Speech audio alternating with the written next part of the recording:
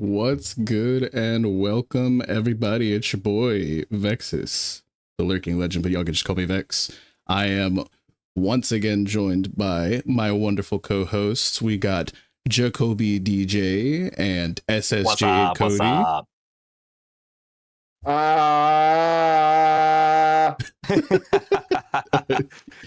welcome What's up, everybody. guys? How's everybody feeling? What's up? So we do icebreakers. We like to do it. When do we do icebreakers? Right after the intro, I guess, huh? Yeah, kind of right now. So really cool icebreaker for y'all. I just thought about it. Real quick. Today was released a freak. Real I'm quick, like wait, all tripping hold over on. my words. But real quick, go ahead. Compose yourself, Cody.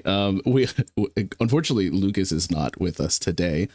He's holding it down on the work front, doing his own thing. He will be back probably for our next episode.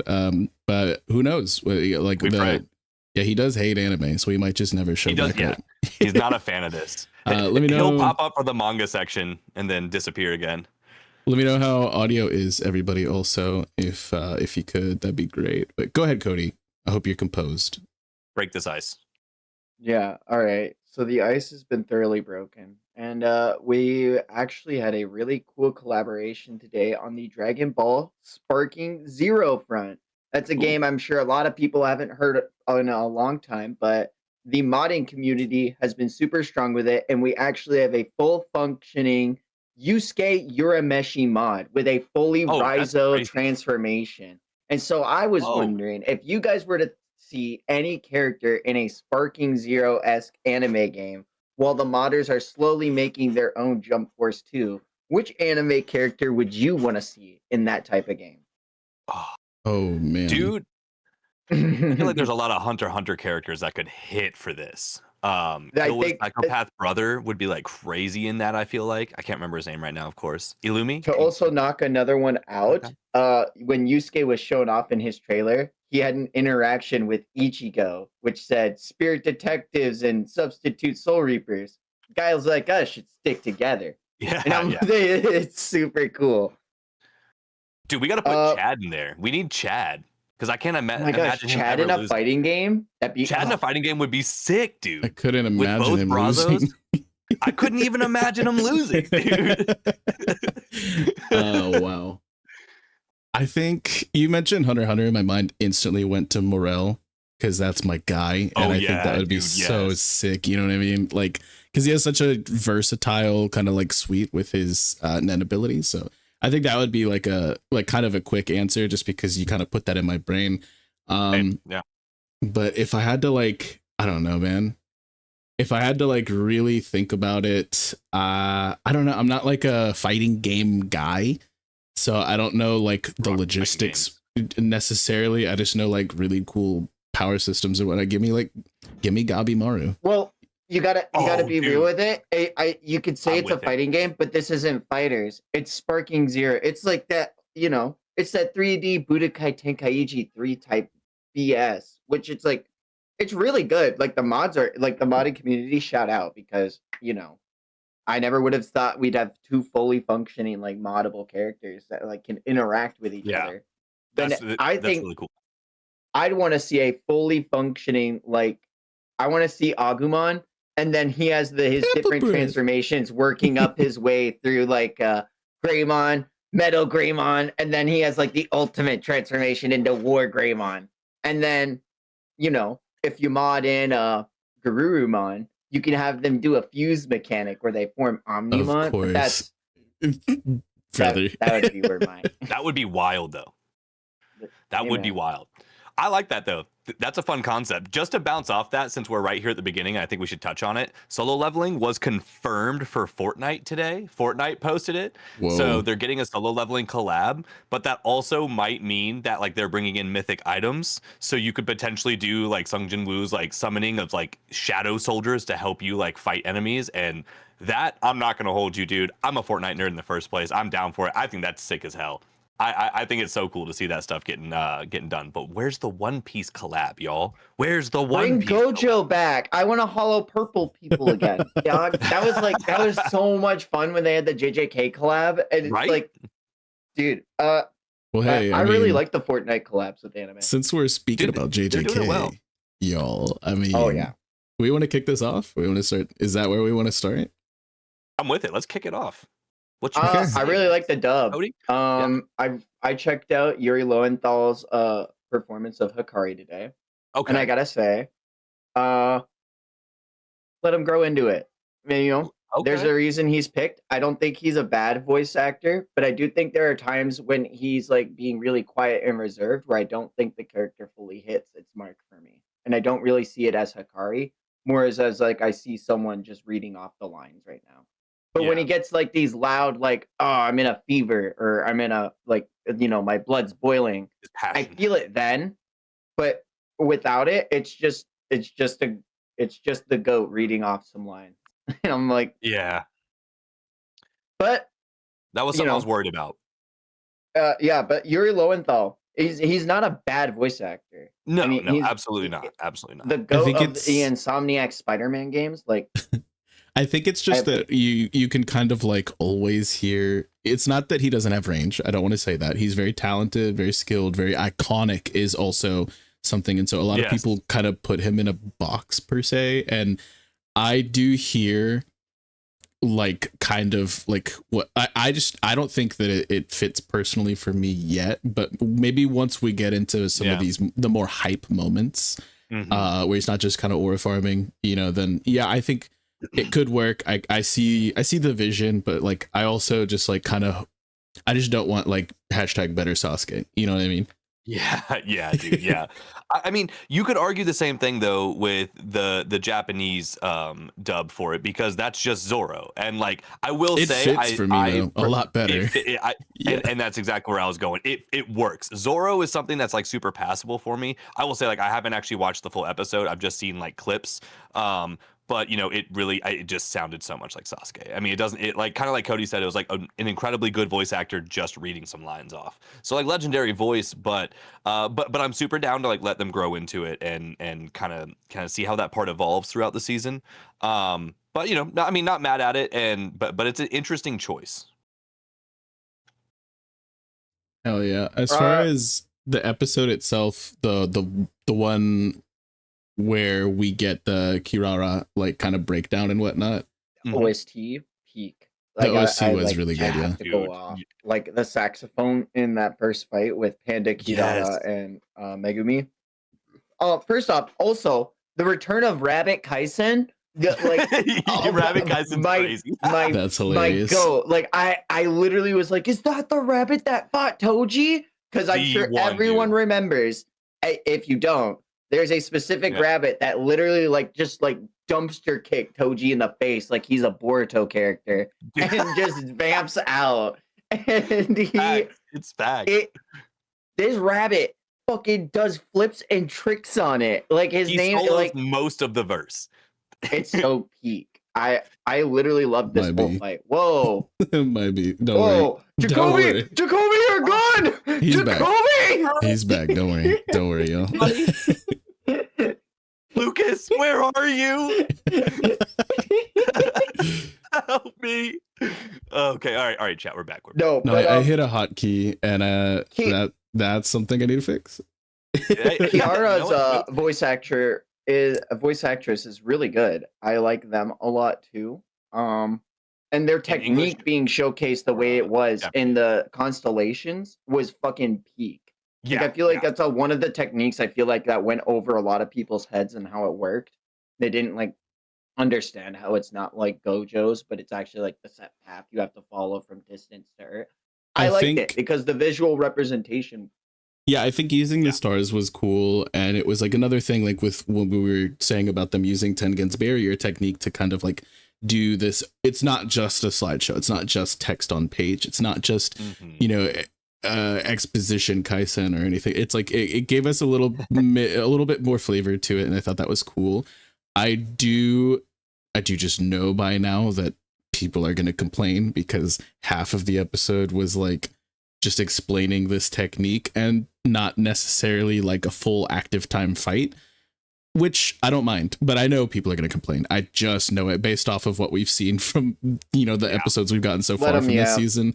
I think that it's like I like where it's at, especially with this fight scene in particular. It's like halfway in between like a JoJo's and like a Hunter type of thing, where it's like both of those are like famous for expositing like mid fight, like in like this bullet time, like in a fraction of a second that it takes to throw like 30 punches, they're getting these whole sentences out and stuff like that. I think it's like kind of taking like that like very over the top and dramatic effect that you get from like JoJo's when that happens mid fight, and then also this like very like elaborate and eloquent breakdown that you get from like the narrator in Hunter x Hunter a lot. So it's like I like it. It's not my favorite thing in shonen when we get that kind of monologuing, but it's more than tolerable. You know what I mean? Yeah. I definitely had some feelings about this, and like generally speaking, I echo what you say. Like I'm super like content with lots of exposition in the middle of fights, but this episode specifically showed me that I like it a lot better when the narrator does it than when the characters do, because I did still feel like it was a little like Megami and Panda just genuinely standing there having a casual conversation in the middle of a fight did slow it down for me. While I understand they kind of had hit a stalemate moment to where the way Kirara's like powers were working, that was kind of keeping them in this bit. And she's not much of a like, you know, physical like attacker. So like it makes sense. I get it. But I will say that like when Megami stopped to explain it, I didn't like it as much when just a few moments later in the episode, the narrator did it and the way they visualized it. I thought that was awesome. I liked it better when they were doing the Megumi bit and talking about it out loud, because that's exactly how Megumi like deduced it in the manga. Was he out loud explaining it. It was Kiara's like expression that gave it away to him. And then when they literally have it up on screen and they're like, shit, I just gave it away with that. Like, oh no, he did it. And I'm like, and that's I was fair. Like, for that moment, that does work. I was actually laughing out loud while watching it with Vex. I was like, this is peak. Like, this is exactly what I wanted from the adaptation. Like, I really liked it. It's been, I've been having a blast with JJK, even though, like, there are times when my heart feels like it's being ripped out of my chest. R.I.P. Yaga. Dude, that was, Yeah, I really liked, I think the rooftop fighting episode, like not necessarily just the Kirara stuff, but like once Hikari and Yuji got back into the fold and everything, like it was like truly that's an elevated adaptation in my opinion, which is something that I was like kind of on the fence about with some of the previous episodes. I was like, hey, we got some pluses and we got some not so pluses in my opinion. This I feel like that episode specifically, I think it's episode 6, was like peak for me so far as across the board fully elevating everything that we saw. And I think it's my favorite of the season so far, which I guess is a hot take. I don't know, but like I didn't have a single complaint, and like I obviously was not mad at the Maki episode, but it famously did divide a lot. And I was kind of in the middle on that, like leaning towards positively receiving it, but this the episode with Kirara on the rooftop and then Hikari and like Yuji just standing on business, like I really just thought across the board they just did all of the right things. The OST callbacks, like Odie was talking about, the OST was like peak. He mentioned that they brought back a track from the first season, which makes me so hopeful because there is still a track or two off of the second season OST that never got utilized. And it's my favorite. You're right, bro. Shout out No Hesitations. So it's like, yes, dude. I would really love if they implemented that in some degree in this season. It would be really, really cool. Dude, that is something I didn't even realize that. So huge dubs on that. And yeah, dude, if we end up getting No Hesitation somewhere in this, that would be crazy. I do want to say I thoroughly enjoyed this episode. I think it was great. Like Vex said, like, and for me, for this entire season, this is exactly what I want in an adaptation for an anime. Personally, I obviously have some gripes that is dividing in the JJK community about like the art style and stuff for the manga and like my personal experience reading it. And for me, I am definitely having more fun, per chapter to episode ratio or whatever you want to say, watching this than I did reading it, while I thoroughly enjoyed both sides of it. The coloring is something that is really just like nailing it for me, specifically in like the Yuji Hikari moment. Once the car has exploded over there in the corner and the glow of the fire is like red, like doing the red outline like heavily on both those characters and then kind of like on the entire scene. Dude. I just thought that was so dynamic. And like I just like it's funny because like for this episode, it's the little things that I'm gushing over. It's the way the narrator like displayed the power system. It's the lighting in this one little bit. It is the way Yuji just stood on his business and like the character development there. It's the rabbits, dude. It's the rabbits. The rabbits are peak. I have two kind of silly notes, and it's like one of them is like I don't know, it's like how Sesame Street's like, this episode's brought to you by the letter P or something. It's like this season is brought to you by the color red, because every single episode they're just washing like certain like scenes and like scenery and whatnot and like entirely in like red. And I get it. It's like, it's really interesting. I think that it's directorially a bit different from what I was used to with like season 2 and whatnot, but it is like, I get it, especially with the theme of the culling games, like it makes a lot of sense. But it's like every episode there's at least like 3 or 4 different scenes that are just like completely stained red, and violently red. It's like, it's just kind of a funny note to me. Also, why? I mean, this next episode, like the next one we talk about, has that whole background. That I mean, it literally made me gasp when I saw that scene. I was like, oh, like I had to just pause and hang out for a second. That was before we get to that one though. One more thing about episodes, the 6, I believe, was why they gotta draw Panda's booty hole. Like that was crazy. Oh yeah, dude, they gave us hole this episode. I forgot about that. Oh my god, I think I maybe tried to repress that. I wonder what I was doing in the moment I saw that on camera. Pants check. Pants check, dude. My bad, y'all. My bad. That's so funny, dude. But yeah, the following episode was really, really well handled for the most part. I remember I just watched it with Cody, like not even an hour ago. We were vibing. Oh, nice. You guys are fresh. Yeah. And some of the really, really fluid combat sequences, like whenever they first entered into the barrier, was really sick. It was like it felt like whiplash because it was so fast paced, and Homegirl was literally breaking the sound barrier and like punching a hole through a skyscraper, which was sick. And Yuji was keeping up, but it was like, it's such a juxtaposition to the first half of the episode, which was a lot of bookkeeping. And I understand that is what's necessary for a complex system being implemented and like the setup for this arc and whatnot. But again, I know people are going to complain that half of this episode was just yapping. And I think that's dumb because it was like quality. I think they handled it at a really solid pace. The OST in the background was great. The shots were phenomenal. Like that one with Kenjaku that you like mentioned, like it was terrifying. It was like ominous, dude, I need that like truly printed out and put on a wall or something. Like that was that was iconic. Like the and even the backgrounds, like in the moment when Yuji gets punched through the skyscraper and just like that blue, like that kind of like that blue that they kind of brought from the hidden inventory arc. That's just it's got such a vibrant color for it being kind of pastel still, and like the way the like the sky just shows that in juxtaposition with the violent reds and stuff we're getting. Like I can't get enough of the coloring. Like it's blowing me away. Cody, what do you think about this one? This episode is really good. The Gojo got mentioned again. Shout out. Yep. Days since Gojo's been mentioned. 0. 0 days. I'm trying to remember. I remember thinking about like I was just like, if this fight gets expanded upon, this would be really cool because like Homegirl literally is flying like a jet, and it was like the breakneck speed that they were able to portray in the fight was one of the things I was very excited about watching this.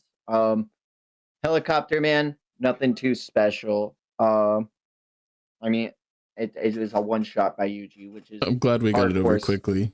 It felt like it. It felt like it lasted forever in the manga. I know it didn't, but like it felt like it, But we did get the reveal that Hajime Kashimo's VA was revealed to us in the Japanese. I'm very excited to see what they're able to show off soon as we Hikari's entered the barrier.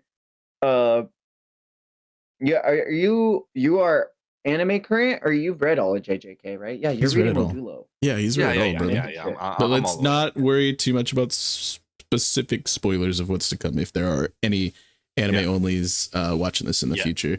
We will be talking tons of spoilers when we get into Modulo later, but not for now. Nothing specific, at least. I do want to point out, like, real quick, just like my favorite part of this episode, and it goes back to kind of the conversation we were just having. Like, I love the direction of this, like the way they're doing it visually. And I'm not even saying that the manga didn't do this either, but just like the way it's being handled. This entire, like the last 3 or 4 episodes in a row have really showed us Yuji and Megami, like, you know, slowly getting separated and having this, like, you know, different kind of mindsets around what's going on and having different, like, priorities.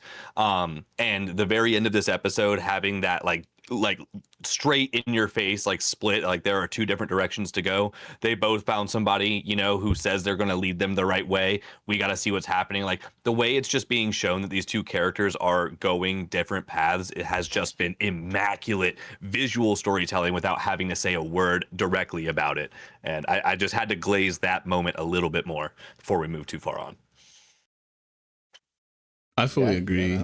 Like, Cody was there to, like, spell it all out for me, but a lot of the time some of these creative nuances in the black and white panels are a bit lost on me. So the fact that this adaptation can expand a lot upon that, and like the little nuances, like when they're walking up to the fight club, how you guys kind of broke down how intricate, like, the details of that were, and it was just like probably a single panel in the manga.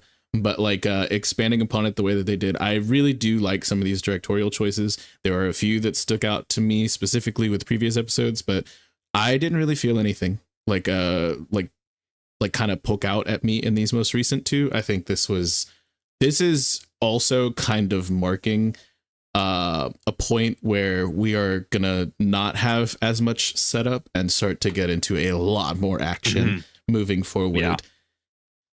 The snowball is going to start getting some speed here soon. Yeah, there's like one more major setup episode, I think, probably half of an episode, and then it's kind of just gas from here on out. Again, I won't get too specific, but the rest of this part is going to have a lot of action packed into it, and I'm looking forward to that. I feel like I've finally come around with this season. You know what I mean? I'm happy to hear that, dude. I really am. Because it's definitely been a treat for me, and at the end of the day, just like enjoying some content, you know, an adaptation of something that you genuinely enjoyed reading or going through, you know, like it's always what we want. None of us want to dislike any of these things. So yeah, I hate anime.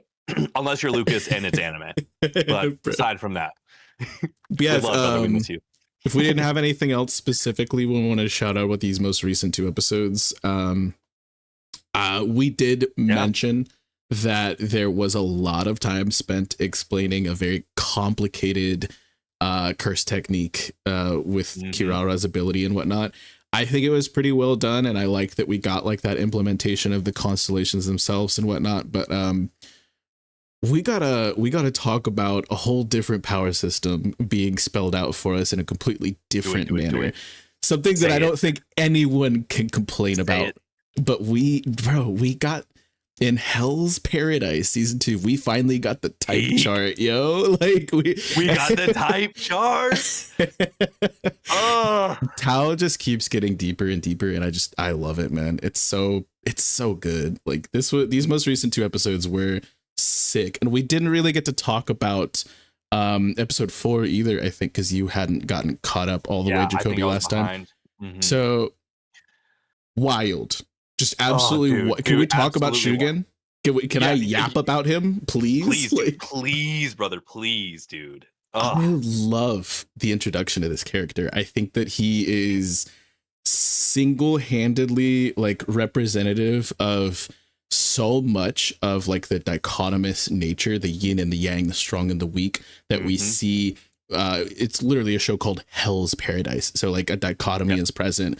just from the title card and whatnot. And like this person just fully is emblematic of that in such a unique and interesting way that not even Gabimaru really fully matches, but he does have similarities to Gabimaru in that he is able to pull from all of his peers and learn each of these individual little things to put something together that's much greater than the sum of its parts, like we see Gabimaru do in episode 6, but we'll get to that in a minute.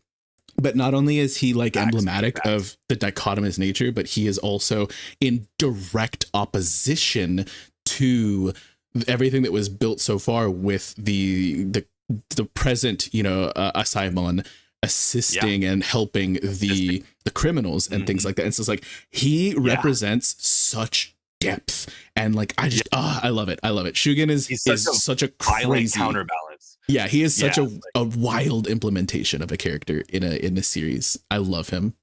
Dude, could not agree more. Like his introduction was so great. I love the amount of respect he truly commands from everybody. Like it's not only that he's like at first I expected him to just be like this psychopath killer demon guy, which like obviously he's got it in him, but like there, to your point, there's so much more depth to him. There's so much more like principles and quote unquote honor that he's standing on. He's not your just one dimensional crazy psycho very powerful guy.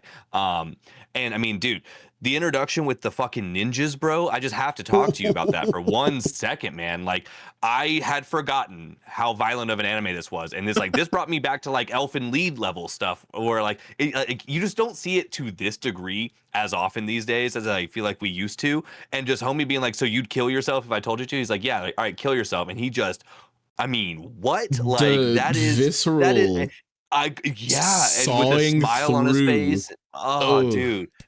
I told you. And then there's a really good song though. I almost lost my lunch.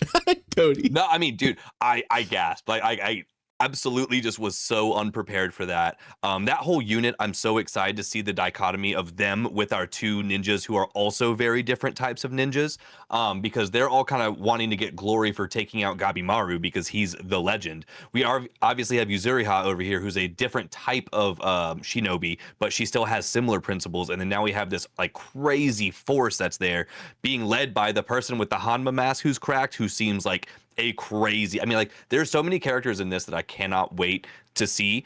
And the wild thing was, and like I said this in my Patreon reaction, shameless plug, link in the bio. It was, they were so impressive, and then the following episode was so crazy that I completely forgot about them until like the very end of the episode, when I really started thinking about what was happening in this world, which we'll get to in a second. But coming back to our new goated Asaemon, dude, he's fucking Kenpachi. Motherfucker just chipped up the sword, said let's make this hurt. I love like what that meant, like symbolically, because like Izandono was telling him like, no, if you chip your sword, I'll sharpen it again and again. And like the fact that like he doesn't have this person to center him, his like sensei, to like keep him grounded, he's just going like, he just fully flipped it into overdrive, and he's like psycho killer right now. But we saw that before that he held it together for the prayer, and like it's there's just so much of this like, he's on his principles. Like he does not break his principles to the extreme degree. I love it. I love the way that it's written, because you see like with Gabimaru, who's trained by like the Iwagakure and stuff like that, he's like very fluid, and there's like these like hard fast rules and whatnot that he establishes that like Shinobi always does this, but then he just starts to like meet in the middle whenever he starts to like bond more with Sagiri and like Yuzuriha and everybody else, and it's like, so he's like malleable, whereas like Shugen is just like completely steadfast. Yeah, it's crazy. It will be a brick wall of and that's my thing, and that's like the way they set this up gives me so much dread for the way the following episode ended. Do you want to like blanket talk about these or like, because dude, man, I just have so much to go over. Like I'm just so blown away with this show, man. I really am. Cody, are you watching it and you've read it? I just gotta remember. No, I haven't read it. I'm not. You haven't? Okay, so you're just watching it? Yeah. Okay, hell yeah. It's good. Yeah. How are you feeling about it so far? Like, are you like fully caught up on these episodes? Like, I'm fully caught up. I actually watched. I watched it with Vex. I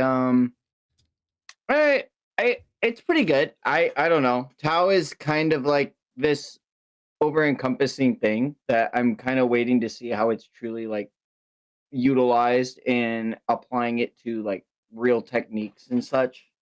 Uh, I'm still like the visceralness and the like the absolutely amazing color that I'm seeing from this is stellar. Well, you want it to be up here.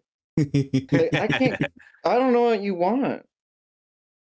No, but it's absolutely one of the most beautiful anime that's like coming out this season. Like the absolute, for as grotesque as like the scenes that we are seeing play out, there is an amazing like wide variety of color, and I cannot stress that enough. Is that it's the color is so fucking amazing. Yeets. And I'm also wondering about maybe like hopefully we see. I'm worried about Chobe, man. I'm worried. Me too, man. Dude, this like guy, Chobe is in a crazy spot. Like I was happy for him for a second, but dude, honestly, it's not worth it. It's not worth it. It got so bad for our boy. The whole like the fact that they were able to use him, like I gotta say, like again, I'm being reminded by this anime that we're in modern day pacing. Like the fact that they had that one experiment on Chobe and they're like, we did it. We got the elixir. We know what we need to do. Now we just need to go get the pieces. That was exactly what we needed. Yeah, we just had. and yeah, I have to do it. That was actually that was peak. I like seeing, like I mentioned, like as soon as we got into this, the type chart and stuff like it's like the Pokemon type chart. We figure out like what's super effective and like what's like not very effective and whatnot. And I just absolutely love it. Like seeing like how they had plotted like during this like raid attempt, which they were so confident. Like literally, he's up on the rooftop just saying like, I'm getting off this island tonight. And I said to myself, I'm like, no, you're fucking not. No, you're fucking not. No way, dude. But like the fact that they were like aware because of the information they got from May, like who the good matchups were, and like they divvied it up and like they split up. And it's like this, like I mentioned, it was like kind of like in Onigashima, how there's like all these separated like fight scenes that are like compartmentalized from the rest and whatnot. And I just like, I have a feeling this is going to be the entire rest of the season. Yeah. Oh, absolutely. Without a doubt. Just gas we have so gas. many fights. Well, this feels like an Infinity Castle moment. I'm not even going to hold you. Like this is I said the same thing. Yeah. Infinity Castle. Nuh-uh. That's I mean, because like it feels just like that. Everyone has their fights. Like we have 3 separate fights immediately lined up. Is it? And then there's like more people like en route, like, and just some of the Tenzen are just chilling, and some of them are like occupied right now, and then some of the Asaimon are like they just got here, and like I'm just like, this is they don't even know what's going on yet. This is literally insane. Like, well, so it's so hype. Just before we dive back into that, I want to touch on this real quick. Exactly to your point, and like your bridge into us talking about this with like JJK giving us a lot of yap in this season, and I think they're doing it in a great way. So again, not dogging it. I loved the explanation of the Culling games. I think Hell's Paradise is epitomizing the way you flesh out a relatively complicated power system while keeping it entertaining. Like each episode of this season has been almost the clean 50-50, where it's like half of it is a decent amount of exposition learning. And like for me, the power system is so damn interesting that I am loving those exposition moments. Like give me any and every bit of information you can possibly give me about Tao, I'm geeked on it. But then the back half will be a direct representation of either how to use what we just learned or how to set up the next thing we need to learn about. And even if it's not like a full-blown fight, they're giving us crazy gruesomeness with, the other Asaimon on their way over and their moments. We're also getting the crazy stuff that's going on with Chobe. I think this is one of the best possible ways for a battle shonen to give us heavy amounts of exposition while also keeping, the people who just want to see fights entertained. And just all the parallels of the super beautiful colors and then the violence and the blood and all these different things. Like I cannot get over how well they've done this, and I think this is kind of a good blueprint, in my opinion, of how to do power system exposition over a proper amount of time. I fully agree, because the whole first 7 episodes, we don't even know what the power system exists or what it's called of the season 1. Yeah. And then they start to just barely put you in training wheels for like the latter half of season 1. And so like now they give you just enough.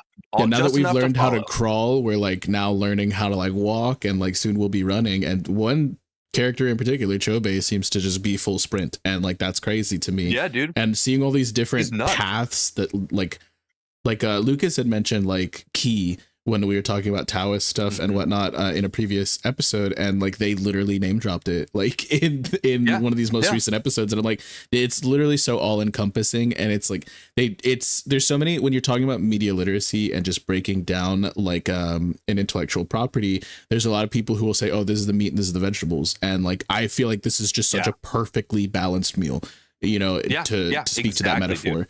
And it's and it's like, I don't even know what I'm looking forward to more. And it's also within verse makes sense, because not only do they have May, who is not so eloquent herself, but they have characters whose entire thing it is to be naturally gifted in this kind of sense, like Shion, the blind guy, who is he's a great teacher. And then we also have the dude with the god awful haircut and the Perona eyes, whose name I forget. Fuchi. But yeah. So, and that is like the most analytical, like surgical, like mind that we have. So these two individuals, we need hard logic. Exactly. Those two being the mouth of that exposition, as opposed to us getting like every single character having this magnanimous monologue mid bullet time fight and stuff like. It's like, no, it was done adequately, because this is like who those characters have been set up to be. And I just love that.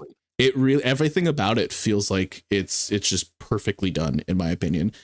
It really is, dude. Like I'm impressed with how much I'm loving this, but like it has done nothing but deliver. I gotta gas up my girl Yuzuriha for a second, bro. I just have to, man. We have to acknowledge to acknowledge the goat. The goat. She's the one of this season, that's for sure, dude. She's gonna be in the conversation for the year. I'm telling you, man.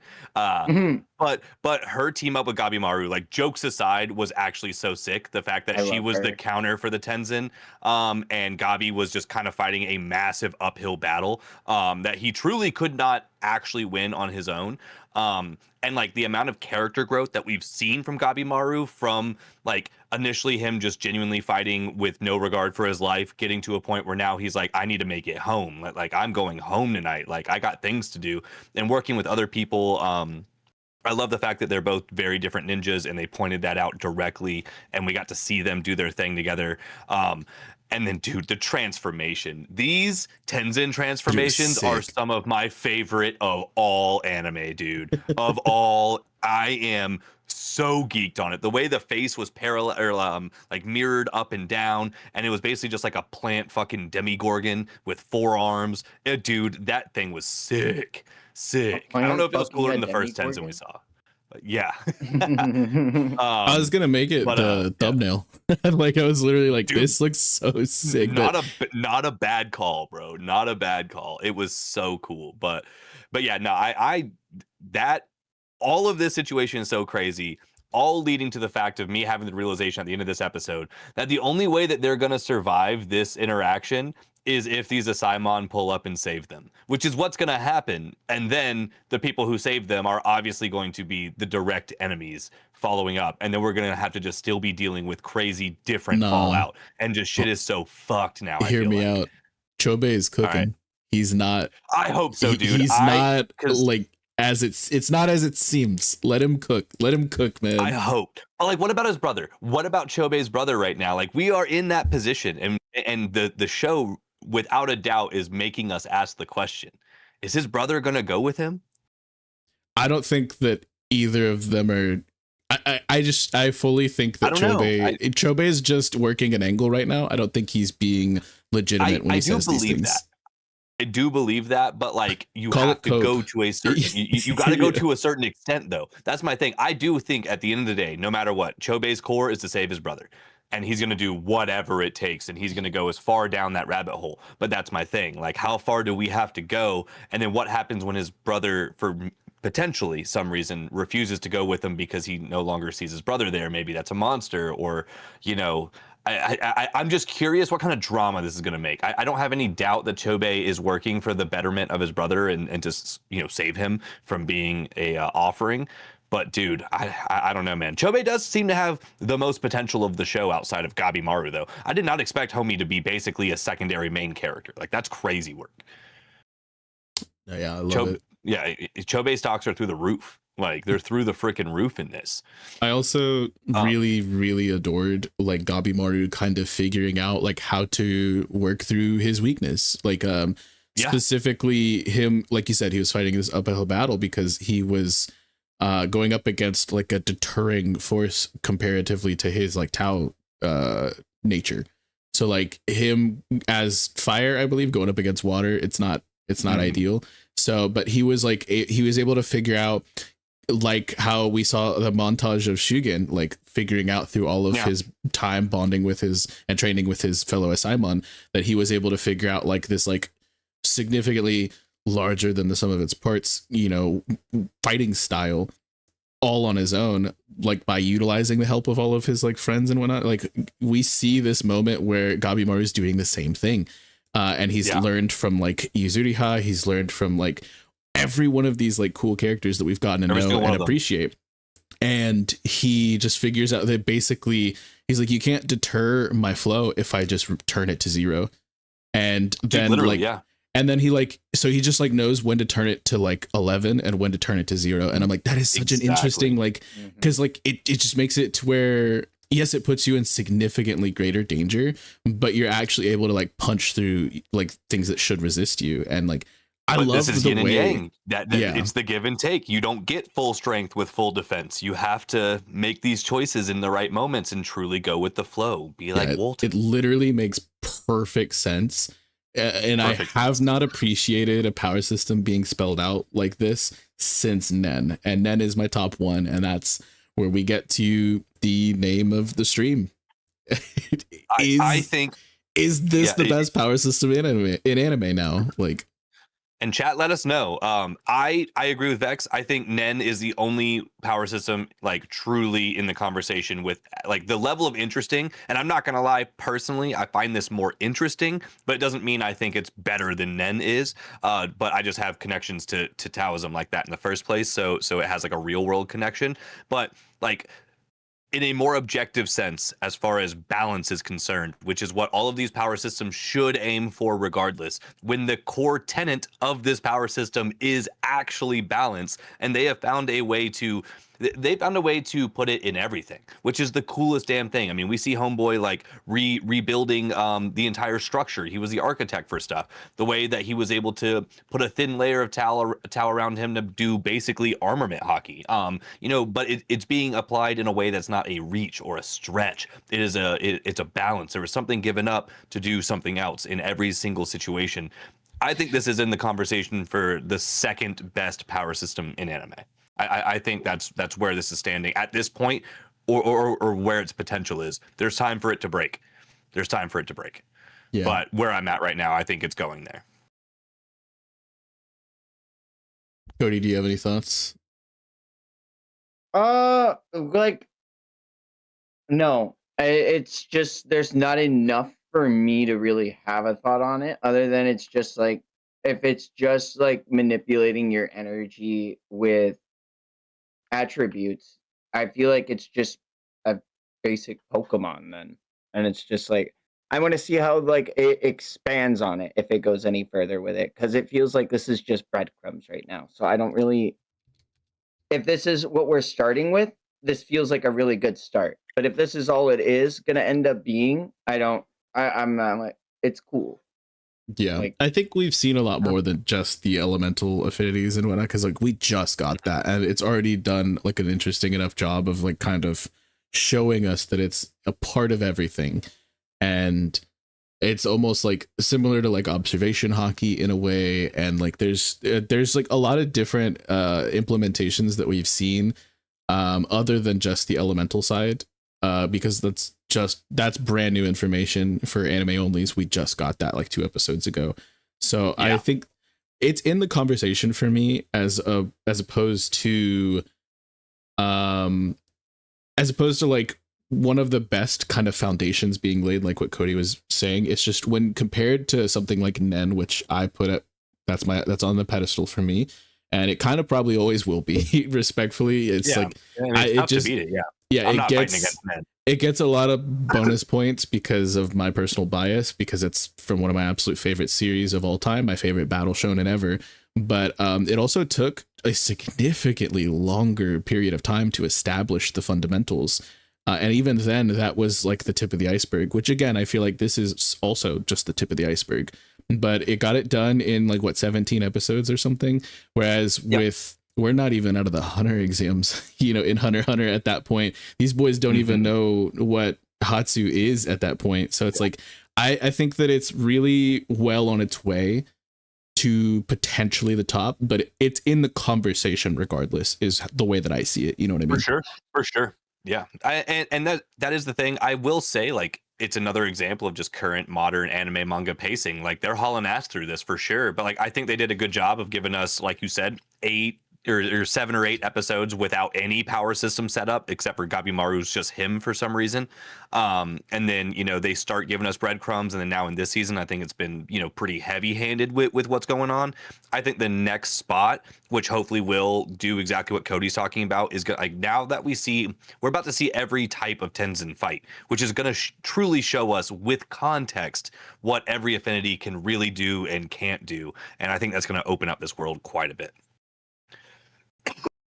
Excuse me. Yeah, I'm super excited. I've just been eating this season up. It's just so much. I love season 1. I really did. We spoke a lot about it in previous episodes, but like, man, I've just really been enjoying season 2 so much more than I thought I could. Facts. I had high hopes, and it's exceeding like pretty much all of them. I think. Yeah. And man, just the cliffhanger we were left on. It's like, we truly don't.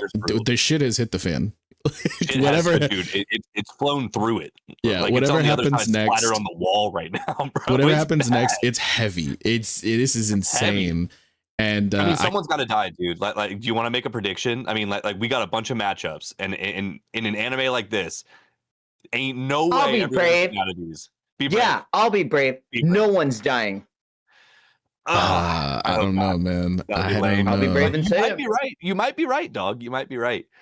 I mean, Blind Guy is a big setup to die. As far as death flags go, I think Chobei's brother.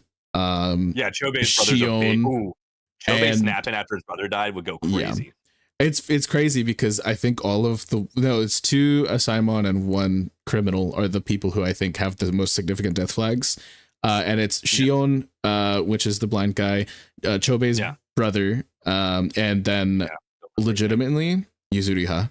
And I don't want to see it. I don't want to see it. God, but don't you say that? The flags are there, man. Like, I'm just saying.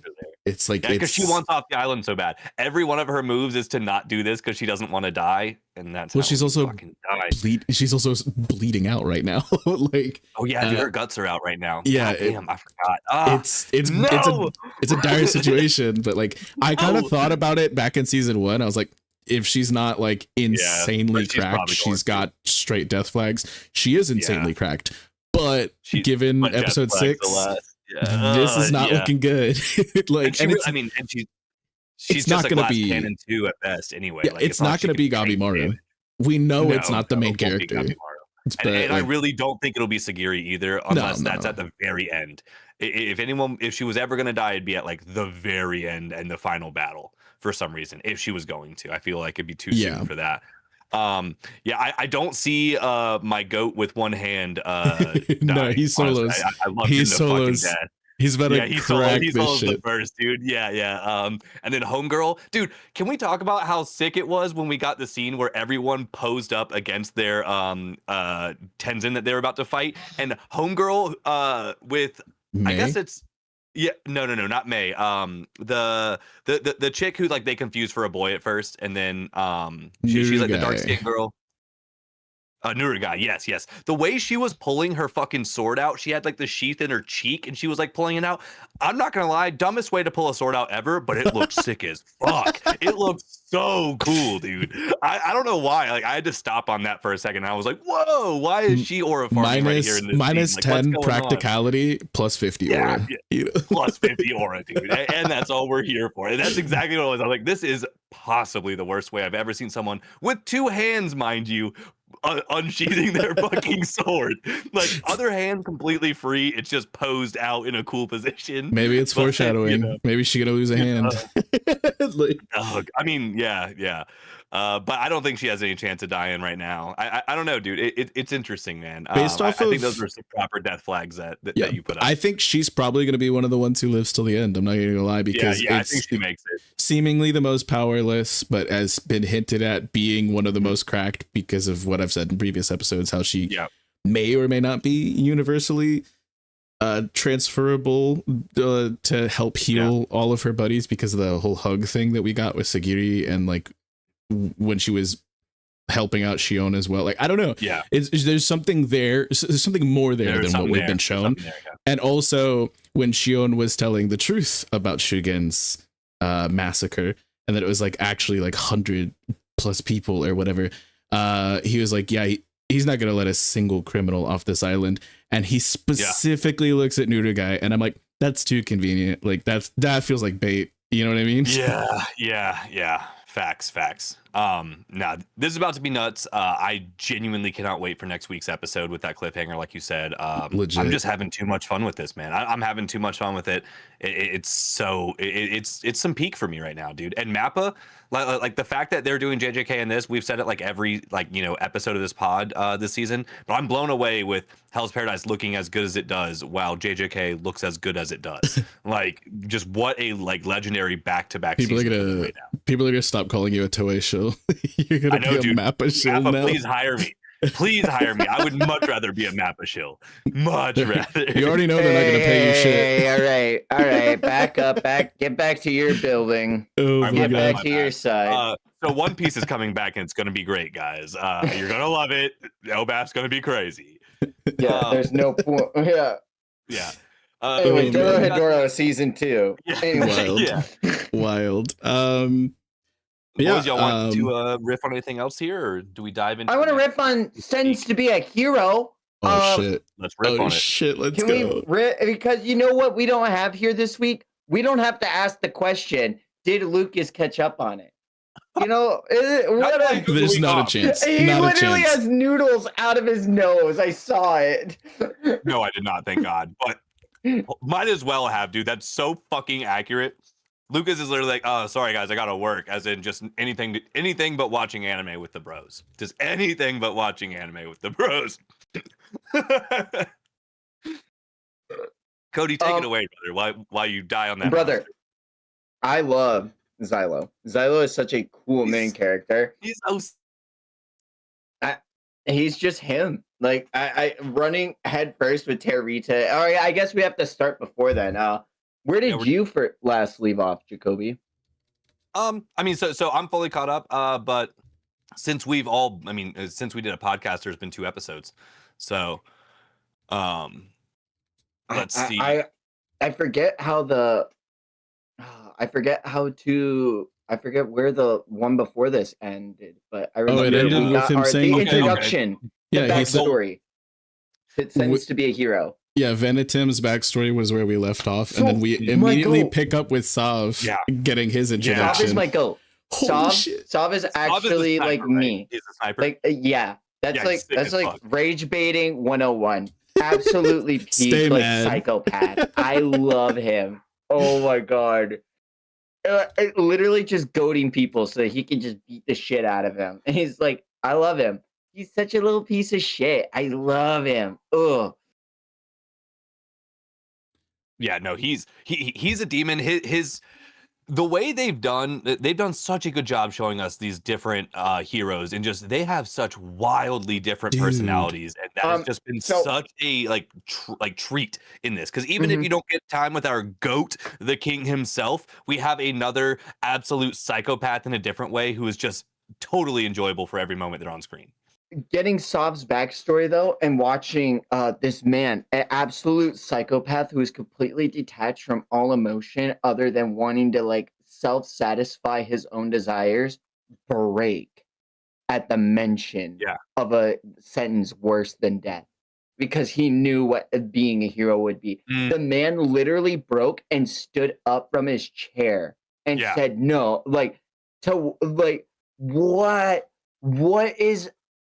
what does being a hero mean to the general public? Is this like a bedtime story that everyone knows about? I mean, everyone knows what heroes are, but like, to the extent that like, what is the actual sentencing of a hero other than just like being forced to eternally die fighting the Demon King? Like, I think it's what it part of it is about what the reputation tells. Like, this person wouldn't know what it means to die and be brought back, obviously up until this point, but they would know everything that they have been told about what being a hero is all about.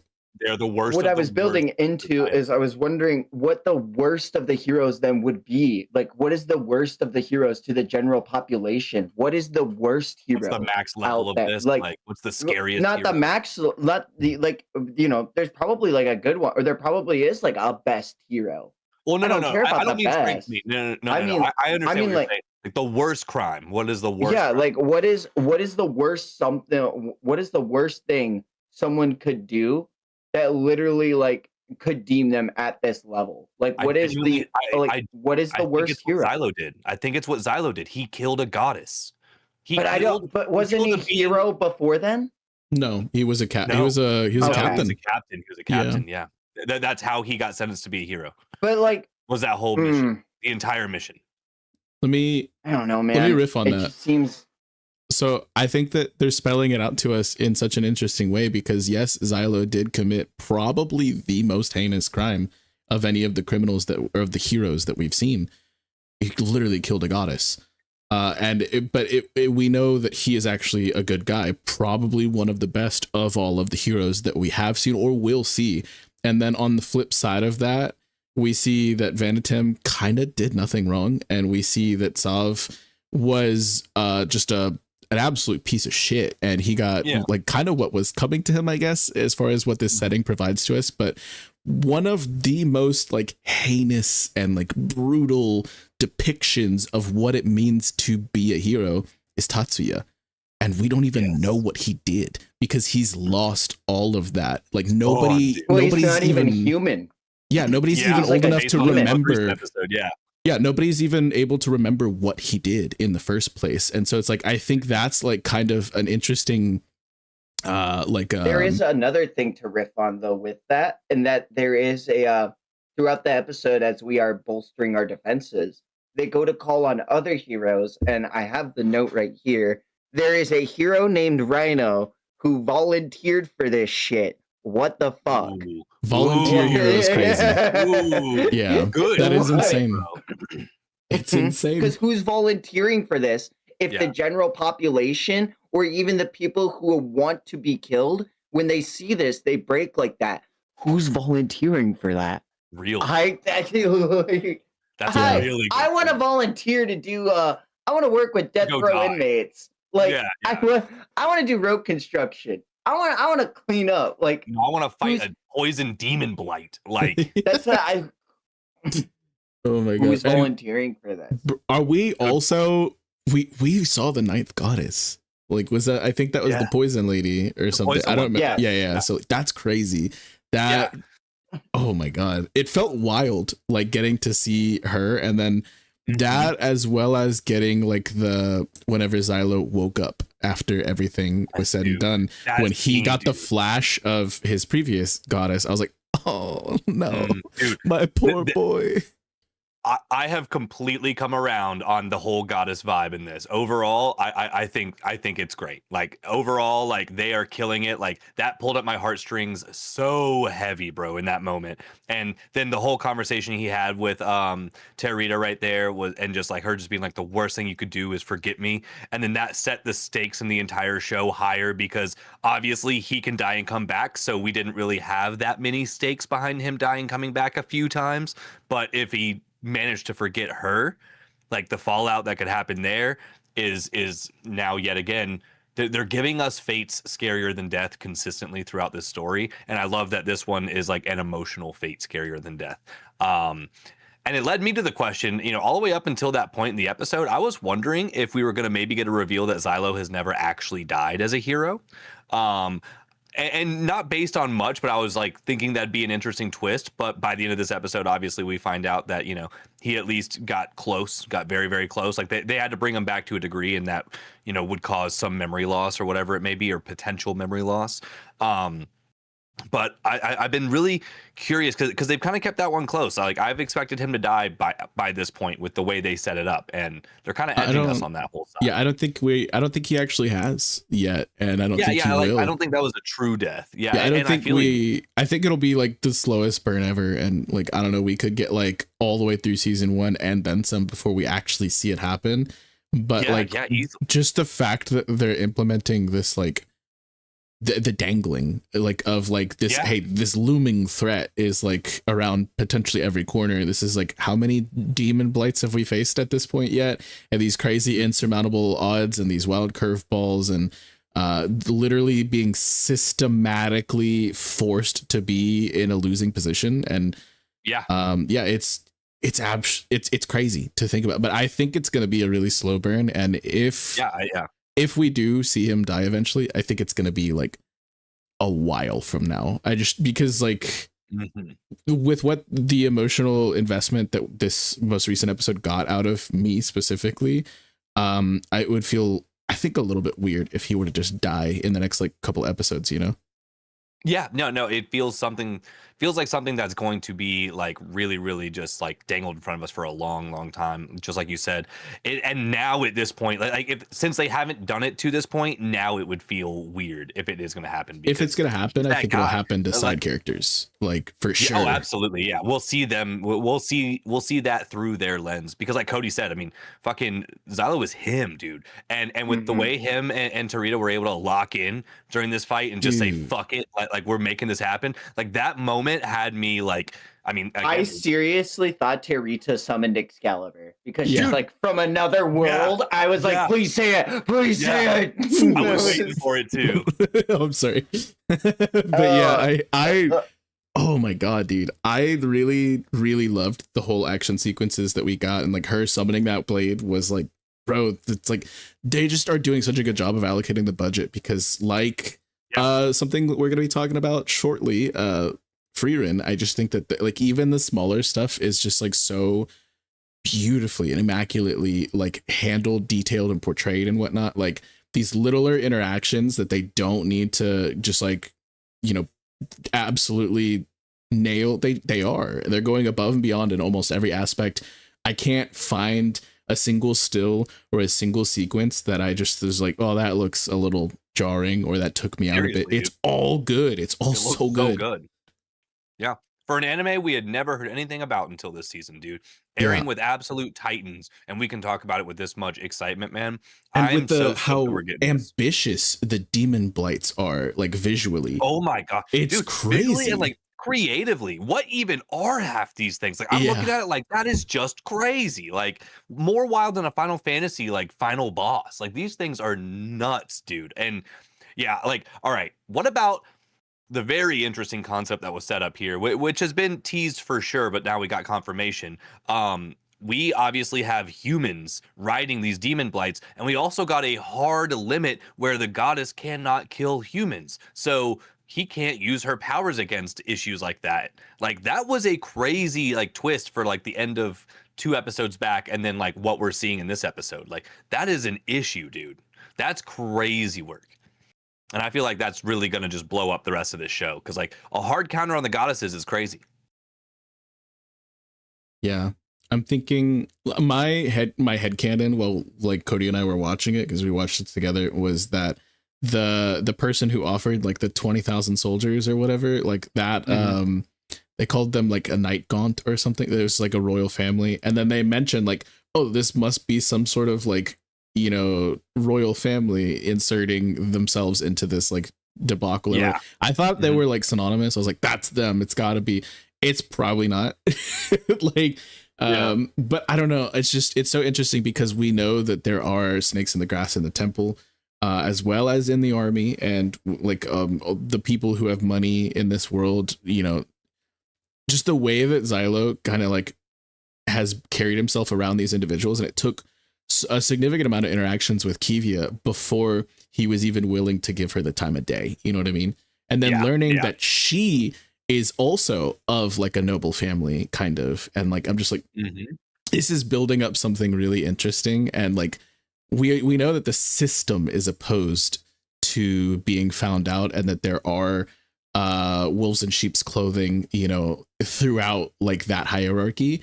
And we even see an individual, we've seen him 3 times now. This was the person who was at Vanitim's sentencing, who was at Sav's sentencing, and who was face to face with Xylo when he awoke. And I'm like, is that the final boss or some shit? You know what I mean? Like, dude, he's the Orochimaru of this fucking show, man. Like, it's very much giving. Like, Cody, do you got anything to riff on that? I just kind of agree with what y'all said there. You know, it was interesting that when during, I forget, Vanitim's, is that his name, Vex? Yes. During his sentencing, when he said, you know, you thought you were printing lies, turns out you were printing the truth, and we can't have that. Which means it leads me to believe not only does he serve what is the greater organization of the church and what heads all of the heroes, but he also serves the faction that is working against all of humanity with the demon blight. And he is actually I think it goes deeper than that. I think he might be even one of the first demons that resembles a human fully. And like he has infiltrated the ranks of the humans so far that's how he operates in there. He's like actually like he's a humanoid demon. Like that's it. Like I think that's it. It would be interesting. And we don't have a time frame per se. I don't think it said how long Sav has been sentenced, nor Vanitim. But like, what if this was the same? Yeah, exactly. What if this was like, you know, because we know that Tatsuya has been like around the longest, and it's like probably a good like 100 or so years. Yeah, this has been cooking for a minute. Yeah, so like, how long ago did Vanitim get sentenced? Is this individual like kind of timeless in that sense? And like that would really go into what Cody's saying there, is that he could be some sort of like humanoid demonic figure. I don't know. It's interesting though that he's trying to throw Xylo a bone and tell him about this other faction that is supposedly Xylo's not having it. Yeah, but there's he shuts it down so fast. He's mentioning a faction. Please leave. He's mentioning a faction that's pro coexistence, and I'm like, bro, isn't that you, or like is this someone else? So it's like, it's very interesting what they're setting up here in such a short amount of time, and I'm loving it. I'm just absolutely loving it. I love that Norgal got his own like private royal army with like all the miners showing up and just dude the goats. Like, we have to be so real. The fact that they even showed up and that Xylo's like, nah, you all need to get out of here. We're fighting to protect you, and they're like, no, we're fighting to protect our home. Yeah. We fight for ourselves. You can't tell us what we fight and what we don't fight for. Like, that show is so goated. Like, so good, dude. America. Like, that's some shit. That really got me patriotic, dog. Like, I don't know. Yeah. Dude, I mean, but that was what it's about. And like, that's on like the grassroots level. Like, they've done such a good job of like showing that side of the story through like Norgal, and then just all the characters that they've touched. Like, they're making a difference. These heroes aren't a slur to these people who, you know, who've been saved by them. You know, hashtag not a slur. Hashtag not a slur. That's crazy. They're not though. They're not. I mean, dude, we've been shown so heavily how much they look down on these people. It's so funny though. It's ridiculous. To circle back to Sav really quickly, I have a note here that I wanted to speak on. We've kind of spoken on it. I really wanted to get this out into the open, is that like they have done such a good job of making these heroes, you know, which is hashtag not a slur, into these like multi-dimensional characters. Like Cody saying how significant that interaction was when he was sentenced, how it's like he was just like this like full-on shit starter, you know, and then he like he clocked in, he's like, oh shit, oh no, and he like this is it's bad. And then seeing like Xylo, seeing Norgal, even like Tatsuya, who we haven't gotten a single speaking role from, and Dota and Vanitem and whatnot, and there's even more that haven't been introed yet, but showing like the depth between them as standalone individuals and as a unit and whatnot, it's really, really, really well done, versus showing us that pretty much every single person within the army and the temple is just a fully one-dimensional piece of shit, except for Kivia. Except for Kivia. Yeah. Justice for Kivia. Yeah, Nepo baby. Oh my god. But I think that's he only used she's only there for her uncle. Doesn't say him anymore. Okay. Oh my god. It's just because she was raised, you know. She was just raised that way. Upon learning more information, she's grown. It's crazy. But all right, so how many heroes do y'all think there are? Like hundreds. If there's hundreds, why the fuck not just send hundreds when a demon blight is attacking? I don't like that. Because they really don't want to win, because they're working in hand with and like I guess that would be the thing, is that like they're not trying to win. But like that's something I've been kind of thinking on too, is like, yeah, of course, like I'm absolutely assuming there is a large amount more heroes, and there will always be more than what we actually see in this story. But like, I don't know. It's the scope of the world, Jacoby. We don't know how big this world is. Well, they've mentioned that's so fair. They've mentioned over 50 different demon blights. We've seen like 3. Yeah. So it's like you really, and there's been specifically, I think this entire kingdom, like section of the kingdom that we've been seeing, is solely they mentioned this is the 13th legion, which is specifically, since Terita is a 13th goddess, I'm assuming there's a legion for each goddess. We've seen 1/13th at best of what is available, you know, and like I just think that the scale is insane, probably, based off of what we've been shown and hinted at, you know. And that's just like the context I was trying to build for the conversation, is like just how much can we zoom out in this world, or will we be able to zoom out in this world once we have more info? And I'm just so curious about that, because not gonna lie, that also leads to amazing potential for spin-offs and everything else if this show gets wildly successful. I mean, if there's tons of other heroes for us to follow, and I mean that doesn't even, we haven't even really talked about how crazy Tatsuya freaking was in that last episode. Like how far this goes. Like, is there? I mean, like not only do you lose yourself, but like, I mean, homie has supernatural powers inherently, like just out of screaming, like. That's nuts. Like homie can just, I mean, he is, dude, he gets crazier and crazier for being such a quote unquote one-dimensional character. What an insanely dimensional character. I cannot wait to see like the rest of the Icebreaker. You know what I mean? Yeah, exactly, dude. Exactly. Because like he is such, like, I'm so happy we have a character like that. Like so genuinely happy. Like the show has done such a good job of every time it gives you a concept of something, it kind of gives you a direct, immediate example that's like pretty locked into the story. Like like we said in the very first breakdown we did for this, or at least like a point I made, is I love that we were told that Xylo committed this big crime and then immediately shown the actual truth of what happened in the crime, instead of us waiting till the season finale to be like, what? He killed a goddess too? Nah, they gave us the information day one. That's not the mystery. The mystery is what the fuck is going on with this demon blight and these other humans and, you know, the higher ups in all of this. So good, dude. So good. We're thriving, man. We're absolutely thriving. Yeah, I hope this gets immediately greenlit for a season 2. Like immediately, you know what I mean? I can't imagine it doesn't, man. I can't imagine it doesn't. But I mean, you never know. Chainsaw Man didn't. So, like, I don't. Yeah, it should. It deserves it. It absolutely deserves to be sitting here with all these absolute goats. I think with Chainsaw Man, that's a bit of an extenuating circumstance, just because Mappa had so much on their plate. You got to tell your boys to reprioritize some things. So he said, "Whoa, whoa." But no, with this specifically, this is Studio Kai, I believe, and I don't know anything else they're doing. I'm sure they probably have outside of it just being like Katakawa. Katakawa is like the big overarching one, but that's like that's like the biggest manga production company in the world, I think. So it's like they're fine. They got it like that. You know what I mean? The money should be there. The support should be there. And I mean, dude, with the amount reception's been great. I think the worst thing that could happen to this is we do get season 2, but it like swaps either production studios or like a heavy-handed director that we're not aware of, because they like, give I it to worry JC about that. Staff. Fucking shit.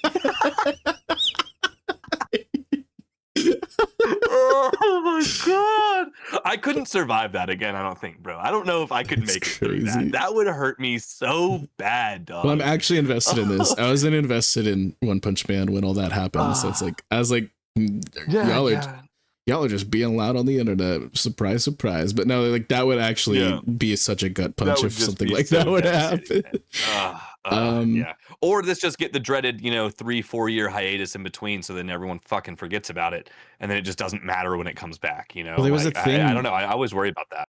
There's a thing about 10 years ago that a lot of anime were doing, where they would be like, we're only going to give you 12 episodes, and if you want more of the story, this was just a commercial. You got to go buy the light novels. You got to go read the manga and stuff. And like, I really hope that because there is so much attention to detail and care in this, that this isn't like another one of those situations. You know what I mean? Yeah. I don't think that's done nearly as much anymore as it used to be. Yeah, it used to be just because of just like the potential for loss. I mean, back then you could pump out an anime and it not have an insane budget and still look decent for all intents and purposes, and it's not like really a loss. But like when you look at something, especially like this, dude, I mean, I cannot imagine what their budget is, or even how they got it in the first place with, again, like, and maybe I'm just tripping. Maybe the manga or whatever its source material that this comes from was just dummy crazy lit, and I just didn't hear about it because I wasn't in that world. Like, this one really seems like a come out of nowhere, just like is their parents like some famous like mangaka or something like that? Where is this like a nepotism manga where it's like, yeah, I wasn't popular, but here's the nicest anime ever for a manga no one's ever heard of. Like, it kind of feels like that's what this is. Not to disrespect anything behind Sense to Be a Hero, but either way, I'm happy about it, and I want more of it, and I hope they keep this up. I have nothing but faith for the rest of the season, though, like without a doubt. And I'm willing to bet. I mean, I'd slap it on another bingo card that we get. I'd say that we get a green light before the season ends, but or like on the last part of the last episode, on the last episode, which tends to happen literally like all the time. Hell yeah. But that's about all I got on it. I freaking love it. And anybody in chat, like, John earlier was asking like stuff that we recommend. Like, as much as everything else we've already talked about has been fire, like this is just as high on the list, pretty much. Like, it's right here with them all. I'm stoked for it every week. Completely agree. Real quick, I wanted to speak a little bit on Fate Strange Fake.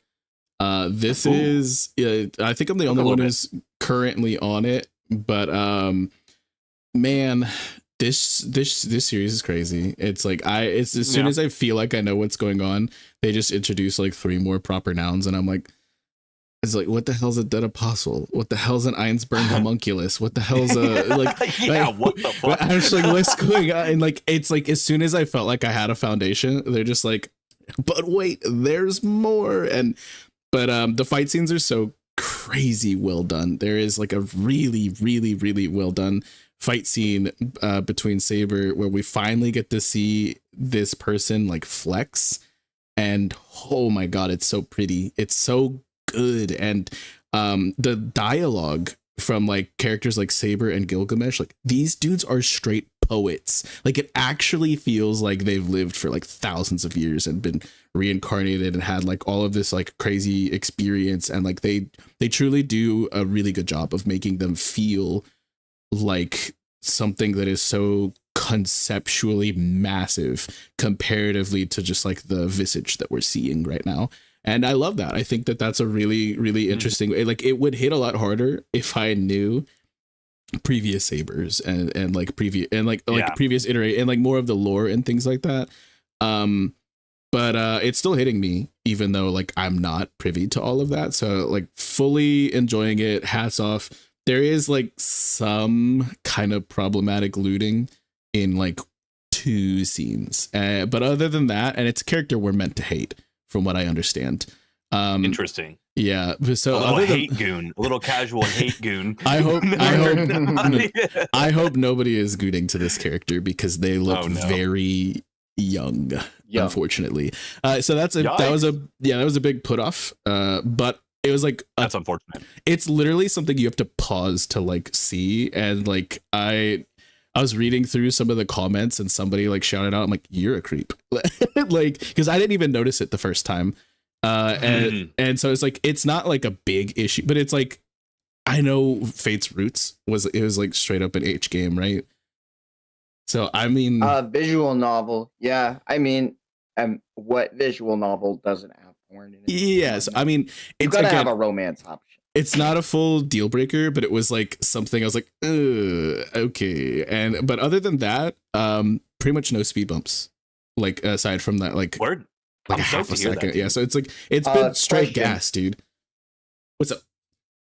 Do you understand how cool Gilgamesh is yet? Yes. As someone who's only seen 3 episodes? Yes. I feel like I could understand more, but there have been 2 just like insanely good scenes. One was an action sequence. I don't want to spoil anything if you haven't seen it, because you need to check it out. I think it's in episode 5. It's so good, dude. It's so good. And then the other is just like a verbal exchange.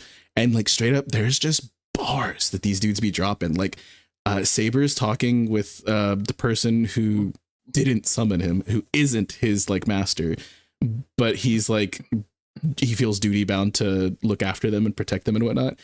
And she's just like, leave me alone. You don't got to do this. Like, I'm not that person for you. And he's like, I'm doing it because I want to, not because I have to, and shit like that. And she's trying to like spill out like morals and like what's the intelligent play and like all this pragmatic, you know, like strategic talk and whatnot. He's like, I'm sorry, did you mistake me for a good person? And like, I don't know, it's like there's just like this crazy hard bar right there. Wait. And he's talking about shit from like over 1,000 years ago and whatnot, and like regaling his experiences. And I'm like, man, this shit is deep. Like, it's like, I don't think I'll ever truly know how deep some of this stuff is, because I'm fully not going to get into everything Fate. I'll get into some more of it though, but not all of it. I don't think it's all for me. I've heard that it's not very consistent across the board, but of what is good, I want more of it. And this is certainly good. Fuck yeah, dude. I'm happy to hear it. Like, another one that's shining through in an absolutely wild season, dude. It's definitely been enough like for me to want to start it, and I had zero interest in it before this pod. Yeah, I need you to, at the very least tonight when we end this stream, Jacoby, I need you to listen to the opening. It's such, it's so good.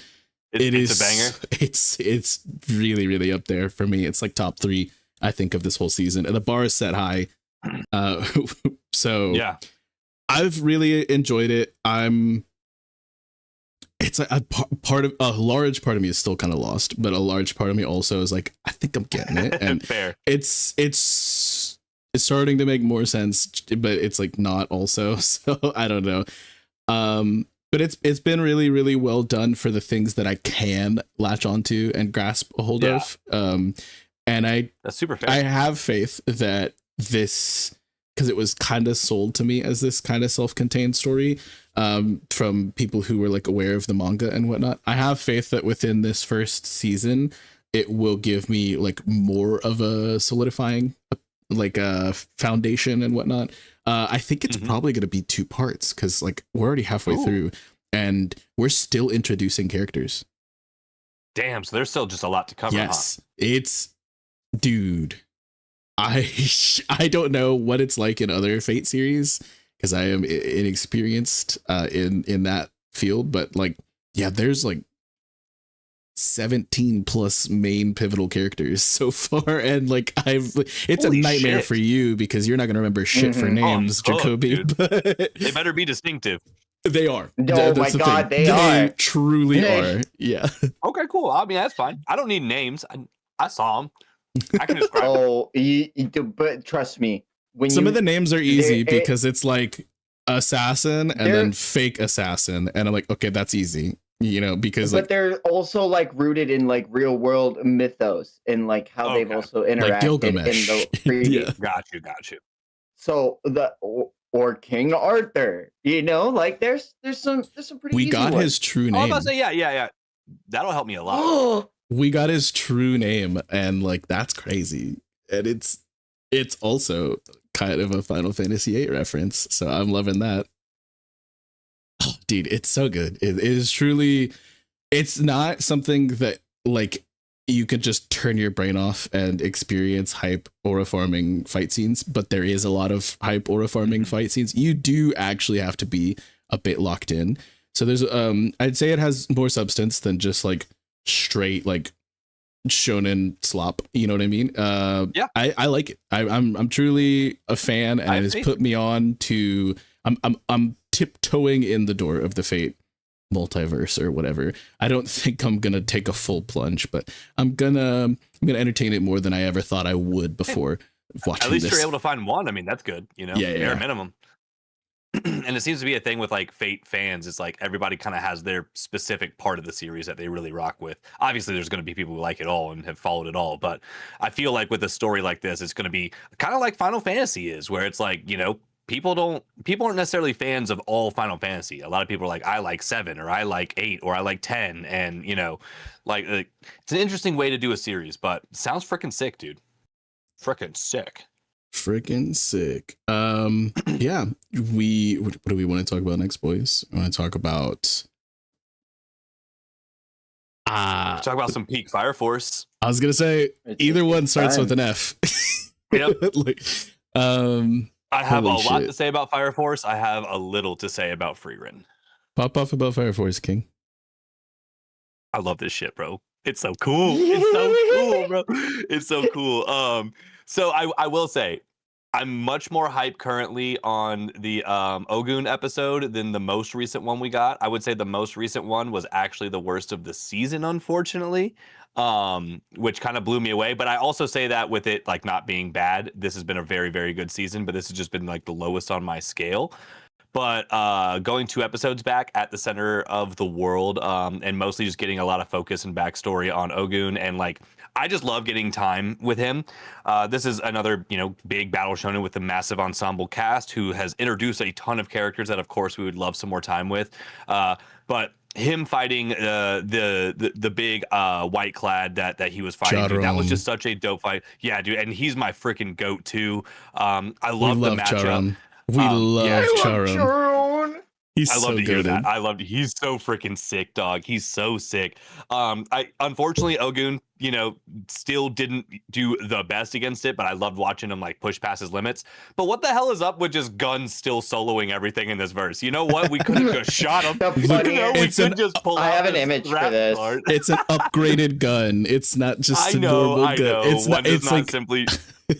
But. Oh my god! If I'm gonna really spit, it really bothered me how effective the gun was in that episode. In the following episode, he shoots homeboy literally 15 times in the chest and doesn't even leave a mark. Well, that's because they mentioned why though, and Ogun noticed it, and Shinra noticed it back in season 2. It's because while he is exerting, he cannot absorb. He can't counter. Yeah. So the fact that he was. The fact that he was doing the thing was the only reason why. It's a situation. Yeah, so I then, agree. like, what are we doing? So then, that's my favorite thing, and it's already been established. Of like, all right, this is how this.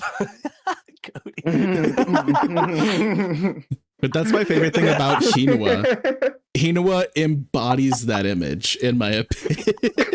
Like his whole character is I cast bullet. Yeah. It's like in Gachi Akuda when they're like, oh man, each cleaner is so representative of one singular thing. And this one is gun. Gun. Yeah. Oh, man.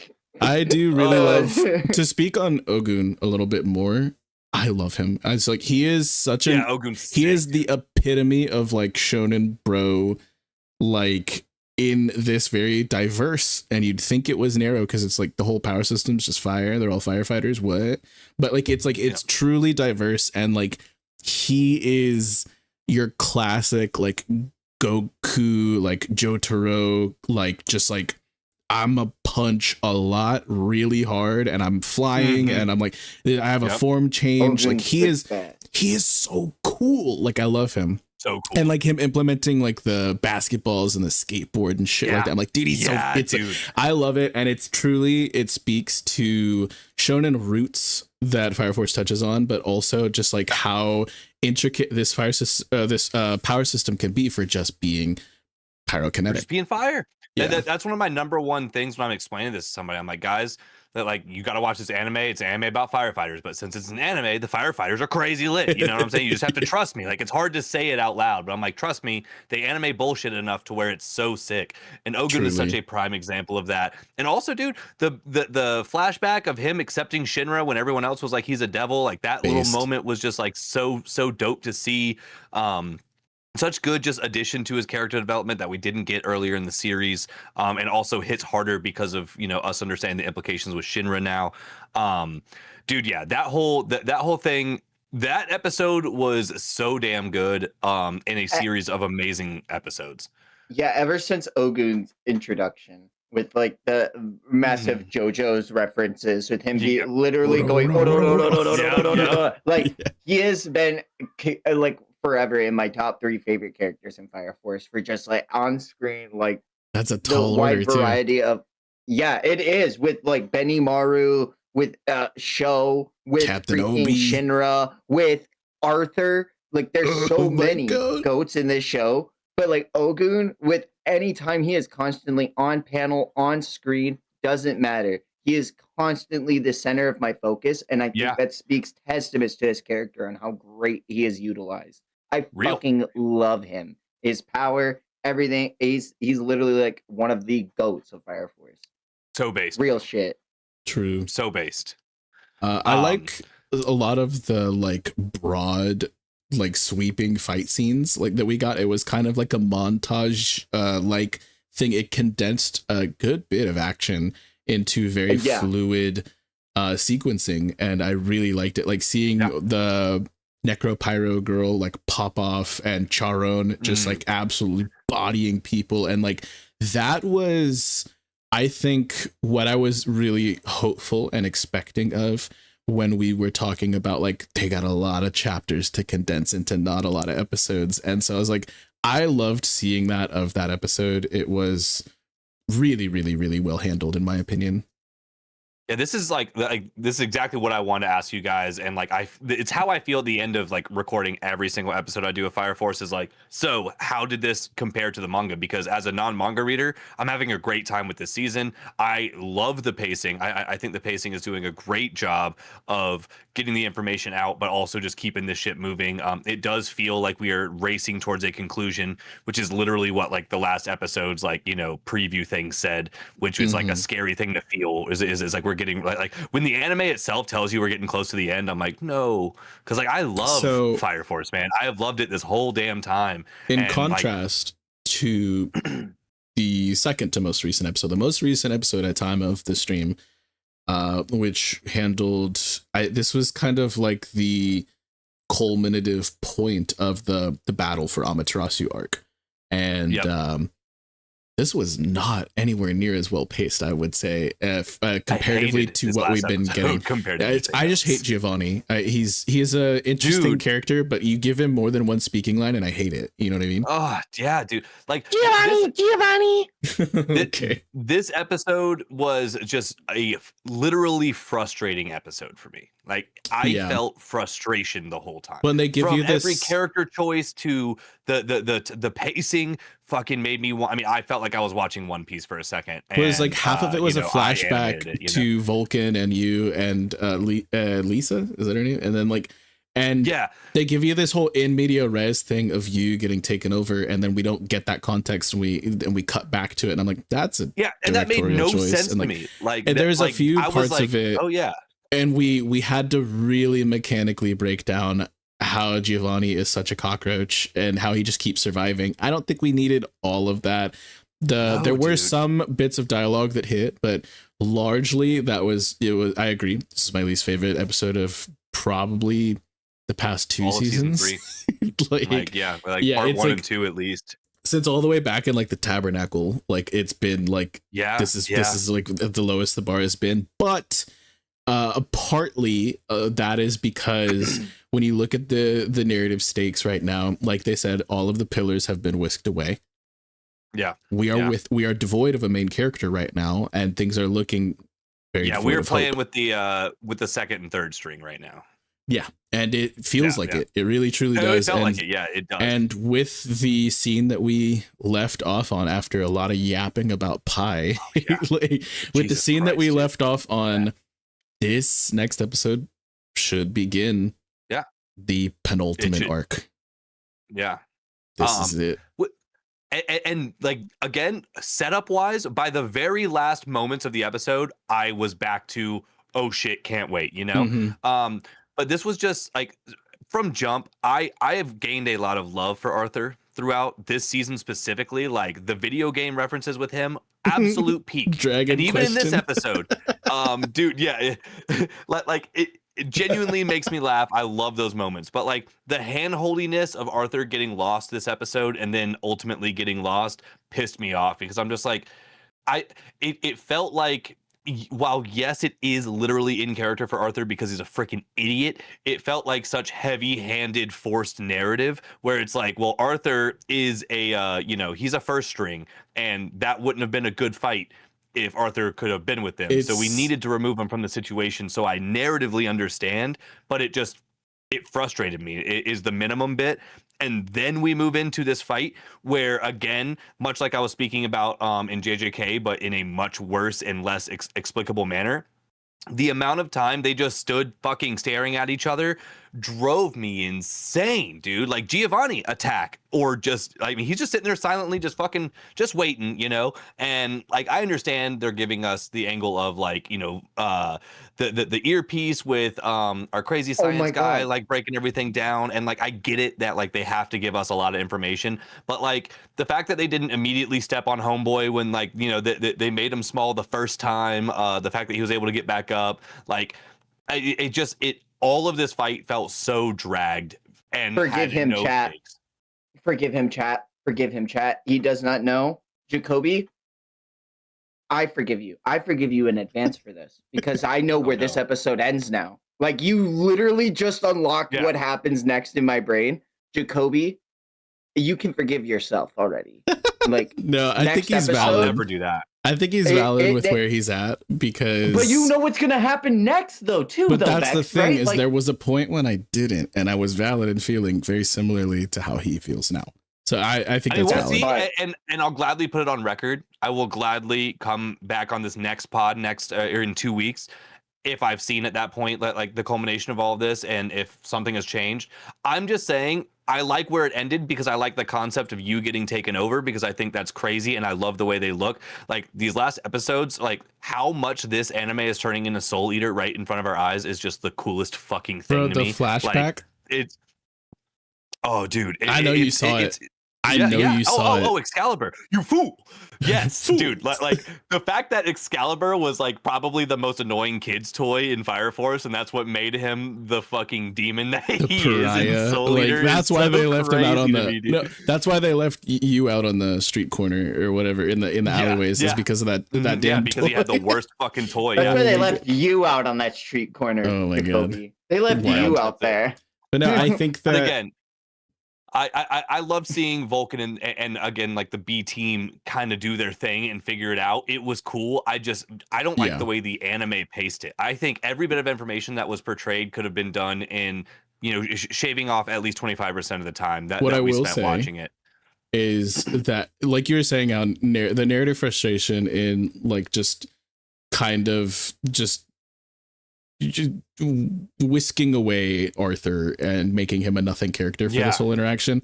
It's the Zorro effect. It's like, you're too strong. Oh yeah, you can't and I don't like that about in One this Piece room either, like, with these people. And I get that, but we're gonna force separate you. What every I will say, time. What I will say, let them cook. Like, I understand. Set up a peak moment for our boy Arthur to come save the day. I know where exactly where you're at in your head, and you're valid. You're fully valid. Yeah. But I will just say, let them cook, man. Like, you'll see. I forgive you. Yeah, and it's just funny, kind of, and I feel like I'm reacting in the way that I am because I have enjoyed this season of anime so fucking much that even catching a whiff of mid is like revolting to me almost at this point because I'm just eating so damn well. A whiff of mid, and it's not even that this was mid. It's not even. I'm not even saying this was a bad episode. For all intents and purposes, there's much worse out there, but like.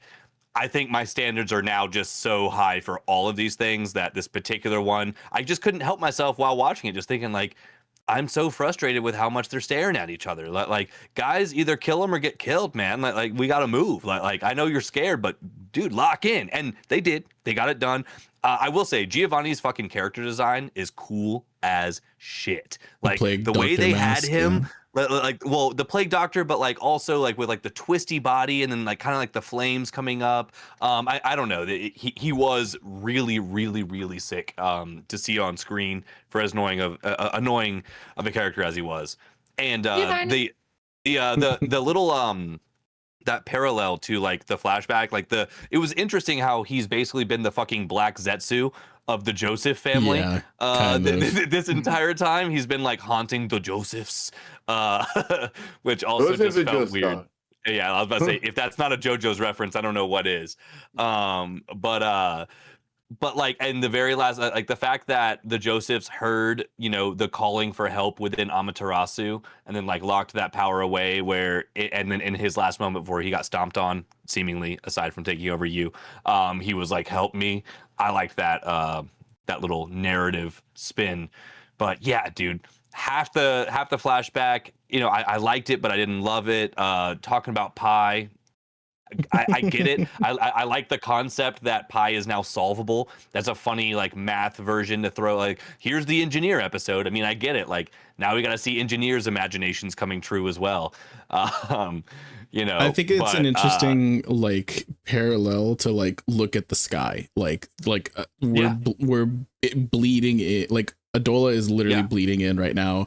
Yeah, the impossible is possible. All capacity. And they're forcing us to understand. It is interesting in concept, and I feel like if they had kept the same level of pacing that they have had, where they were knocking out like 5 to 7 chapters per episode, then I feel like this wouldn't have stuck out so much. But this was, I believe, the episode that adapted the least amount of actual content. Okay, because and I do believe some of it does merit the narrative focus to a degree. Yeah, and it was. I think the Pi thing was important. I get why they're doing it, but But moving forward, there's going to be, I'll just say, a lot more action, and there has been a good amount of action already.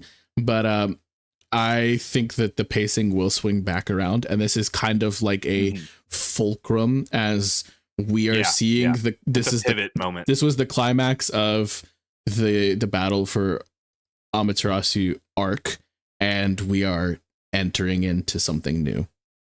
Yeah. Now, again, I'm still stoked with it. Cannot wait for next week. Like, it is, this week Hell's Paradise beat it out for me for all intents and purposes. But again, like we're splitting hairs. Genuinely, still cannot wait for more of this. But yeah, I just gotta dog it a little bit because it wasn't up to par comparatively. So, but it ain't the end of the world. Nothing I'm gonna cry about.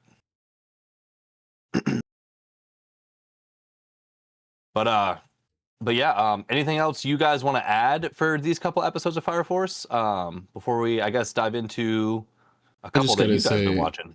Charon is the GOAT. Charon's the GOAT, dude. I'm with that. I'm so with that. I'm trying not to cry thinking about Charon. Oh my god, yeah, there is so much depth to these everything that we're about to get into is just absolute peak. Chat, I hear you guys saying YouTube is having a not great time. Sorry about that. Yeah, that's unfortunate, but we hate that for all of us. We truly do. But it is time to move on to Frieren. I'm gonna let you boys take this one away first. I'll add my stuff towards the end. We last left off, we didn't actually get to talk about the episode 3, I believe, because Lucas wasn't caught up to that. But right. it's set up for something interesting, something that we all did not really maybe expect to get so soon, but we got the date episode. And we got the date episode. It was something. I don't know. I didn't satisfied. Like it. Yeah, I did. I was like a little. It was kind of a nothing burger. Yep. Fat nothing burger, except for the last 2 minutes. Yeah, I liked. I mean, it was okay. It just wasn't. Email. It wasn't peak, and like that's crazy.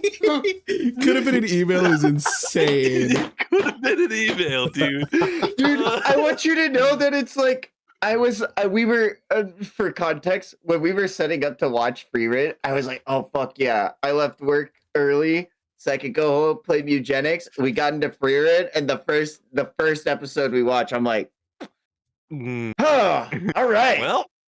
Anime time. Anime. But I mean, it wasn't bad per se. I think it was really good for what slice of life, like for what they do, and getting to see Himmel the goat absolutely revel in the adventure of finding this cat, having that capstone at the very end really did make up for the entire episode. You're absolutely right. I think it was very thoughtful. It's just I feel like it maybe could have been executed a little bit better, and this might not be a source material issue because I actually think this might have been on the directors. I'm not sure. I have not read the manga, but I can't imagine this being more than a chapter. Like, you know, like, and like if it were just a single chapter, dude, if this was multiple chapters and I was a weekly reader, oh my god. No, but like we have a theme of like there's typically like a first half of an episode and a second half of an episode, and they're kind of telling related or, you know, subsequent tales and whatnot. So this was the first half of one episode. It wasn't the full episode. So it leads me to believe this was a single chapter. And if this was a single chapter, that's fine. You know, and like I don't know, it's just as a full half of an episode though, it truly, you said it best, this could have been an email. Like the second half of the episode though was hype. We got to the checkpoint, we saw Fern pull out her credentials, and we entered into the Northern Plateau. This is like what we've been waiting for, and I liked, you know, that moment was it felt very grand, and I don't know, I liked that part of the episode, but the first half of the episode just kind of felt very bland, and I don't know if that's how it felt in the source material because I haven't read it myself, but I just feel like there maybe could have been a little more pizzazz, you know, added on to that. As far having a debt was really funny. Like, yeah, that was in the following episode, I think, which I also had issues with. Like, I like that episode a lot more, though. Yeah, more, but spending 3 months to get some piss poor liquor for a guy who was probably the worst side character I think we've ever gotten. It's like he wasn't bad, but it's just the bar is set so high. Yeah. And so like this little short king, like he's just, I think objectively the worst side character we've gotten in all of Frieren, and we burned 3 whole months on this, like in verse time. You know what I mean? Like that's crazy to me. So that whole first half of an episode also felt like a bit of a flop. But the second half was pretty cool. Like seeing that Frieren's #1 weakness other than mimics is compound interest. Like, I don't know. But this didn't feel like it really was par for the course. It felt a bit subpar for me. No, yeah, fair. I can completely agree to that. I felt like this could have been more, and I felt like what more was delivered on was definitely in the subsequent episode with the grandson of that company and holding that debt over Frieren's head to get the silver mine and the trading company back. I know that episode should have resonated with you particularly because they were complaining about the bread. They're like, man, this bread sucks. Bread sucks. Yo, soft bread like, slaps. So I do feel that last line very hard. That is real. But seeing like the flashback to like Himmel's party when they didn't have the notoriety of being the ones who defeated the Demon King or on their way to it, and like them also going through this northern continent, and like I love it. It was probably one of my favorite episodes of this season so far. If I'm being real with you. Also, like seeing Frieren, I thought Frieren was going to be swinging a pickaxe like she's in the City of Mines in Skyrim. I was so waiting. Yeah. And then when she started raising her staff, I was like, "Oh, demolition's expert." No, they absolutely cooked on that sequence, like where it's like a blacked out background, and we have like these celestial type particle effects, and like, dude, they actually cooked. And then she just like sensed, and I was like, oh, okay, cool. But like that was magnificent. And also the fight scene with I think that was a demon, but the monster on the road when they got to the Northern Plateau, that shit was awesome. Like, I don't know, there were some great things about these episodes, but largely it did not hit, at least for the setup parts. Like the first halves of these past 2 episodes did not feel like it for me, Yeah.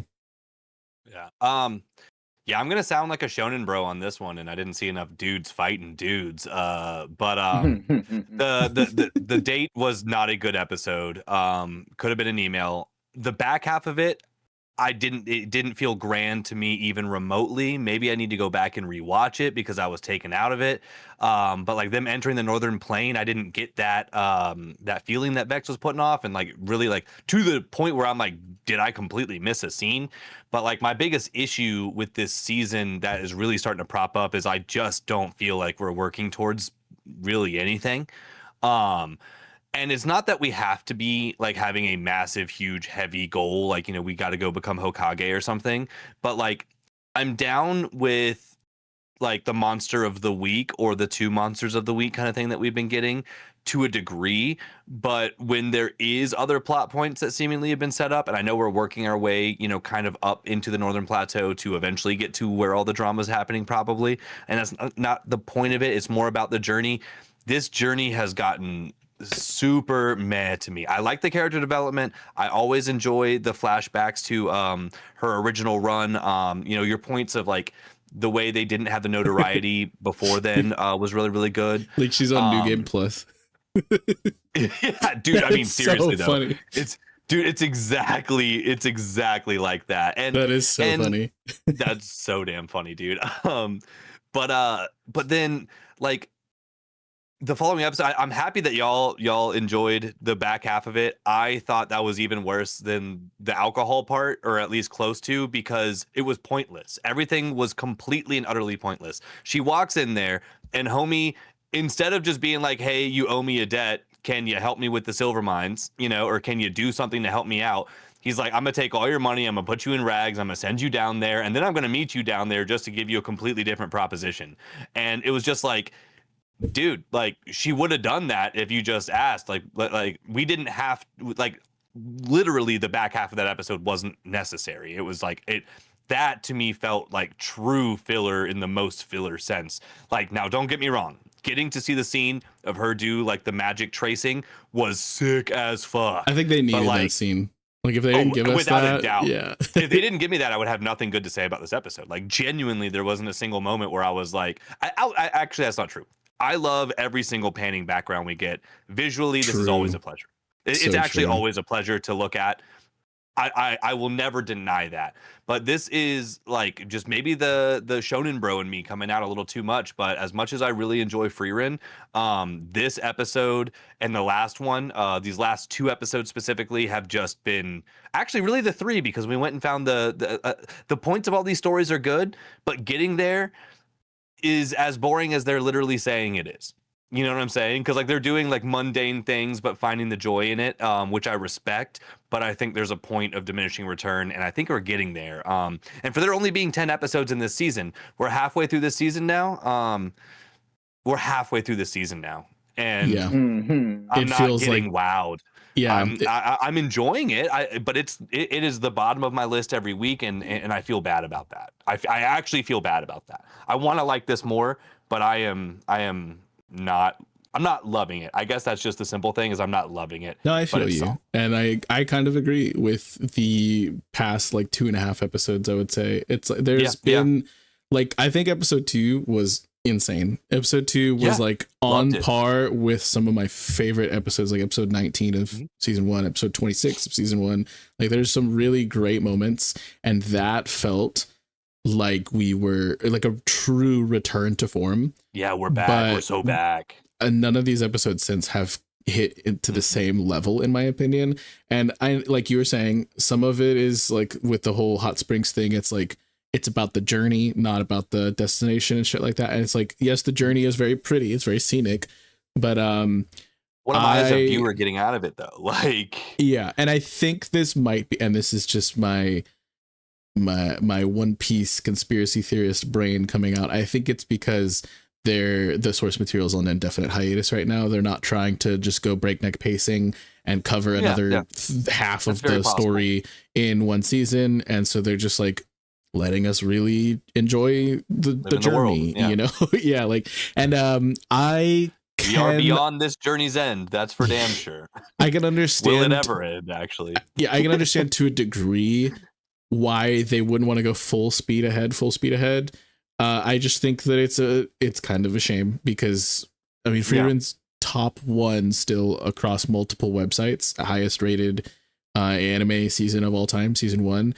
In it largely across like most ranking sites, and when I take those with a grain of salt, obviously, like we all know that a whole bunch of that is just like, you know, not fully legitimate. Yeah, but that is beside the point. It's like, it's undeniable quality in season 1, and this, I just don't know if this feels like an appropriate follow-up. Yeah, exactly. Well, and like in these last couple episodes, and I can't help but sound this way, but like moments I think that could have easily enhanced it. When we fought the Hydra, like the 3-headed dragon at the top of the thing, like, don't off-screen it.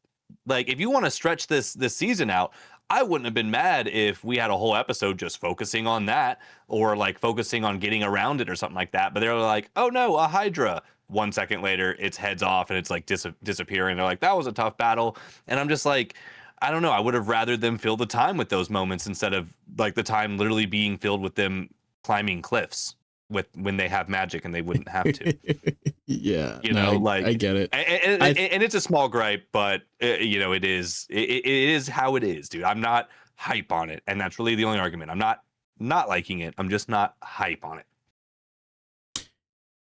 Hell yeah. No, I can agree. And I think it feels weird to say, because it was like one of the most hyped things, you know, going into this season. And here we are halfway through winter, and it's definitely not, it still has infinite potential.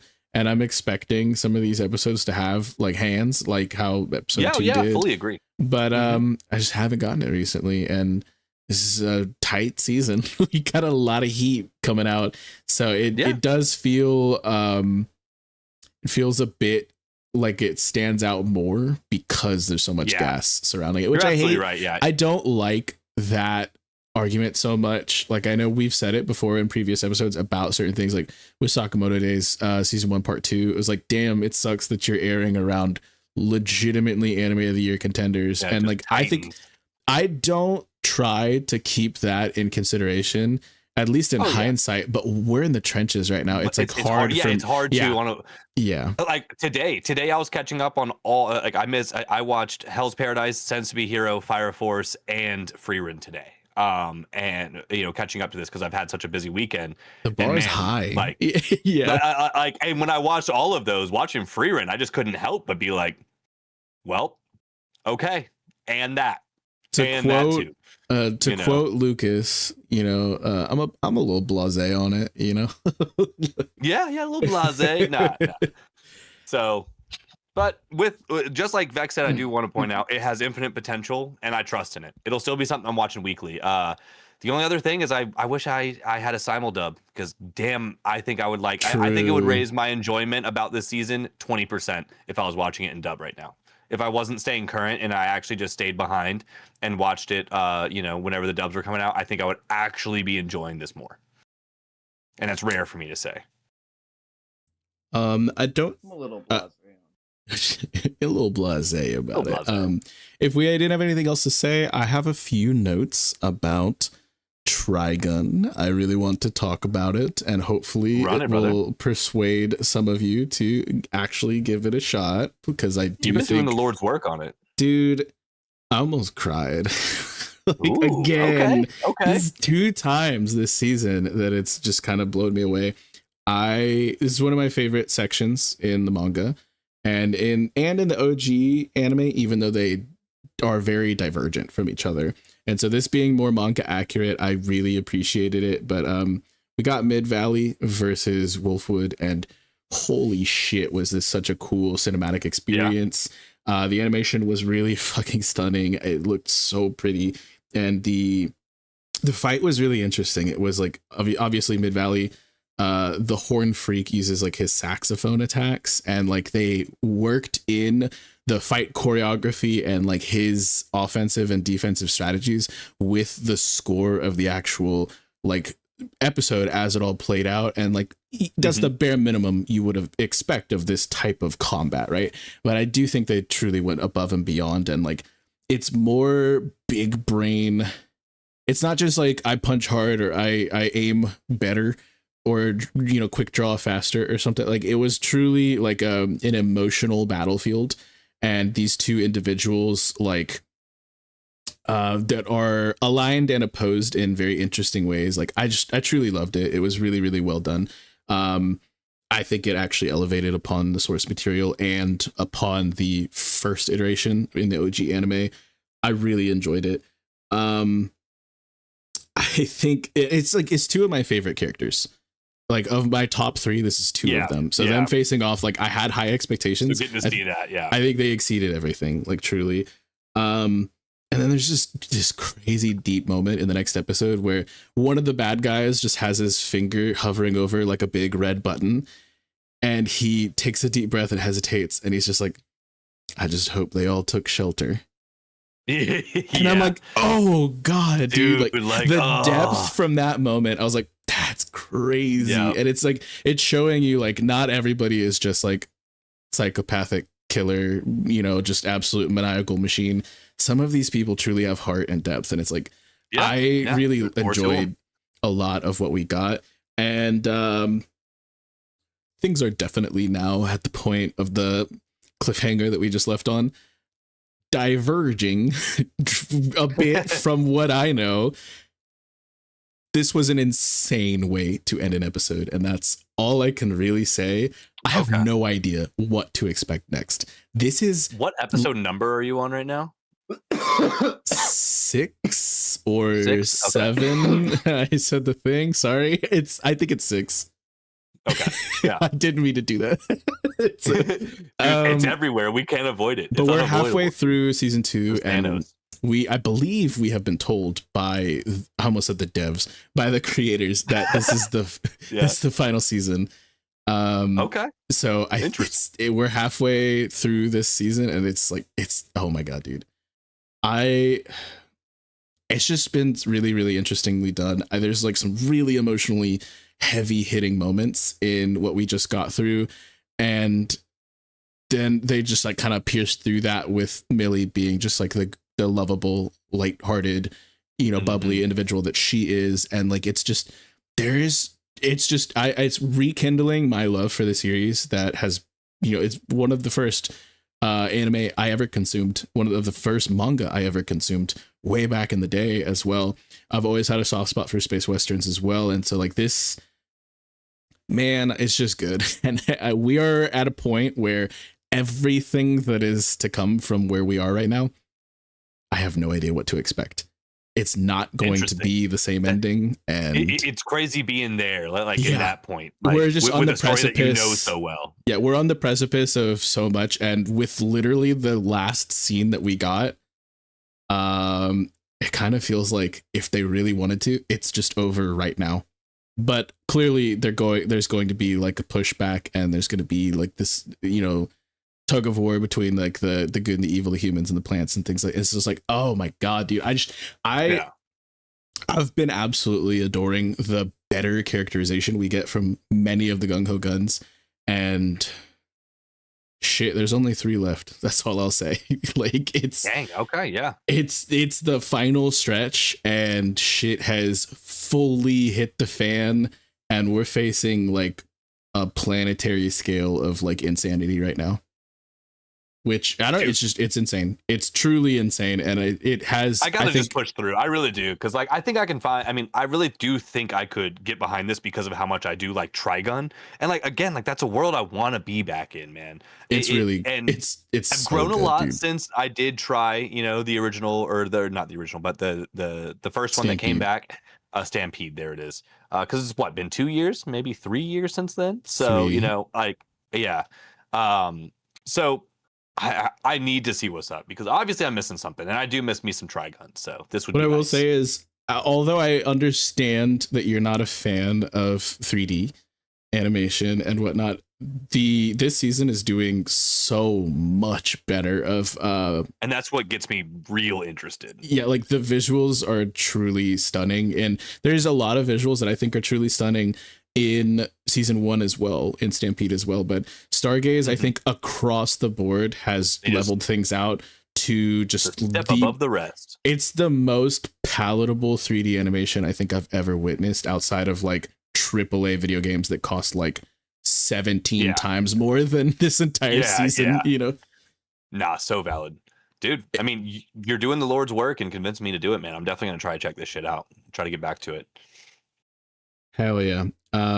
Yeah, I just absolutely have been enjoying it. I have a feeling this season will absolutely make me cry again, and that's good shit. That's what we I'm gonna be so sad when it's done, man. I'm so happy I did give it the shot, because I had also heard not great things, and I had kind of bought into the hype, or not the hype, the hate, and to me. Now that I'm on the other side of it, I'm just it just all seems so silly, and I could not appreciate this more in between a whole bunch of like the gas and action and whatnot that we're getting. This is something this is the type of palate cleanser you're looking for. It is so cathartic, and like there's there's just this like level of depth, and every single time you see this man pull the trigger, it hits, but it's when he doesn't pull the trigger that it really hits, you know? And I'm like, dude, it's made me fall back in love with the character that I adored back in the day, except now he's not a pervert. So that's great. Yeah. Huge. I mean, yeah, that's actually a massive freaking dub, man. Truly. We rarely get that dub. Truly. But I just truly think that if you are somebody who has a chip on your shoulder about it, or has these predispositions and whatnot, push through. Like, the first episode is not great, but by the time you get to episode 5, I think there's a lot to praise. By the time you get to where I'm at, I truly think it will have elevated your appreciation for the source material. Dude, so valid. So freaking valid, man. I'll see what's up. I'll get through. How many episodes was Stampede? Was it like 12?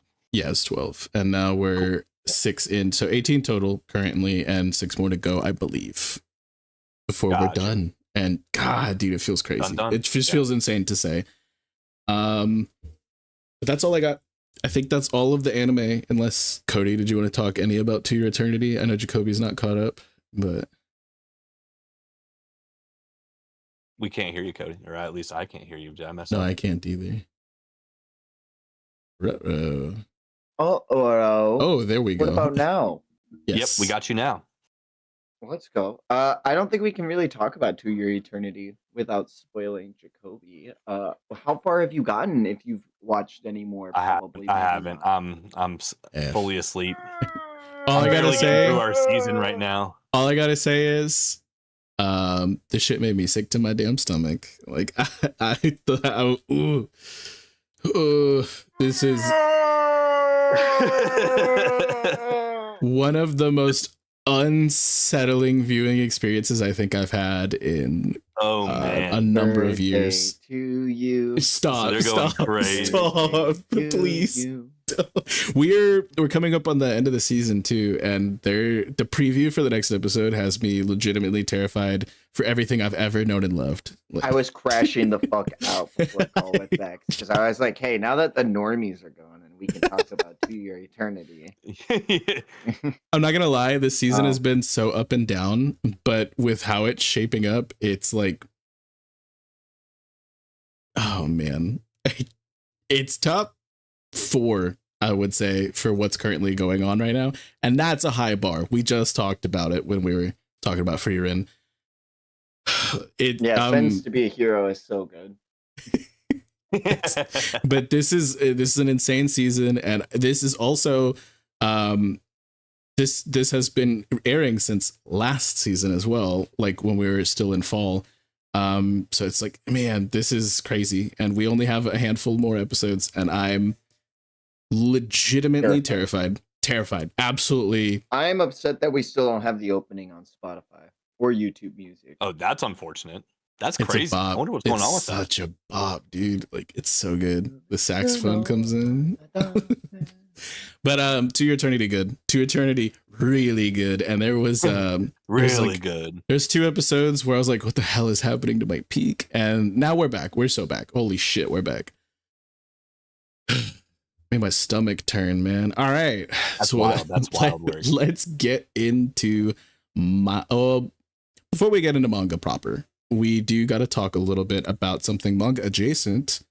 One Piece live action finally dropped their trailer, y'all. They did. How y'all feeling about it? Did it change anything? Or they got Come Sail Away. I only watched it so I could understand what Vex was referencing for the song, but I didn't actually watch the whole trailer because I'm like, I'm gonna watch that with my mom. So I'm like, I'm gonna go in blind because she hasn't seen anything. I'm like, Stolen Valor. Yep. Wow. Okay. No, kidding. We'll get to some Stolen Valor later. Now that we're near manga talk. Oh my god. You know me, the quintessential live action hater. Now I'm very chill. I'm blasé on it. You know, I'm blasé on it. I will say this trailer did trailer things. It did a bunch of big text and loud booms and whooshes and stuff. But what we did see looked pretty good. I don't like a lot of the creative choices that are being made, but that's neither here nor there. I think that for the most part, they did the job though, because part of me did get like I had some tingles in my spine for some of these moments. And it's like I don't know if it's just like the cinematic fast-paced scoring and like the bang and the in a world, like, you know, the trailer effect, you know, like it's like I think that, but like part of me was like, oh my god, I'm feeling hype. So there's that. Yeah, dude, that's everything you could ever ask for in a trailer, right? You're now feeling some kind of excitement of something you truly didn't feel any excitement for. That's a win. It did the job. I don't think it's perfect, but it did the job. Yeah. I'm kind of right there with you. I don't have like that much more to add on to anything that outside of what I've said in the past. I'm genuinely looking forward to this. I think they're doing a great job on it. I personally like the costumes quite a bit. The dinosaurs look good, which is cool. Yeah, they look pretty solid. I mean, they're doing a good job of finding their balance in one of the most ridiculous worlds of all time, especially with Oda's art style alone outside of the world physics and everything.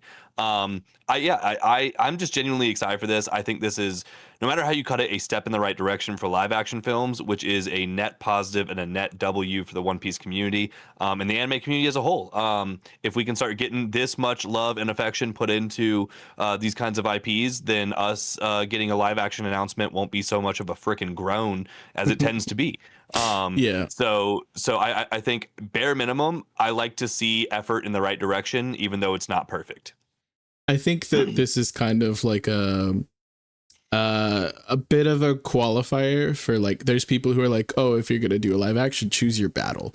Like you're going to want to do something that is adaptable as opposed to something that's so larger than life. And with the amount of like VFX that are necessary for moving into the Grand Line and onward and whatnot. It's like this is such a huge undertaking, and for them trying to be as for the most part faithful of some of the tertiary material and obviously the source material itself. There's obviously been some diversions and creative liberties that have been made and taken, but they have tried really hard to do things justice where they have. It's just I don't see a consistent vision across the board, but it's fine. Again, and I'm hypercritical, it seems, but it's just because this isn't made for me, and if I'm going to judge it, I'm going to judge it as something equivalently as to like all of these other things that I talk about, yap about all the time with you guys. And I think that it's based off the trailer, it's likely it's going to get a passing score from me. I'm not going to be hooting and hollering though, I don't think, but that's fine. I mean, I'm that's super valid. And I know it's going to get glazed heavily and it might kind of appear like that, you know, like that's a consistent thing, but I really just do think that like no matter how you cut it, like it is hats off to what they're doing, because like as I could tell you about story beats that I would rather them not be skipping, but like when it comes to how difficult it is to actually pull this off, the quality that we're getting from this is something that I'm happy with, you know. And from this trailer, it looks like it's improving upon season 1. I mean, like I thought the Fishman looked just god awful in season 1. That was something I couldn't stand. And you know, I'm curious to see how they really do with scaling when it comes to like showing the giants on screen. Like we've gotten small scenes of it, but like, you know, really seeing it all in action, everything moving. Like I'm curious, and I'm, you know, a little cautious about it, but no, I have faith in this. I think, you know, I'm expecting another 7.5 out of 10, more or less. And my last, you know, my rating for season 1 was like a 6.8 or something like that. So, you know, I see improvement, but I don't think it's going to be 10 out of 10. But I think I'm going to enjoy watching it, you know, and that. Shady out here, doing the Lord's work. I don't hate it. I don't glaze it. And that's if you don't glaze it, you just automatically hate it in some people's eyes. And that's everything's black and white. Yeah, I don't. I think this is the last bit of updates that we have from the One Piece live action until the damn thing drops. So not next. Yeah, our next episode when we stream the next episode of the podcast is going to be on the 3rd, I believe. So it won't be out then. But the one after that, we'll have the 2 podcast episodes. The whole damn thing to talk about with you all, chat. Yeah, so Lucas will have watched the whole thing. And not sentenced to be a hero. Yeah. So stay tuned for that, folks. But with that being said, we are going to actually start to talk about the One Piece manga. So if you're anime only, spoilers ahead up until 1174, I think. Yep, 1174. Yeah, Loki was really gesture maxing. Okay. This was insane, y'all. This was crazy. Dude, he was dragon maxing. What a wild chapter. I haven't had that big of swing of emotions in a long time with One Piece. Like Kuma, a long time, I think. That was crazy. That was so crazy, guys. I was crying on stream. I was struggling to read it, dude. I was genuinely struggling to read it. Like that was impressive. Oda was in his bag this chapter.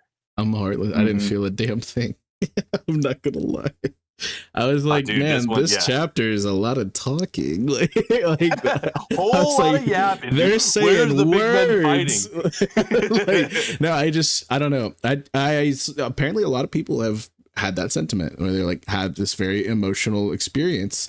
And I can understand that, but it's like, and when I reread it, I was like, yes, this does hit more than it hit me in the moment. But when I was first reading it, like I was like, maybe it's just because I hadn't had my coffee yet, but like I was like, this is a chapter. Like, and then it got to the big reveal, and I was like, now this is a chapter. You know, I liked that we finally have Sommers showing off that in the God's Knights, they're not all these refined, celestial dragons at a heightened power level that we thought they were.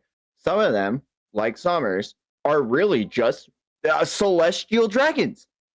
some of them are really just get off on being an asshole. Oh, I see what you like mean. When he found out that they were gonna have a worse death because of it, he was literally getting off on it. Like his tongue was out, and he's like, "Oh my god, yes!"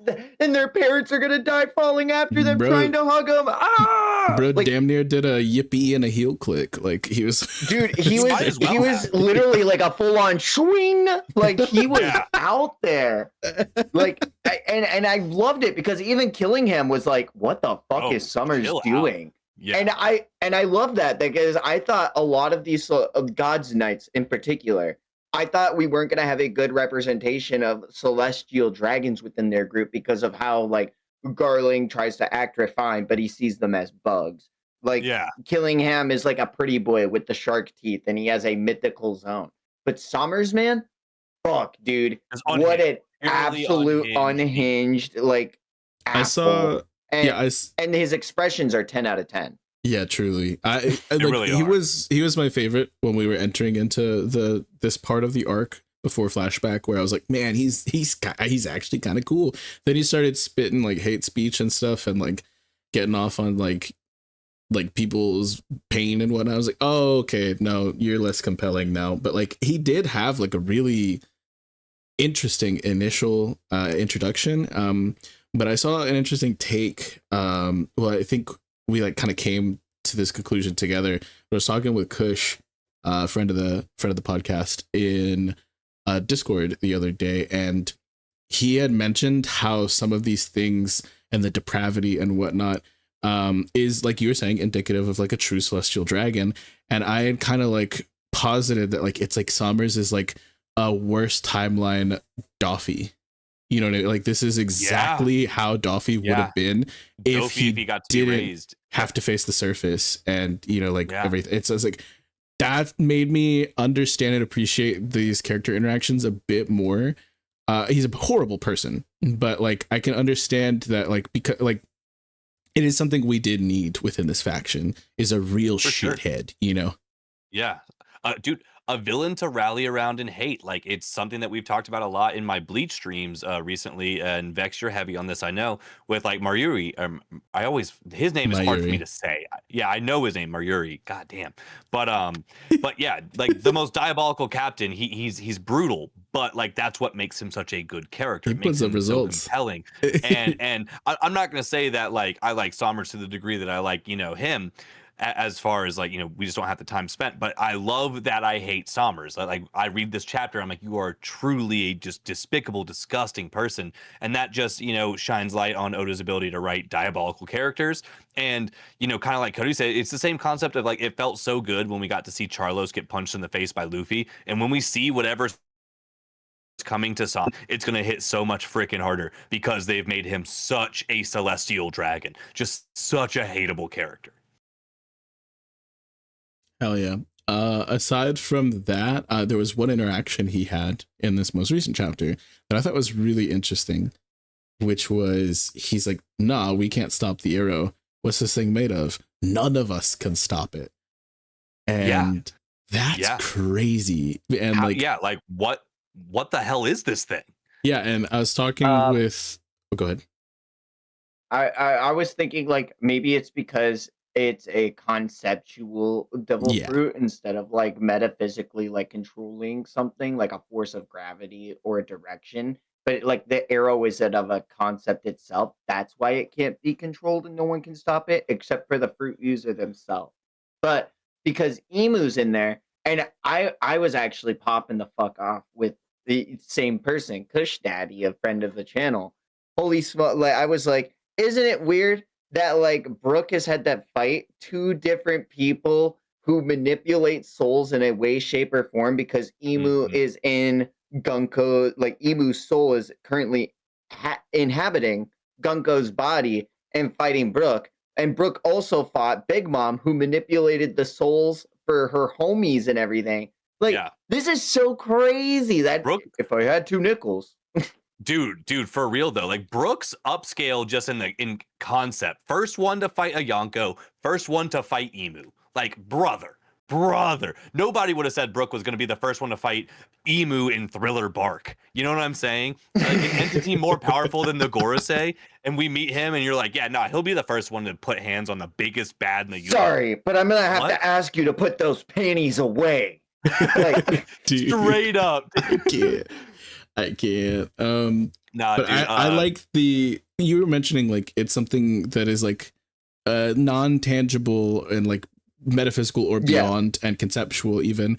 And I agree. I think that is the case. And I was talking with Dax Sake actually about specifically Gunko had already mentioned that they're like representative of fate and you can't change it and whatnot. So I think that I do believe that the concept of determinism is not something that is so hard stuck into the rules of this world. I think that, yes, there are these prophecies and yes, there is like this observation hockey, but we've already seen Shanks, aka the child of destiny or whatever, who saw a terrible future and acted against it so that it did not come to fruition. And so I think that specifically Conquerors, and I know it sucks, like, oh, Conquerors is the answer to everything, but I think that I was gonna ask, there's a degree of Conquerors usage and probably also the Nika fruit, since it was able to just grab lightning out of the sky against Kaido, that are able to counteract these arrows because that's about to happen again. Yeah, because Nika is able to tangibly like manipulate these intangible and conceptual things, right? That it's not supposed to be able to do because it's only inhibited by imagination. But also I think that Conquerors are able to kind of blaze their own path and not be so stuck in this deterministic view of the world. And so it's like it would be much harder for her abilities to work on a Conqueror. I feel like that is the case. And right now it's just a headcanon. It's just, that's just a theory, but I like it a lot. And the more and more I kind of think on it, it just makes sense to me is that like, it would feel weird if these prophecies were just like, this was always how it was going to play out. I think that there is a level of, observing the future to a degree, which does make that future more probable. But I think if you have a strong enough will, you are able to overcome that. Yeah. And that's what I think is going to be the only things that are going to be able to interact with those arrows, which makes the arrow fruit one of the most terrifying paramecia we've ever seen. It's crazy. From that one text box, I was like, this is crap. I already had high stocks for it from what we've seen from Gunko previously, but this is insane, you know? It is cracked, dude. Yeah. No, it's absolutely nuts, man. They've done a good job of showing us some crazy potential. I mean, when you think about the three of them, specifically now, just really thinking about Gunko and Killingham, like those two are so broken outside of the direct Emu influence. I mean, Killingham as well, like him being able to summon a demon Nika and like all of these other monsters. I mean, literally a version of Loki is like floating on the island right now too, like the Needhog, like the thunder dragon that they're scared of. We'll speak more on that later. Which we absolutely will. We got a big dub chat.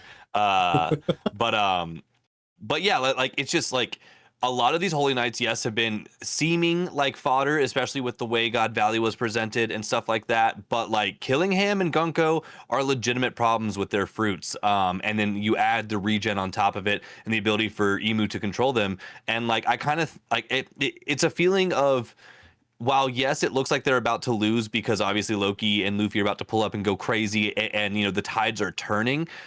Based on that text box that Vex was pointing out, and based on how much damage they could do before like obnoxiously plot heavy intervention happened, I mean they could take any place over they wanted. Like they really could. Like that amount of power, like that trio could honestly do it.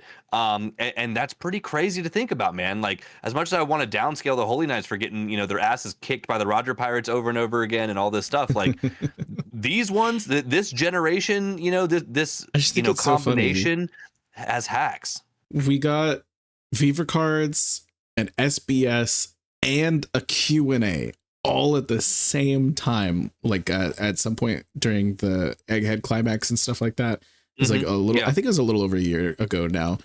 So it was pre-Elbath for sure. Harley was a year ago, bro. Yeah. Okay. So it's like, oh my god, stop! I feel so old. But I know, so this was still pre-Elbath, so it was over a year ago for sure.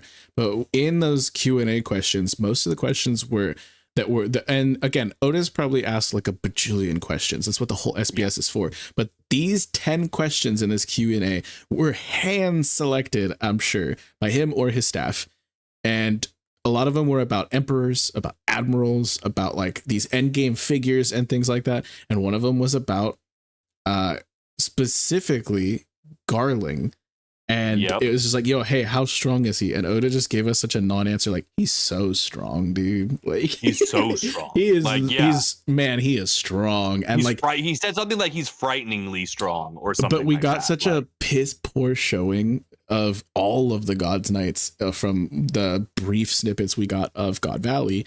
And a lot of people are putting him on Fraud Watch and shit like that. But like, I want to see what he's capable of today. Like present day, because like I don't especially give a fuck if he didn't look good on God's Valley. Like I don't he's care. Gonna be lit now. He's gonna be lit for sure. And it's like wherever we put like Gunko and Shamrock and these other individuals, he just strictly has to be above them, right? Yep, he's narratively above them. And I'm not every narratively. Upscale I'm for not Holy a power Knight scaler. is a Garland upscale though. No, but you're right. There's a reason he's in the position for multiple reasons.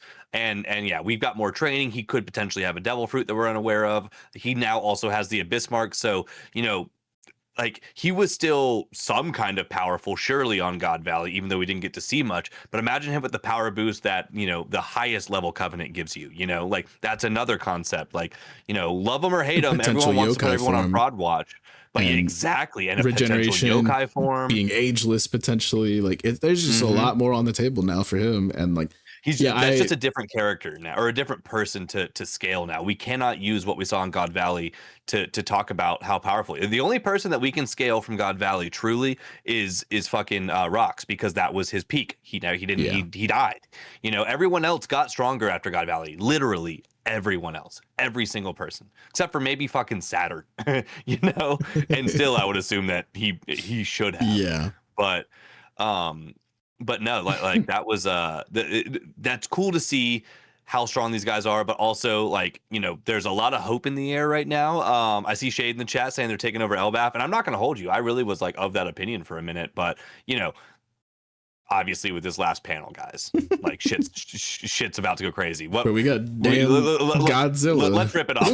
What do we think of it? We gotta go. Like, I gotta be so real with y'all, because a lot of people are arguing this, and I want to put it to bed right now. Luffy is in giant form right now because his balloon form caught all the giants falling onto Loki. The giants and their giant children, which have been shown to have been giants. He caught bigger them. Than him. He caught them. That's my goal. That's my goal. Look, he caught several fucking giants and said, "Yeah, you're kind of digging into me, though." Yeah, you're poking me. Get the fuck off. Yeah, he's the goat. About damn his time. Gum Giant is on a new level, dude. First feat he's gotten all of Elbath for like past like 7-8 months. Like about damn time, Luffy did something. Yeah, dude. I'm kidding. What a return! What a return, man! I literally like. Even if you're baiting, I don't even feel it. You're impervious. You're glowing right now. I love that was some absolute peak. The prophecy that Yarul spoke as this was happening was just, it made this moment so fucking legendary. I mean, Luffy, like what a place he's at now, man. Like, look at where our silly little rubber boy is, flying in on a giant freaking black dragon, potentially, the size of an entire giant. Giant doesn't even cover it. I hope it's purple. He's in giant form. I hope it's purple, y'all. Yeah, I hope it's purple too. That'd be so funny. He's so good. Knowing Oda. I expect him to be. I hope it's red like the Punk Hazard Dragon, though. Too. Ooh, that'd be kind of sick. That would be even the Ryuma Dragon. No, you remember? Yeah, the Ryuma Dragon. But back in Punk Hazard, when they first landed there, the dragon that Vegapunk was trying to recreate, and it's one of like the three. Like, it's so good design. Like, I think for me, I think that this panel did not do it full justice. As far as a reveal, I think we should have gotten a better angle. Maybe it looks cool. It is hype. I think it could have been better done, in my opinion. Because like I don't know. I just think it's saving for more. I think Oda's doing this classic thing of still edging us. Like, and what do y'all think? That this conversation came up in the stream, and I'm seeing it pop up a lot more in content, floating around the internet now. Do you think Loki is still silhouetted to a degree, or do you think? Yeah, see, I didn't think that, because we see nostrils. There are still details there. The only difference that I could imagine that we get from Loki would be like a scale pattern, and I would honestly just boil that down to Oda don't want to draw all that, so I'm gonna make him just a blacked out dragon, and we'll call it good for the manga, and we'll let Toei, my boys over there, take care of that. And God damn it. I had to. I can't. But yeah, so I am in the camp though. This is not a silhouette. No, this is for all. I mean, if they can handle the spots on Cell, they can handle anything. Right? Oh my god! Exactly. I think that. But like, okay, go ahead. No, you go. You're on a roll. So well, yeah, and just like with this reveal, like I do see exactly what you mean, Vex, by like the angle. Like, don't get me wrong. If I had it my way, I would have said this would have been like a head to tail, like horizontal view maybe, or something like that. Or something with just a more full body angle, as opposed to like a lot of his body getting kind of hidden behind the destruction and everything we have going. But I like how grand, like it literally feels like Loki is bursting out of the panel kind of at you. And just, dude, I want to go back to just how big he is. I know we can't focus too much on scale, like physical scale, when it comes to Oda, because he's ridiculous about that. But dude, the Draugr at like the bottom left corner of the screen, one chapter ago, Loki was smaller than his boot. Like, like Loki was like, and Loki is one of the biggest giants that we're aware of. Not huge. D, of course. Like, he's sicker than your average for sure. And seeing him that much bigger now than the Draugr, like this is actually on a ridiculous level. Like that is just like I'm not really mad. Did you guys power scaling the fuck out of Loki now, because what the hell, like Kaido who? Well, the title. Like, did you guys catch the little drawing of Chopper though? The little hold on, I'm gonna pull it up for you. Yeah. Hell yeah. I did see the little Emmett in this chapter. No, there's a little Chopper right here. Boom. There's a little like monster Chopper. Yeah, I have it marked as a spoiler, but it's a little monster Chopper. He's got the reindeer hat and everything. Oh, I didn't notice that. Yeah. So for anybody in the stream right now, if you're looking at the massive spread at the end of the chapter, he'd be at the bottom right of the spread, I believe. Yeah, that is actually freaking hilarious. There was a little Emmett when Colin was showing his doll to his mom. The doll looked exactly like Emmett looked. Not to say that's something huge, but a little something. I don't like to pixel scale in the big 2.6 or ever really, but like the big 2.6. We were told previously that Loki is roughly 3 times the size in base form of your average giant. And just to go off of like Haruden, his brother, who's I believe 22 meters, that would put Loki around 66 meters. So it's like, dude. Yeah, that is huge, because if you want to think about the original Godzilla that was introduced back in the 40s was like 50 something meters. This guy is in base form bigger than the OG Godzilla. Walking around bigger than OG. So then him to transform as he does, like it's truly insane. And yeah, I think that Zunisha probably bigger, although based off of Zunisha, Oda does not know how big a kilometer is, and I can't take this scaling as legitimate. It could just Zunisha's size has been changed like 5 times on the Viver cards and shit. Like, but aside from like Zunisha's big, guys, leave it alone. Yeah. As far as like just looking at everything here in Elbaf, where everything is gigantic, like the world tree and whatnot, I don't think there's many living things bigger than this guy. But we shall see. Dude, this has to be close to the ceiling. If it's not, man, like and the funniest. Just, I mean, we're starting to talk planetary after this. Like, the funniest argument though is that you know, like there's people who like to get so nitpicky about the way that Oda scales things, and they're just like, oh yeah, well Odin is like 10 times the size of Zoro. He's like practically like Kaido sized or some shit.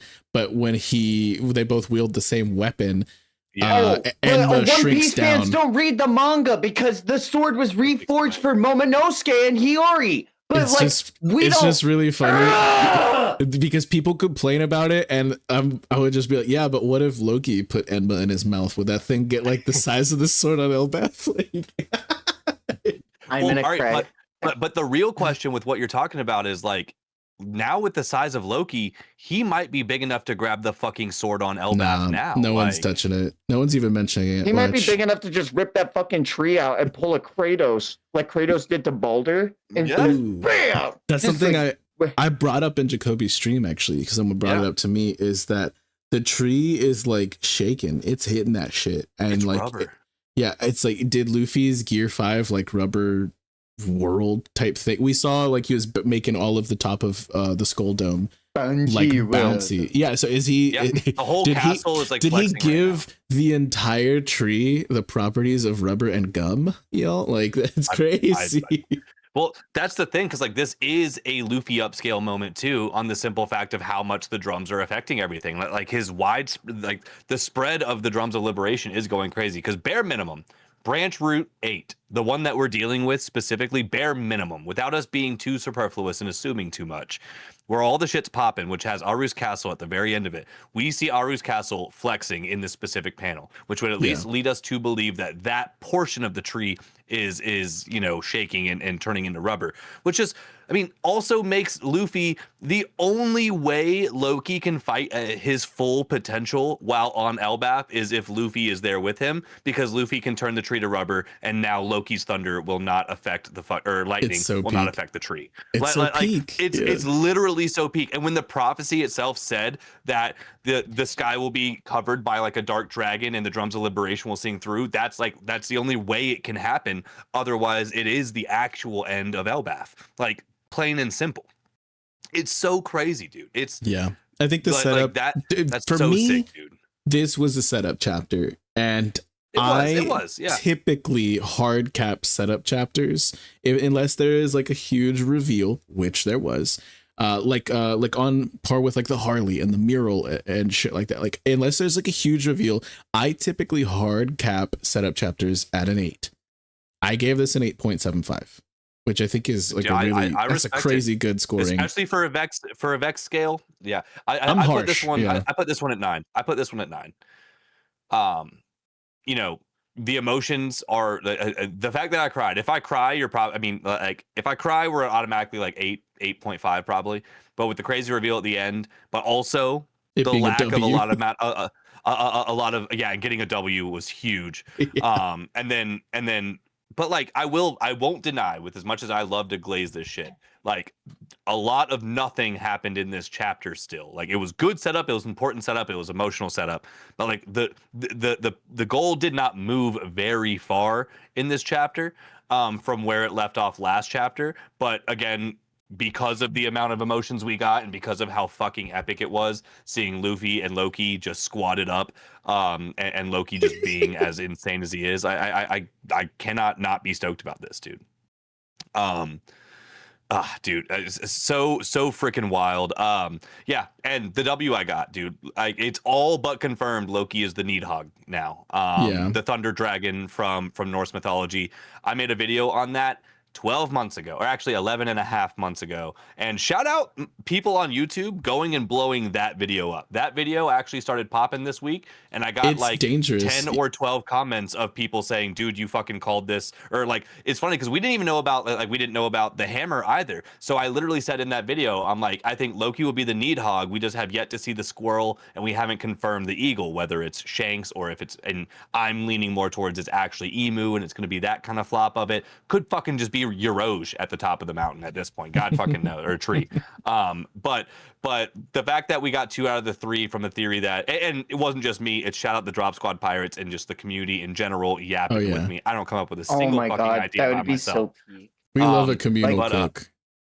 Yeah, it's always a communal cook. But we did it. We got a dub. We got a legitimate dub that people were dunking on me. They're like, nope, it's Fenrir for sure. No, it's fucking not, guys. It's not. It's simply not. We did it. Norse mythology, let's go. I love to see it. What you got, Cody? Nah, nothing. Where you rating my it? bad. Where are you on a 10 out of 10 right now, Cody? I give it we got Luffy. So definitely we're near an 8 or a 9. That's where I'm at right now. Actually the emotional beats for this chapter really, really, really hit me. Seeing all of the different parents' resolves to like not only go through with the pain of like holding their child, but to like reassure them that like they're gonna be fine, and that even if they're not, like their love is what that matters to them the most. And like every single giant, like even Roto really fucking got me, because he's like, I know you've been ashamed of me, but I can just hang out back if you need, I'll always be there for you. And then just at like we've seen Roto immediately as soon as he hears the kids and his brother or sister like are in trouble. He's booking it. He is first to the scene. He literally told them, he's like, don't let out this attack without me. He helped perform the 3 world sovereign. Like that shit, it literally like almost I was sobbing. It was really, really fucking cool. And then I have probably a 9. It really fucking hit for me. Like, dude, I really liked it, and I know that this is gonna hit so hard in the anime. Like, dude, truly, that's what I think I'm waiting for the most. Is like I gotta these say, types of moments. Joanna though, Joanna's moment, that was the one that really pulled the tears out of me. The girl without a proper mom or dad to come save them, and then Angie coming and saving her. Dude, I know 3-day trip is like punching the air right now, because Ange had me like in tears, like I didn't have a mom or whatever, and then just peak. It's so peak. Like Oda, everyone's like, oh man, Oda couldn't write Marineford. Like Oda didn't just write Kuma. Like Oda didn't just give us Egghead. Like Oda literally did just deliver this fucking chapter. It's so good. There's been a lot of discourse of people saying that Elbaf felt a little disconnected as like from the pattern that we've gotten in a lot of other islands, where it sets up this emotional core. Yes, we had heavy emotional moments with Saul specifically at the beginning, but it didn't really fully set up enough of an emotional core for me until probably like the very end of like the Herald stuff. Like and this is like, I didn't need more, but this does just feel like icing on the cake after a reread. Again, like I said, it didn't really hit me when I first read it, but experiencing it vicariously through your reaction and several other people's, and talking about it with me and whatnot, I do think that this does strengthen that emotional core, which is quintessential for like an arc if I'm ever going to put it in the top 5. And Elbaf is insane. It's great. I still prefer Egghead largely across the board, but this is definitely giving Elbaf some points, like for me in that department, Yeah, arc wise, with us having finally the fleshed out flashback of Harold Rocks, it is so hard for me to like not biasly place Elbaf in top 10, because it truly is the introduction of Rocks, and he is such a phenomenal character in every aspect of the story he has shaped so far. And Harold's emotional beat, following that is so fucking compelling. But you got to be real and be like, man, that took like almost a year. Like, and it all wasn't directly pertaining to Elbaf itself. Although, yes, Harold was involved in a large chunk of it. It's like that was, but it takes place in the arc. Like that flashback, I still think like you have to account for that flashback in the arc, because it takes place in that arc. I agree. It's not like we don't talk about the Odin arc when we talk about Wano. Like, it feels disconnected though, because a large chunk of it is not only like 100 or 50 some odd years, from present day, but also a lot of it takes place off island. And although, yes, Odin did also have a bit of a time separation and also things that happened off island, a lot happened on. Yeah, there was a bit more of a split, I think. Up. Yeah, and it's also more... fucking Roger, you know what I mean? Like, it's I don't know. That was the other thing I was going to build up, was that Odin was built up throughout the whole entire island, and where I feel like Elbaf didn't really give us an leading up to Harold's legacy or everything, other than we're not warmongering giants anymore, and that was like the big like pull of it. It was kind of the opposite. Because Odin was built up as like we had heard. We got hyped because of the flashback. Well, there were people who were saying that he was like a great Odin's daimyo, a piece of shit, but also that he's a fucking scoundrel, and he's like, he's like he was a ruffian, and he was like he's really rough around the edge, and so like I'm one of the biggest Odin like shit talkers in the world. I have to stand on that hill because I'm the biggest Odin simp. I have like several statues of Odin. He's my favorite character in One Piece. Like. But like the way he was introduced in the manga, it's like he's the reason that the Wano is the way it is. Because he left and let Kaido take over, and like everyone had this like predisposition of him of like, man, fuck Odin.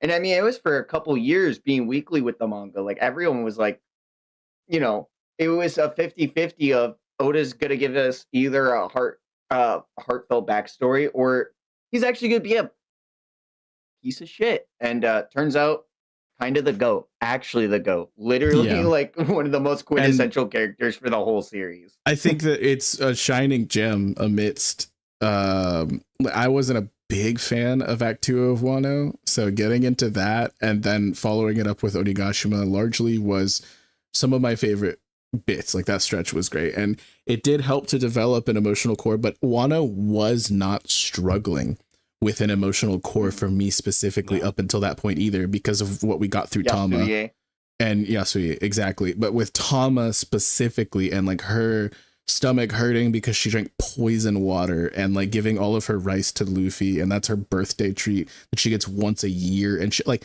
we didn't need more of an emotional core. Whereas I do feel like it was me specifically, maybe I shouldn't use the word we, but I specifically was struggling to grasp at a legitimate emotional core for a lot of Elbaf outside of Saul. But again, he is one giant, you know, and that does not make an entire island, you know, in my opinion. I am gonna, you know, as one of the biggest haters of the flashback, because boo, where's my Luffy? Give me my main character in my shonen manga.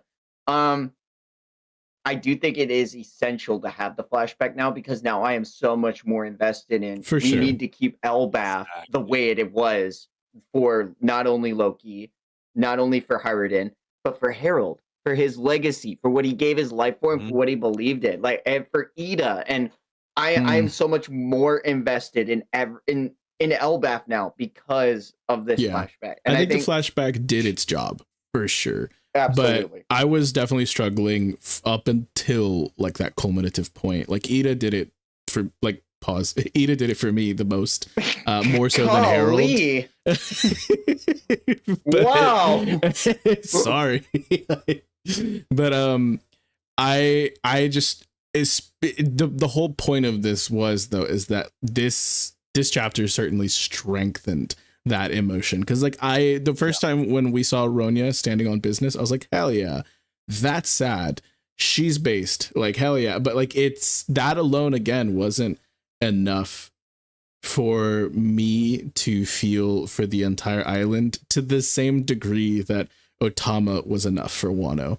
Because it was just one moment in one chapter, and it felt like it was a lot more spread out and established with Otama. And you don't need to have every single arc, you know, matched up to another. It's just a more recent example for me to say, where we had a nearly identical for the narrative flashback in Odin and Harold's flashbacks serving largely the same purpose.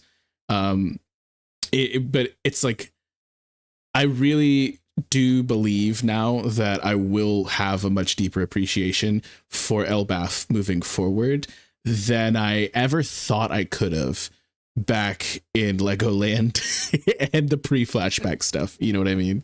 Dude, Roto actually like one of the hitting goats. I can't believe I'd ever say that. He's growing on me, yeah. It's just like he's so willing to go so far and beyond. I'm ready, man. I'm ready to see them win. I'm ready to see Luffy turn the tide. Like I'm hyped for One Piece, y'all. It's so good. It's a good time to be back. I don't know. For me, there hasn't been a single part of this arc that I haven't been hyped for it. I think they've done such a good job of leading us down this path. You know, y'all touched on it with the emotional beats. The same things that I would say, but they did enough for me where like they might not have hit enough for you. But Robin seeing Saul again was just like one of my favorite experiences reading this manga, like top to bottom. And then the Ronya one was enough for me to establish the connection to actual like on arc, like or on island characters. Cool. Like Ronya is one of many children who are being, you know, at that point just early targeted, and seeing her conviction and willingness gave me the passion and showed me the gumption that this civilization, this culture has, and saw it being challenged. I think the flashback was, in my opinion, this flashback dunked on the Roger one, and I know that's crazy, or the Odin one. I like this flashback better. Like the Odin one gave us equally, if not more important lore. But to your point, these were just both flashbacks we absolutely needed to move forward in the story from that point to get the context that we needed. This arc seemingly has given us more answers to questions, or at least opened up this world in a much larger way than any other singular arc has done, save for Egghead, which did the heavy lifting. Could just be recency bias, but I mean, Egghead was my favorite arc before this one, and like this one is, like, I would argue that it's my favorite arc right now. Like, even at this point, I just think this is so, I mean, I don't know. It's given me all the things that I want. And now we're about to get, the only thing that I've been missing is a super sick Luffy moment, and boom. I mean, we're there. So yeah, I don't know. I think it's fair. I personally could not be happier with this arc. I think there's no point I've been outright bored or disappointed with it, except for just the earliest bits of the Legoland stuff. Because to your point, that does suck, especially on reflecting back to it and going back. But the amount of mystery around it when we were week to week with it was enough for me to still say, well, it wasn't like, there was no point where I was like, I'll let this cook for a couple chapters and we'll see. Like, I was always like, well, then what'll happen next chapter? Because like we still just know so little. So I don't know. I'm a D1 One Piece glazer anyway, but like this arc is killing it, dude. This for me, there's nothing I would have changed about this arc so far. Like, absolutely nothing. That flashback was fucking peak. This whole rollout's been peak. Emu's fucking on land. We've gotten fucking Brook backstory. We've gotten Loki backstory, Harold backstory, Rock's backstory, which includes Blackbeard backstory. We've gotten Roger Pirate's backstory. We've gotten Garp backstory. We've gotten Dragon backstory. All in one. Like, think about all those things that we said, and all just massive things that we've wondered about. And then now we're also getting 800 years ago backstory. We're getting 3,000 years ago backstory. I mean, what the fuck else do we want as One Piece fans than exactly what Elbaf is giving us? I think, you know, like, fucking hell, it's everything, dude. It's literally everything. Emu's on the board fighting. We saw Emu fight. We have named attacks from a person we've never seen before. It's crazy. It's definitely, I think it's all valid. I agree. It's in the conversation for best of all time. For me, it has full potential to hit that, but I'm not putting it in my top 3 quite yet, but it's close. Yeah, and it's closer and now. I come at y'all for that. Yeah, it's closer now than it has was wild though, Cody. fair. Jesus. Or it might be in top 10 now. What? There's 3 now. Might be top 1 now. Just messing with you. No, it's definitely top 10. I've been reading One Piece for a very long time, brother. No, you have, bro. You have, and I do want to admit that. Like, I am the biggest noob in this like, chat right here. It is going to be a very long time before something uncements Wano for me. And I mean that as someone who's experienced Egghead and Elbaf weekly still. Like, no, Wano, that's fair, dude. Wano literally filled so many fucking boxes for me. God, I miss Law. God, I miss Kinemon. Hey, we might get him. We might get him, you know? Like, I'm just like, I'm still reminisce. I'm like, We could talk about One Piece and all of the things we love about it for hours, y'all. But anything else specifically about these past couple of chapters that we wanted to shout out? No, I give it like a 9. Yeah, one last thing I want to say. I apologize to any of the internet community who may have seen my TikTok short or Instagram reel about Brook being a holy knight. I should have never disrespected Brook's name like that. That was a terrible theory. Brook would never do something as ridiculous as be a holy knight, even in a past life. And that's my fault, y'all. I got a W, and I also caught a fat L. You know, we win and we lose. We win and we lose, baby. That's Tao, baby. You gotta accept your weakness with your strength. Brought it back. Holy shit. All right, y'all. You're welcome. Moving right along. We have a few more manga to get into. What do we want to tackle first, brothers? Can you boys hit either Kagurabachi or Boruto while I read the last 10 pages of the most recent Modulo chapter? Let's do Kagurabachi. You know what? In honor of part 1, enough time has passed, y'all. You can finally consume the first part of Kagurabachi. I'm gonna go get some water. I'll be right back, boys. I gotta say, being boots to ground for a manga, I think this is the first time in a long time since Attack on Titan, since Chainsaw Man, that I've been boots to ground like chapter 1, that I got in on this, and man, I loved it. It may be a hot take, but this is like a fucking 10 out of 10 manga. I loved it. I loved it weekly. It was How do you feel about it? Part 1 as a whole, I agree, 10 out of 10. These most recent chapters have left me wanting a bit more, but that's a good thing to a degree. I trust in Hokuzono. They're gonna pull it off. They're gonna perform miracles. Shit's gonna pop off. It's gonna be crazy.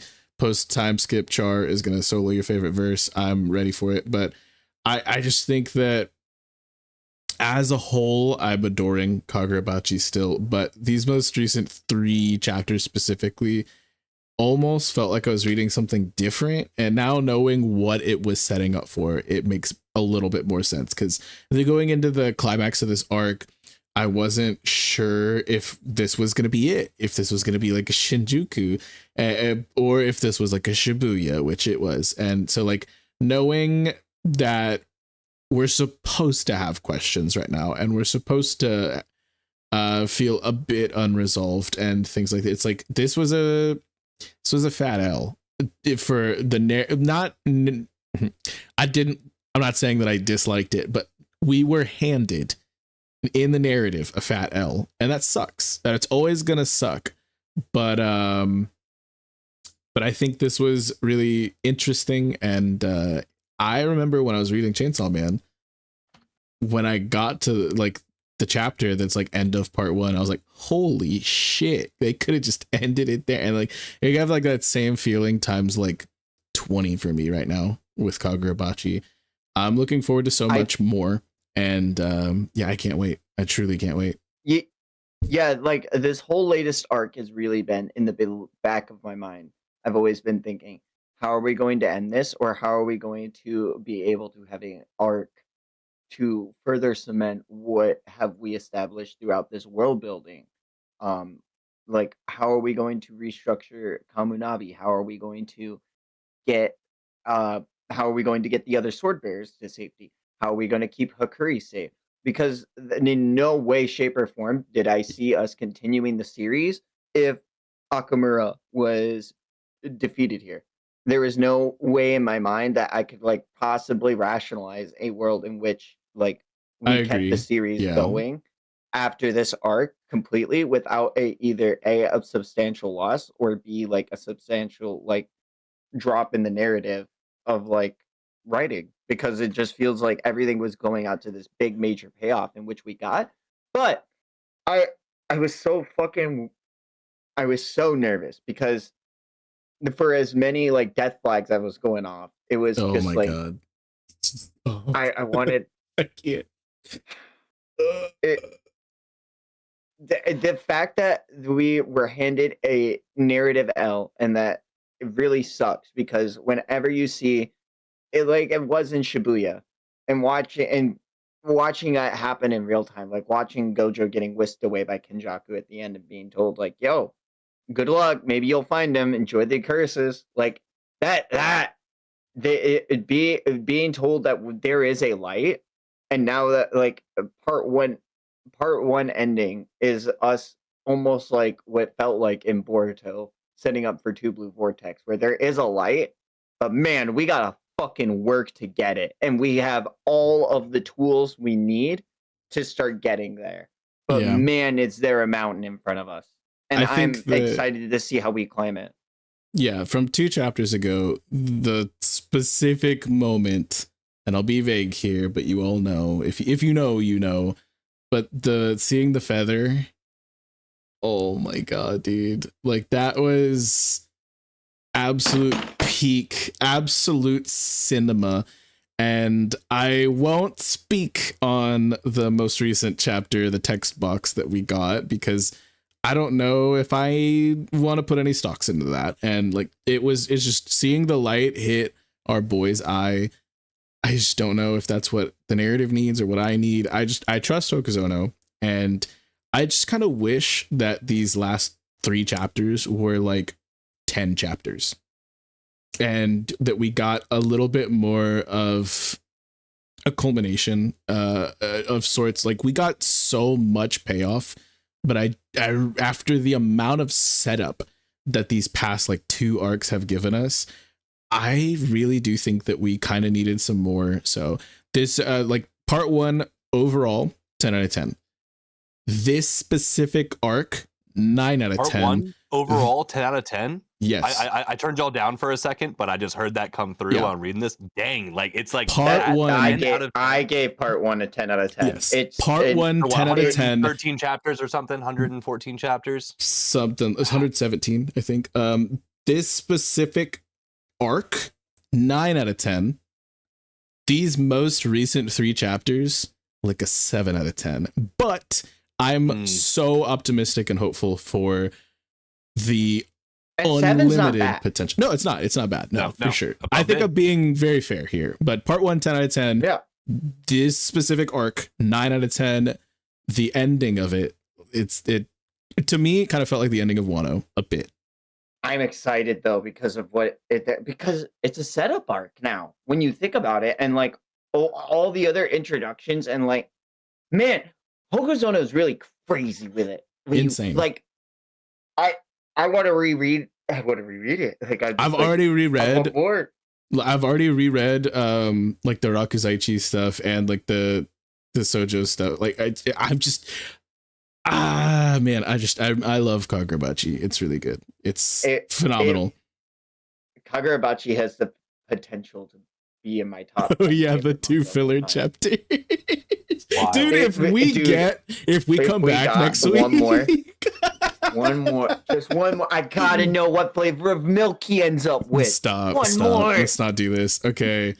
I really do adore so many of the things that were set up, and it's good to have wanted more payoff. And I understand now that because we have this whole second half or potentially middle half, there could be a part 3, we don't know, to the story up and coming. I trust that those things will be cooked on to some degree. I'm just man,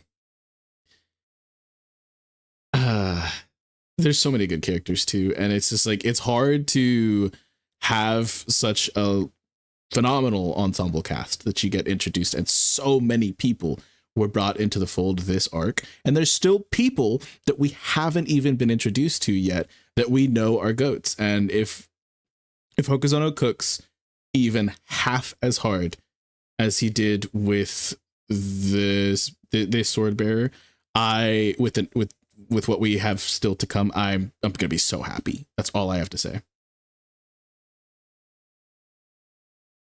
Truly. Yeah, it's pretty peak. It's kind of the best. Like I don't really know another manga, like a shonen manga that like uses cinematography other than like I mean, the way he panels his choreography is so fucking extensive. I kind of hope we go on break. Like we didn't. I don't know. I think long break. I think we're due a long break. Give me like 3 months and then let him cook. Like I think that'd be fine. And it's crazy. I feel like to think that. I mean, I'm a Black Clover fan. I can handle it, you know. But like, I think I'm a Berserk fan.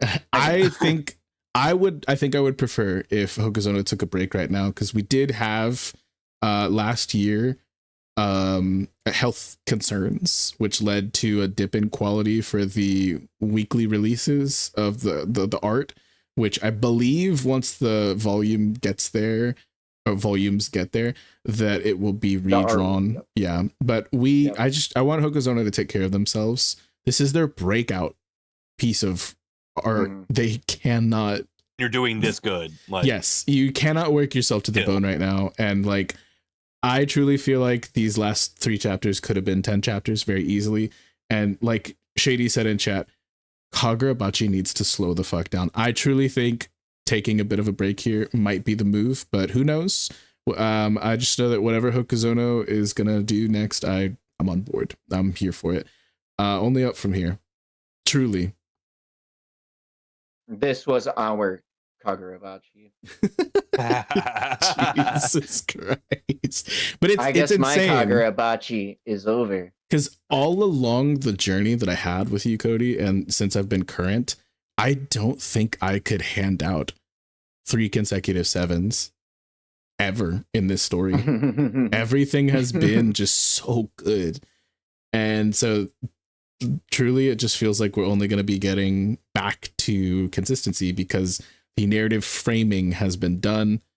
We got to the moment, and now we can move on and build. Does this feel like a Two Blue Vortex moment, like the way Boruto wrapped up with the tail end of that going into Two Blue, and I guess also like Black Clover as well. Well, with, Shibuya. Yeah. But yeah, so lots of emotions have been had the past couple of weeks with this. Forgive me, Hokuzono, because I was wavering, but I see the vision, and I don't get to say that often, but I see it. Yeah. I'll be caught up soon, boys. It'll happen. And speaking of Two Blue Vortex, this is the first stream I get to say I'm caught up with Boruto. I'm not caught up with Two Blue Vortex, but I have finished Boruto Part 1. And it's pretty good. I gave it a 7 out of 10. But then sorry. Two Blue Vortex, it's been like an 8. It's been like an 8 or 9. This shit's been actual gas. Like a bare minimum. It's a stark increase from the original run, right? It's an unfortunate statement to say this, but Boruto is him. And he is our generation's best MC. It's an unfortunate statement. He's the best MC of this current generation, you think? He's up there. An unfortunate. I mean, it doesn't even have to be unfortunate, brother. If it's the truth, it does, because like you have to realize who's saying it and how long I've trashed him for decades, even. No, it hasn't been that long. It has been actually since I've seen like Boruto the movie. But is he the GOAT?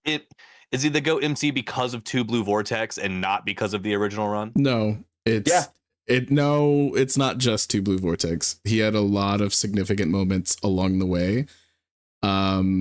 I think that he's got pretty solid moments in the original run, but I wouldn't call them any of them groundbreaking for like MC standards. He has a great foundation, and he gets challenged in his standoffishness and gets checked, and he rings it in, and he adapts and evolves as a character. And there's a lot of different interactions he has in Part 1 that I think do merit, calling him a great character. But in Two Blue Vortex, you truly understand that he is peak. That's where I would say. As for anyone else, that's their thing. But I do think that Two Blue Vortex cements it, but it does not define it. You know what I mean? Yeah, no, I was just curious, like, and Cody, I would like to hear your side of that, because you were kind of on the other side of the fence.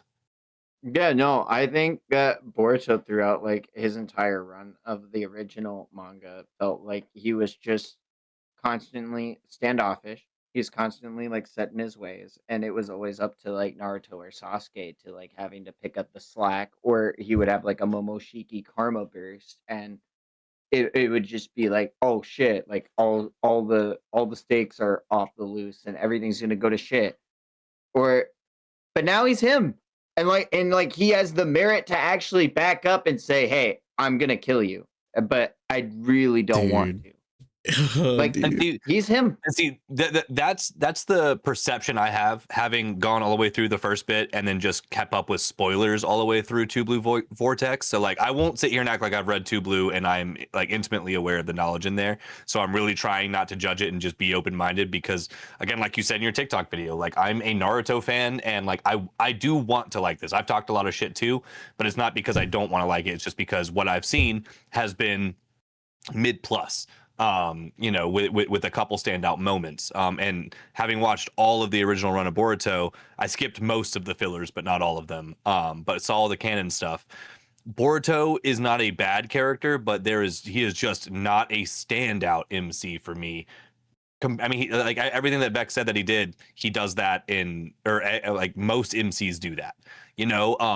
And not even saying he's doing it in a bad way or it's even outright to a detriment, but from what I'm seeing from Two Blue Vortex, he does seem like a significantly more just enjoyable character, more stand on his business kind of character. He's learned. They made like Guts we're at better. that point where he's okay. That's crazy. That's crazy. I think that it's just an unfortunate truth. Like if you like Naruto and you like Berserk, they made Guts better in Boruto. I'm not gonna speak on that at all because I've only gotten through about 90 chapters of Berserk, but yeah, I think I'm at 0, so. I think that specifically he had a tall order of overcoming predispositions and everyone who had a chip on their shoulder, and so he was narratively set up to be this golden boy. He's a prodigy. He was born with a silver spoon. He's the Hokage's son, yada yada, this and that and this and so having to define yourself outside of those of that box, off of that pedestal and whatnot, and like it's really interesting because going into Two Blue Vortex, he has none of that. And so that's like where I think a lot of people start to see this as true development, but I think that's a bit disingenuous because he has been developing as his own individual outside of the shadow of his father for the entire series after the Chunin exams. And I think that it's only extremely noticeable how far he's come now that we see all of those pretenses removed from the equation. But that's maybe just my take. I could just be reading too much into it and glazing my boy, but I love him. I adore him. Dude. He's him. He's capital H, capital I, capital M, him. And I adore everything that we've gotten in Two Blue Vortex so much, but I do really, really appreciate so much of the original series as well. Yeah, no, I'm happy you guys are having so much fun with it. I'm stoked to hear how this progresses. I feel like by next podcast, you guys will be fully caught up. Thursday. Yep. And there'll be a new chapter dropping the day of, so we'll be fully caught up with the community. That'll be sick. I can't wait, dudes. But yeah, we're 15 I'll try to deep. catch up. It's only like 30 chapters. I should be able to. I'll try to catch up by then. It's a monthly manga. You ain't got that dog in you. This is me trying to give you like that dog in you. But like them 40-page chapters, 30 of them, 120 pages in a day. Oh, fair. I forgot there are like 40-page chapters. And let me tell you, man, there are some fucking words on some of these pages. True. I'll tell you all the time. there are some words like and let me tell you, if you don't read the words, the moments don't pay off. But when the moments pay off, they're, oh my God, Jacoby, you don't even fucking know how much these moments actually pay off. Like, there's so much he knows spoilers. He probably knows more than we do. Yeah, I know all those. Yeah, I was about to say, I can tell you guys what's going on in current manga right now. Like, he knows more than we do right now. All of the, I watch the experience. To completion every Boruto video that comes across my page because I'm interested in Boruto. To completion. I've just tried to read They're Blue. children, dog. Yeah, oh yeah, dude, I'm finishing with this shit, dude. But like, dude. I've tried to pick the manga up twice, and I just haven't enjoyed my experience looking at it. Like, I don't know. It's just like there's a lot of points at the manga, and I mean, I'm live streaming it all. So if you want to see my reactions, go check out my Twitch or the VODs on YouTube. But I mean, like a lot of it is open face kick, or there's not enough double page. I have yet to stop and actually look at like an art panel from Boruto. That's what I'm saying. There's no backgrounds. A lot of it. There's almost no backgrounds in any of it. There's no backgrounds. There's no double page spreads, and a lot of the choreography has felt uninspired until Two Blue Vortex, and it's still like, I don't know. Like I still haven't checked out the fashion. I mean, I hate Himawari is top one. I hate to say it. Like she's my favorite character in Boruto. Why do you hate to say it? That's base. That's deserving. Like she has the best design. Because her design is like the simplest, but like it's like the best. It's like I see why you're saying you hate to say it, because it on the surface it looks pretty basic, but it's a realistic fit. It's a realistic fit with like a sunflower design. And then when spoilers happen and her hair does the thing like Kushina, like that, it's peak design. It's literally a peak design, and I love it. Like Himawari is literally like a peak Boruto design. And I'm like, dang. But on the surface level, when you say that, people look at this and they're like, this? It's like, yeah, I swear. It's cool, guys. I swear. It's cool.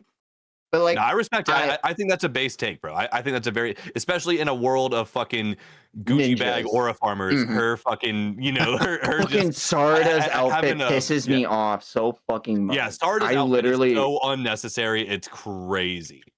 I was like, where's the rest of the Akatsuki cloak? Why are you just dripping it to his shoulder? Where's the? Don't even get him started on Konohamaru's cut. I don't know if I. Oh my god! Dude, looking all these up as y'all are saying it, there's so like three different ways. Konohamaru looks like shit. Oh my god! Like if it wasn't for them actually like. Oh my god! Hold on, I'll send you the picture after this. I looked up in Two Blue, and I'm not. I mean, he has like the three different like he has like the trifecta going on his head, and they and every panel, his hair is like sectioned off in a different way and facing a different way. He's never on model Konohamaru. If there is a model to follow, but they are doubling down. Panels that just don't look like that character at all. So maybe that's what you're talking about. I'm like, is that Konohamaru? Who is it? I thought he was fodder when he was first introduced. No, dead ass. Like, I just realized that maybe I have been looking at him this whole time, and that's Konohamaru, because I'm like, this is just a background ninja. Like, this is dude with the fucking wrap over his face. We were reading it live, and I was like, who's this dude with Shikamaru? And then that's the panel I'm looking at. That's exactly the panel I'm looking at. Like, oh, is that Shikamaru's guard? Is that a random, Anbu? That's Konohamaru? Who? Yes. Who is this? I'm dying right now. This is amazing. Is it maybe because we're not supposed to remember who everyone is because everyone's memories have been changed? So now Konohamaru looks like any fucking body else. Because he never met Boruto, he didn't realize how like spiky his hair did need to be. So he's like, I'll do like Kawaki.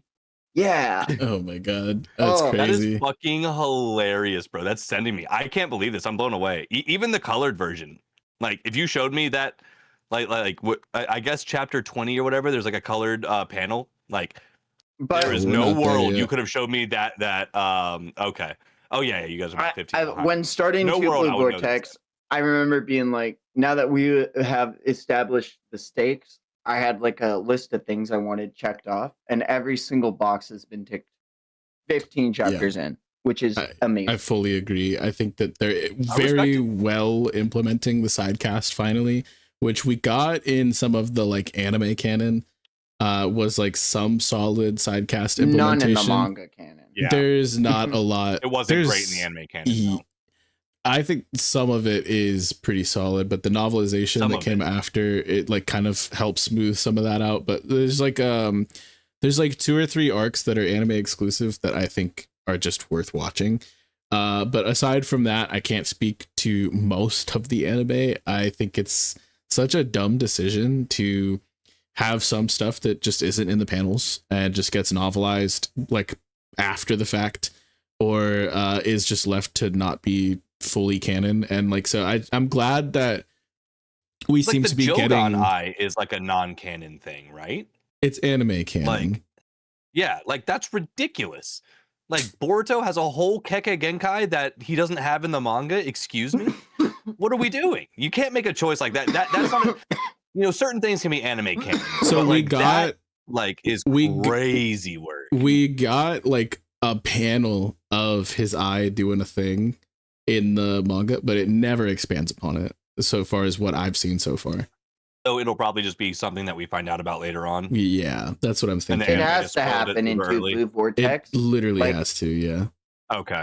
I mean, that's fair. It makes sense, like logically. But like one of the things I'm really liking is that it's putting a narrative focus on filling out the side cast, and it's giving us narrative reasons to make. No, that's huge. That's huge. I'm happy. We didn't have that in the 4th Great Ninja War, or during the Sasuke retrieval arc, or during the Naruto training arc, because, like, you know, the moments that happen, it's a Naruto training arc while Shikamaru and the team are chasing down Kakuzu and Hidan, and it's like, man, I hope Asuma's cracked or they're fucked. And spoiler, he wasn't. And like, getting cracked. Oh no. But now we have a narrative reason to actually like bolster the cast. And the only thing that hasn't been checked from that box now that I'm looking at the list is which is, I guess, one of my biggest gripes with the whole series is a more focus on taijutsu in a way to like bolster it back into the main focus so that the choreography can be pretty again. Because has a chance. I love Naruto. I love Naruto the manga. A lot of the fighting and like different perspectives that you see Kishimoto take, because he wanted his work to be animated. That's like one of the things Kishimoto in a lot of his interviews when talking about it was he took a lot of inspiration from Dragon Ball and how those fights were animated. And when drawing Naruto, that was like a main thing, like the Forest of Death and all the different like angles you get from different branches from trees while Sasuke and Orochimaru are fighting, or while they're getting assaulted by like the swarm of Hidden Mist Village. Like the different like amount of perspective manga shots you get from that versus like in a Boruto fight, I see someone getting open face kicked like 3 fucking times at least, and I'm like, it's definitely and there it is again. It's definitely not as bad into Blue Vortex though, and it is not. And with Blue the Vortex, fleshing it out, has gotten a lot better. Yeah, with the fleshing out of more side characters and whatnot, we've seen a lot more jutsu, because a lot of fights just kind of boil down to like, oh, he's gonna Rasengan, oh, he's gonna Shadow Clone, oh, he's gonna Karma Blast, and that's like it. And like it will be, if we see like a lightning bolt, like a Raiton style lightning, that we're lucky, you know. Like, and some fights are really like more complex than that, but a lot of them boil down to that in part 1. We've seen so much more just like jutsu being used, but you're right, it is not taijutsu specifically that's getting a lot of the focus here, and that does feel a bit unfortunate. And I'm not somebody who really cares too much for choreography in manga, just because I prefer fights in anime always. And I think that the Boruto anime did do some of these fights a lot of justice. Oh yeah, they did, dude. Yeah, that's what I've been hearing. The Ishiki one fight of the best anime fights of all time. It's so good. It's one of the. But that's why, like, I drew the direct references on like how Kishimoto in his original run of drawing Naruto, and I mean, it's all just there's like no Shippuden, like it's all just Naruto. Yeah. But like in his original run of doing it, he always had like the anime in like the background of his mind, because he wanted, and he always using these like really cool shots to show off like scale or like how these jutsu work, or And in Boruto, I just feel like it feels like it's always either like an over the shoulder or like a full scale from where the kick is taking place. And that's the only like gripe I've had right now is I just want more. I just want more. Yeah, no, I feel that. As a gripe I have shared, so I hear you. But there's another 15 chapters, and like I said, they're 40-page chapters, so who knows? I also think there's a high potential that we do see a lot more choreography with Himawari specifically, because she isn't somebody who gentle fist.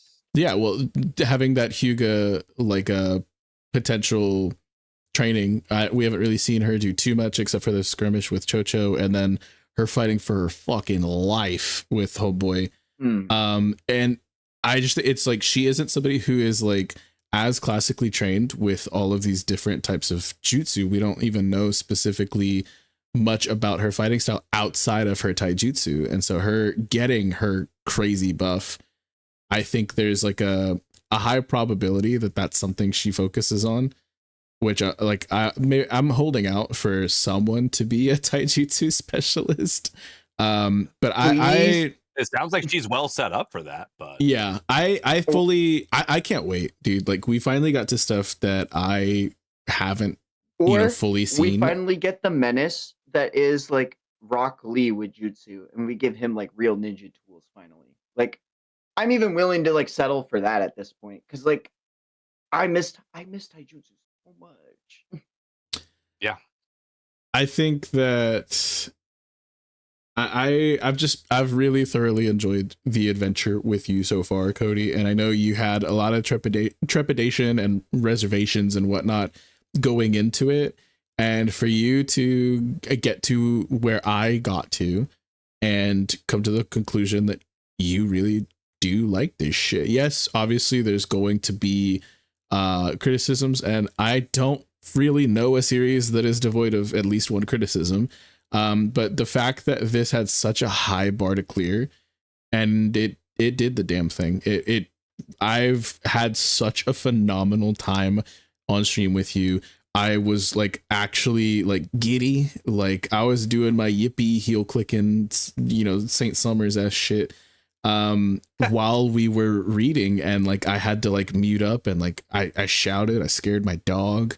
And like the hype is real, man. Like this shit is good. Boruto ain't worth scaring the dog, bro. We gotta draw a line somewhere, man. We gotta draw a line somewhere. She's fine now. Yeah, she's fine now. But I've just we've read through a few things together now, Cody, and this has been, I think, the highest bar that needed to be hit. And I'm glad to have heard from you that despite your reservations, it has gotten to a point where you actually do like it. You actually do appreciate it. And I think that everybody, no matter how big of a fan you are of the original series, should get to at least this point to like really experience what everything this story has to offer. It has, for me specifically, elevated some of the glaring flaws that I had with the OG series. And there are certain things that I'm like, hey, maybe we could add more of this. Maybe we could add more of that. But all in all, I am extremely appreciative of the story that we've gotten. And I think that it's just so unfortunate that it gets hated on so much by a lot of people who have not even given it a shot, like a legitimate shot. There are people who are more informed and who have valid criticisms, and that's fine. That's not what I'm referring to right now. But there are so many people who have not even tried to pick up the manga, and who solely judge it by what other people say about it online, or who only judge it by the movie or the anime, or I don't know. It's just, I feel like that's unfair, and it feels so validating to have this experience with Cody and to get through to the other side, to where I got to, and to hear him legitimately hype and like saying the words peak and things like, and like, I love that. I absolutely love that. And Cody is somebody who means so much to me in this world because I get to share these experiences with him. And it's been JJK, We had a 5-hour discussion about Fire Force. We've done this with several series, and we plan on doing several more as well. But this one has hit the hardest for me specifically because I know how much Naruto has meant to him, and so this is just, it's awesome. I'm loving it, and I can't wait for Thursday. I literally woke up every day this week being like, "Is it Thursday?" Hell yeah, dude! Good shit, boys. Does that mean something else that Cody feels very strongly about? Oh man, it is tough. Oh my god, you read it? Are you sure? Because like Yeah, I had a meltdown. I want you to know, like I literally. Yeah, I finished it during Kagurabachi. Oh my god, guys! Idadori Yuji's my goat. Like a fuck Boruto. That's my goat. Dude, Yuji is insane, bro. Dude, when did you beat? Were you always this week? Like, oh my god! As he's opening his domain, domain expansion is literally the peak of the fucking person's technique, and Itadori dismantle. What? Dismantle. Dude, that panel. That dismantle panel. Fuck, dude, that shit was crazy. It looked like a Tool cover, like a cover art for an album or something. Like that was like some Alex Gray shit. Like that was insane. Yeah.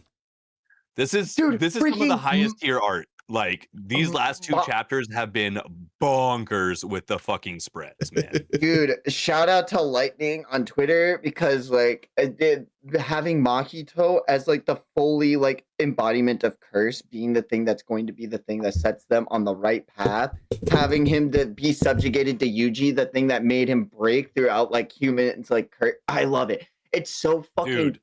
It's like peak writing. This was so well written, bro. Like that was like there were moments like while you were talking about that I was actually freaking out, but like the social commentary, like Yuji having this conversation and being like, "Hey, dude, what we're doing is still fucked up. Like there's no good way around this either way," and him just coming to the conclusion that he's willing to bear that problem.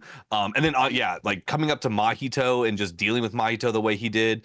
Fucking the statement of like, dude, like I can stop him. I just don't know if I want, if I can like not kill him. And when homie was like, "Oh, you don't have to worry about that. You can just go as hard as you want because he's just a fucking spirit. He doesn't have a body." He goes, "Oh, all right, sick." Like Jesus Christ, man, Yuji is nuts, bro. This is the main character we wanted out of him in OG JJK. Sorry, I feel a little let down from what we've gotten from Mahito in that it like when we first got that like glimpse of him back in like chapter 8 or 9 I think it set it up, at least to me, that he's this like looming Machiavellian, like this like string pulling, like I'm ready, I'm plotted, I'm gonna get my get back, and like it truly felt like he was a menace and he was something to have on our radar narratively. And then when we get here, he feels like a neutered house pet that's like, "Oh, you just came home from work." Like, "I've been waiting so long for you. I pissed in the corner. Don't look over there." Like it just feels bad to me. But like also I hate this motherfucker. So it's also satisfying to see him get molly-whopped. Like, but it's like, I don't know. Like part of me is a bit let down. Part of me is like through the roof about it. You know what I mean? I can't believe. Shout out to the goat Tsurugi for taking the hit. Like that shit broke me. I hate it. I hate it here. I'm shaking trying to like rationalize like why he let it happen.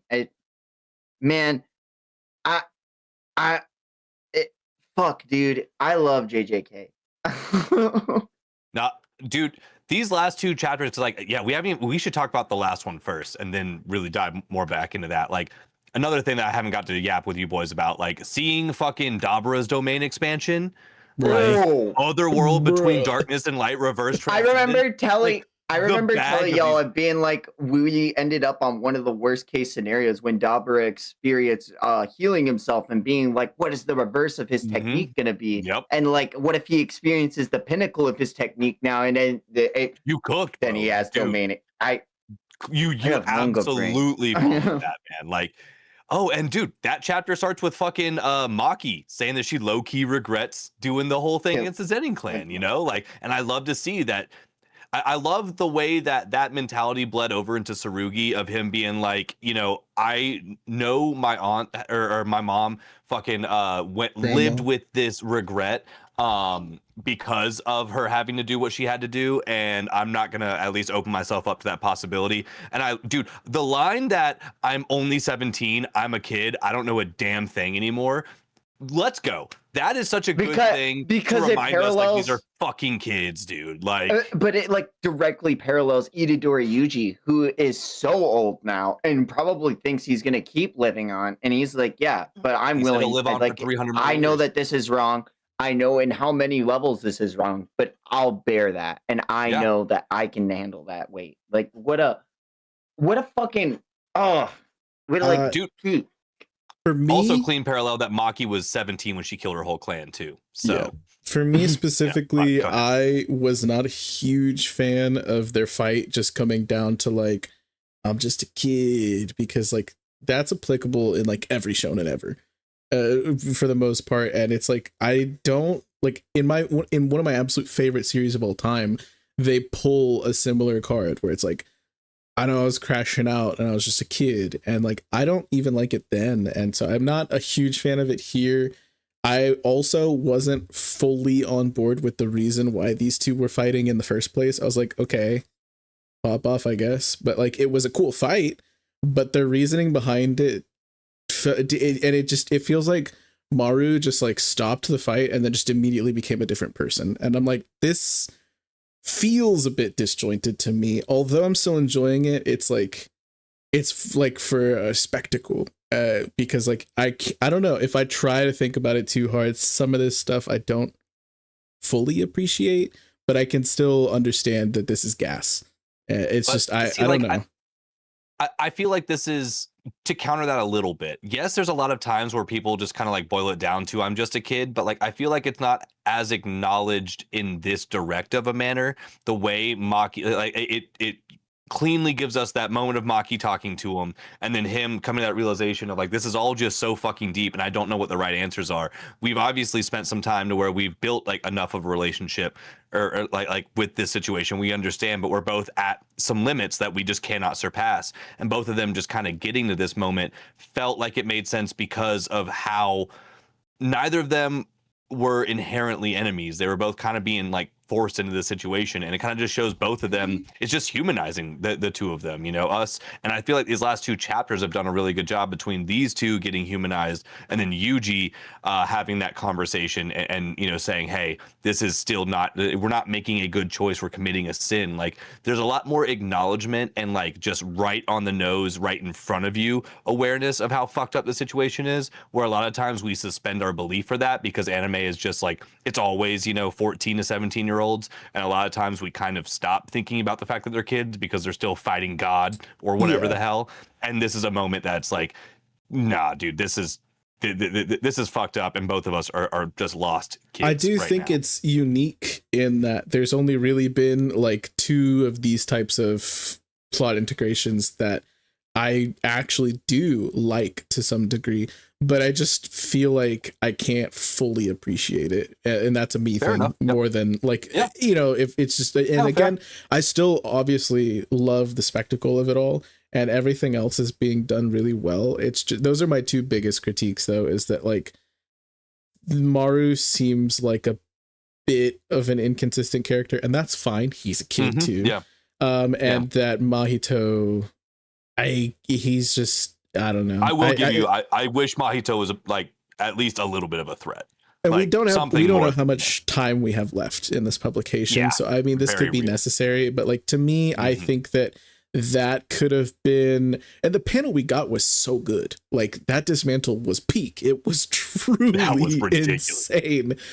And I wouldn't trade that for like more of Mahito taking some of my favorite characters away from me. I wouldn't, but I think that with what was established, at least in my mind, I was expecting a little more of a showing than just like, it literally just felt like a neutered house pet. And I think that if this were stretched out and give it a little bit more time, I would maybe enjoy these interactions a little bit more. But I'm still enjoying them is the main takeaway from this. I hear you, brother. No, for sure. The hidden Callion that homie had was kind of crazy to me. Yeah, it was like, wild. Cody, what do you think about that? Can you break that down a little bit for me? Because I'm gonna be honest, I realized I was 2 chapters behind, so I read 2 during this stream, and I couldn't focus as much on that as I wanted to. But like, this is an interesting thing that we're doing to use it. Is this just like the most ancient cursed spirit? Like, oh, I can't hear you again, Cody. You're. Hold on. How about now? Yes. Yeah, there we go. I must have it hotkeyed to something, but what do I have it hotkeyed? Dude, that happened to me earlier, but with Discord. Be like that. Interesting. We'll have to run the numbers later, but I'd have nothing on this because this is outer space. It's fully unexplored. I mean, fair, yeah. I just found that like it looks sick, and what I am noticing is that I didn't see it crying, which I don't know if it doesn't have a resonance to the what if this is what happens when a being like Tengen is fully realized. That's what I was thinking, is that this is like a final form Tengen kind of thing. That's exactly where my head was at. I respect that. I see that angle for sure. I don't even think we need a full answer, honestly. But like, also, like, does this not just look a lot like Dabura? Kind of. Like, I think the horns, right? Yeah, with the horns and with the way the eye is. Because Dabura's eye is vertical instead of horizontal, like most of the Sumerians. So like Dabura's eye sits a little differently. Much like this Callion does. So like that's kind of what I took from it, is like whatever whatever Dabura is, I know he's like a slightly different like side of this. Deskunte like, instead of Deskunte, exactly. Like this is potentially either an ancient Deskunte and like they evolved from this, or this is a final form of them, and in theory, Dabura could eventually be this. I'm guessing they evolved from this, is if I were to take that angle at all. But I don't know. This creature just looks just so much like Dabura to me. It's crazy, because Dabura even has the lines on his forehead, just like this creature does. Like this creature has the eye and then like the 3 lines going out from it, and Dabura has, let me switch. He's got 4 lines going out from it. But like again, just in so many different visual ways, they're similar. And it could even be something along the lines of him being akin to a vessel, like Yuji was. Yeah. So I mean, we really don't know because there's a lot that isn't explored. So new. Yeah. And some of the concepts they're being a bit fast and loose with, which that's been a thing with a lot of JJK takes, is that they're like very explanatory and convoluted about some things. Well, here we have some things that are not being over explained. They're just like, and there you go. It's not convoluted. It's like, hey, here's A, here's B, and now we have C. Let's do this. And like, so it's not really fully explaining to you like how the mole from their mothership and Mahito's like it's like, hey, this is just gonna work, trust us. And I'm cool. Just hear us. I'm cool. And with I'm that, not mad honestly. at that either. Yeah. That's how I ran with all of JJK. I mean, I'm one of those fans. Yeah. Like, you're right. I just said okay to half the shit they're telling me. But as far as the spectacle goes, I understand it or not. Yeah, as far as the spectacle goes, this is a phenomenal run. This is insane. But it's so much more fan servicey than I thought it would be, as far as like giving us things like Yuji being like, my boy Toto, yeah, he's got a little fucking vibra slap for a hand, and then which makes it sound like he might be alive. It does. It absolutely made it sound like that. I think he is. Us getting Maki a little bit, us getting all these like this is way more directly connected to OG Run JJK than I expected it to be. I really expected those to all just be like, every one of these characters just be like at best a name mentioned, and now we're getting a lot more of that than I expected. I'm stoked about it. Peak time to be a JJK fan. Facts, dude. How many more you think we got in us? What number chapter are we on now? 21 or 22? I think is the one that we just finished. Yeah, dude. Another 5 more years. Another 5 more years. Yeah. I'm thinking, dude, like with where we're at, I hate to say it, I think it can be done by 30. I want to say 35 chapters. 30. But 30 is like 8 more. And I mean, Yuji's straight active right now. And and Dabra just hit his domain expansion against Maharaga. I can't imagine that fight's going to go on much longer. Tsubaki just finished his fight. So like Tsurugi, my bad. What the fuck is wrong with me? You got there. Yeah, like Tsurugi. I was like, that sounded wrong. I was close. But yeah, I mean, we don't have a lot more to cover. What more needs to be covered? Like whatever just happens with Yuji and but like the end of this Maharaga Dabra fight, and then what happens when Yuji takes all the curse energy from the potential for curse energy from everybody. I like the idea of leaving the people with curse energy still to have it, and then once they die, that's it. I love that he asked the question, what's going to happen to me? Like, but I think within 8 chapters is realistic, dude. I hate to say it, it could probably, knowing the way Shonen loves to just be like, you know what, we're ending tomorrow. This shit could be done by like 26. But I just fucking hope they don't do that.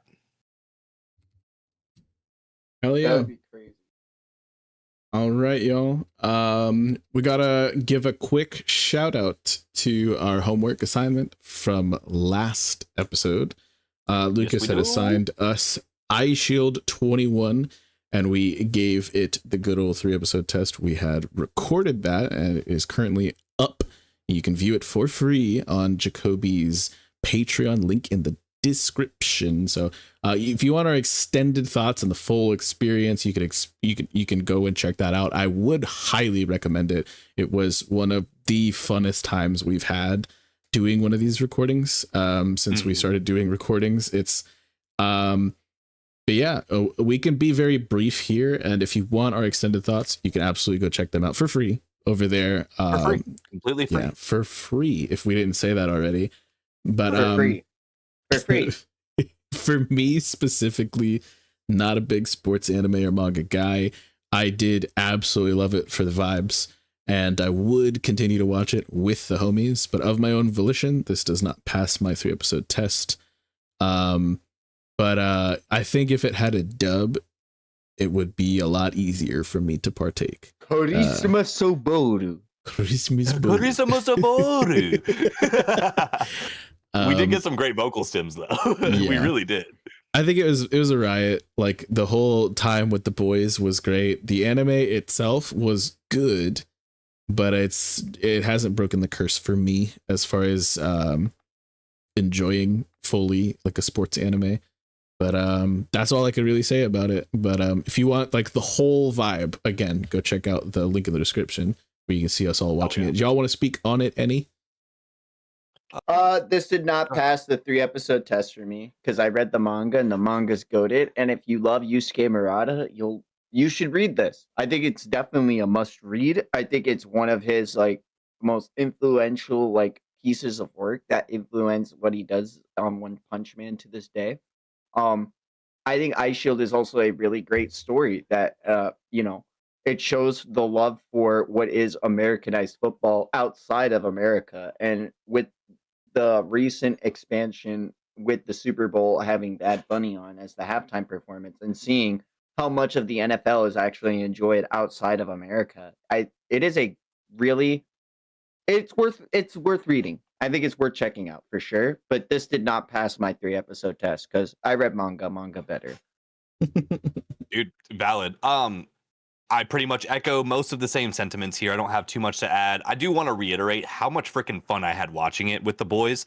It's exactly the same way I feel when I go to a football game. I would never go to a football game on my own, but if I go to a game with a bunch of friends who are super passionate about the game that's happening, I can have a really, really good time with them. And that's exactly kind of what happened here, where we all just had a great time watching this unfold. You wouldn't catch me watching it on my own. I'm not a sports anime fan. I think the only full season I've ever watched is Blue Lock season 1, which I enjoyed because the animation was so good and the story was all right. I do think this is a good poster child for the manga, like Cody said. Still not sure. I mean, this is something that I do feel like I should check out just because of the legendary status that it has, and I know the art is so quality. But like Vex made a really good point in our recording, that, or maybe it was actually Cody. It might have been Cody that made this point that like after the first 3 episodes, we kind of get the relief of them winning a game. Spoiler alert. And it didn't feel like that relief was going to get that much higher the next time they win another one. And that was kind of like a really good point that kind of opened my eyes to, yeah, I would watch with the boys, would not watch on my own, but still very solid. If you like sports anime, I think it would probably pass your 3-ep test. Like, I think that's the biggest thing is like, even if it was a 10 out of 10, that doesn't guarantee I'm going to watch it. So yeah, but go check it out on Patreon. Genuinely one of the most fun times we've ever had recording a 3-episode test. Still worth it. Still something to consider. And if you guys like it enough, like I could probably finesse the boys into watching a couple more episodes with us, because we did get some decent responses on Patreon. I didn't realize we had as many sports fans in here as we do. So it's good stuff. I'm still not. Oh my God, Shady, you know ball. Let's go. That's not apparently Hajime no Ippo is huge. No, it's about boxing. I'm kidding. Okay. Yeah. Without further ado, bear with me. I might be a little slow on some of this. I'm doing it from my phone. That was me bearing with you. Wild. We have game time, folks. Game time. It was Lucas's week to run the game, but I'm covering for him. So this one's going to be kind of lax because I only have 2 contestants here today. But what we are going to be doing is a little thing that I like to call build your own Isekai.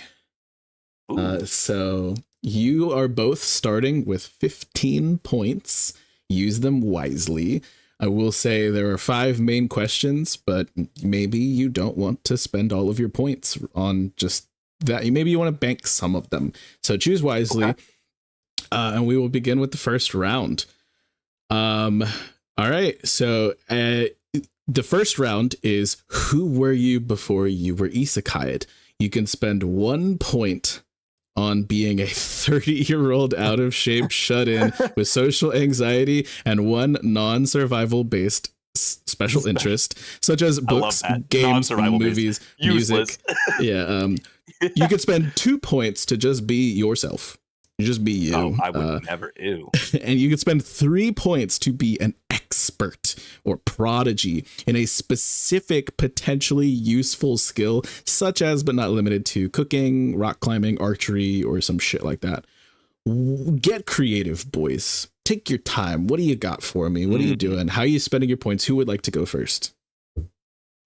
Dude, this is a tough one. I mean, I can guarantee I'm not spending it on myself. I am useless in Isekai. So you're going to be a 30-year-old out of shape. Well, the problem is I'm not far from one either, because I am 30 years old. I wouldn't say I'm in shape. I'm not a shut-in. And I have minimal social anxiety. It comes and goes. No survival fucking skills. I'm really good at music and decent at games. That's already me. So 1 and 2 are the same thing. So I guess I have to be an expert prodigy. What are you gonna be a prodigy in? But what am I gonna be a prodigy? You have a unique skill. But right now, do we know what type of world we're going into, or we have no information? That's another thing. That's another question. Figured, we're not there yet. That's the point. Okay, so I don't know what kind of skills you'll need.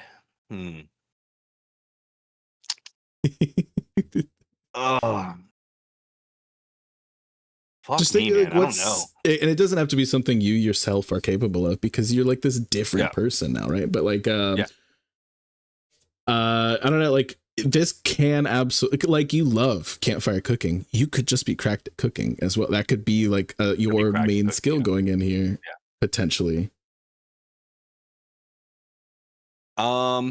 I think I would want to be like an expert engineer, like being able to tinker with things, like make crazy devices and gadgets. Okay. I think I want to spend my 3 points on being, I guess let's just call it an engineer. Okay. Keep track of your points for me, by the way. So you're down 3 from 15. So you're at 12. Bet. So you're gonna be like Senku coded. Cody, what are you choosing? Get as creative as you want, brother.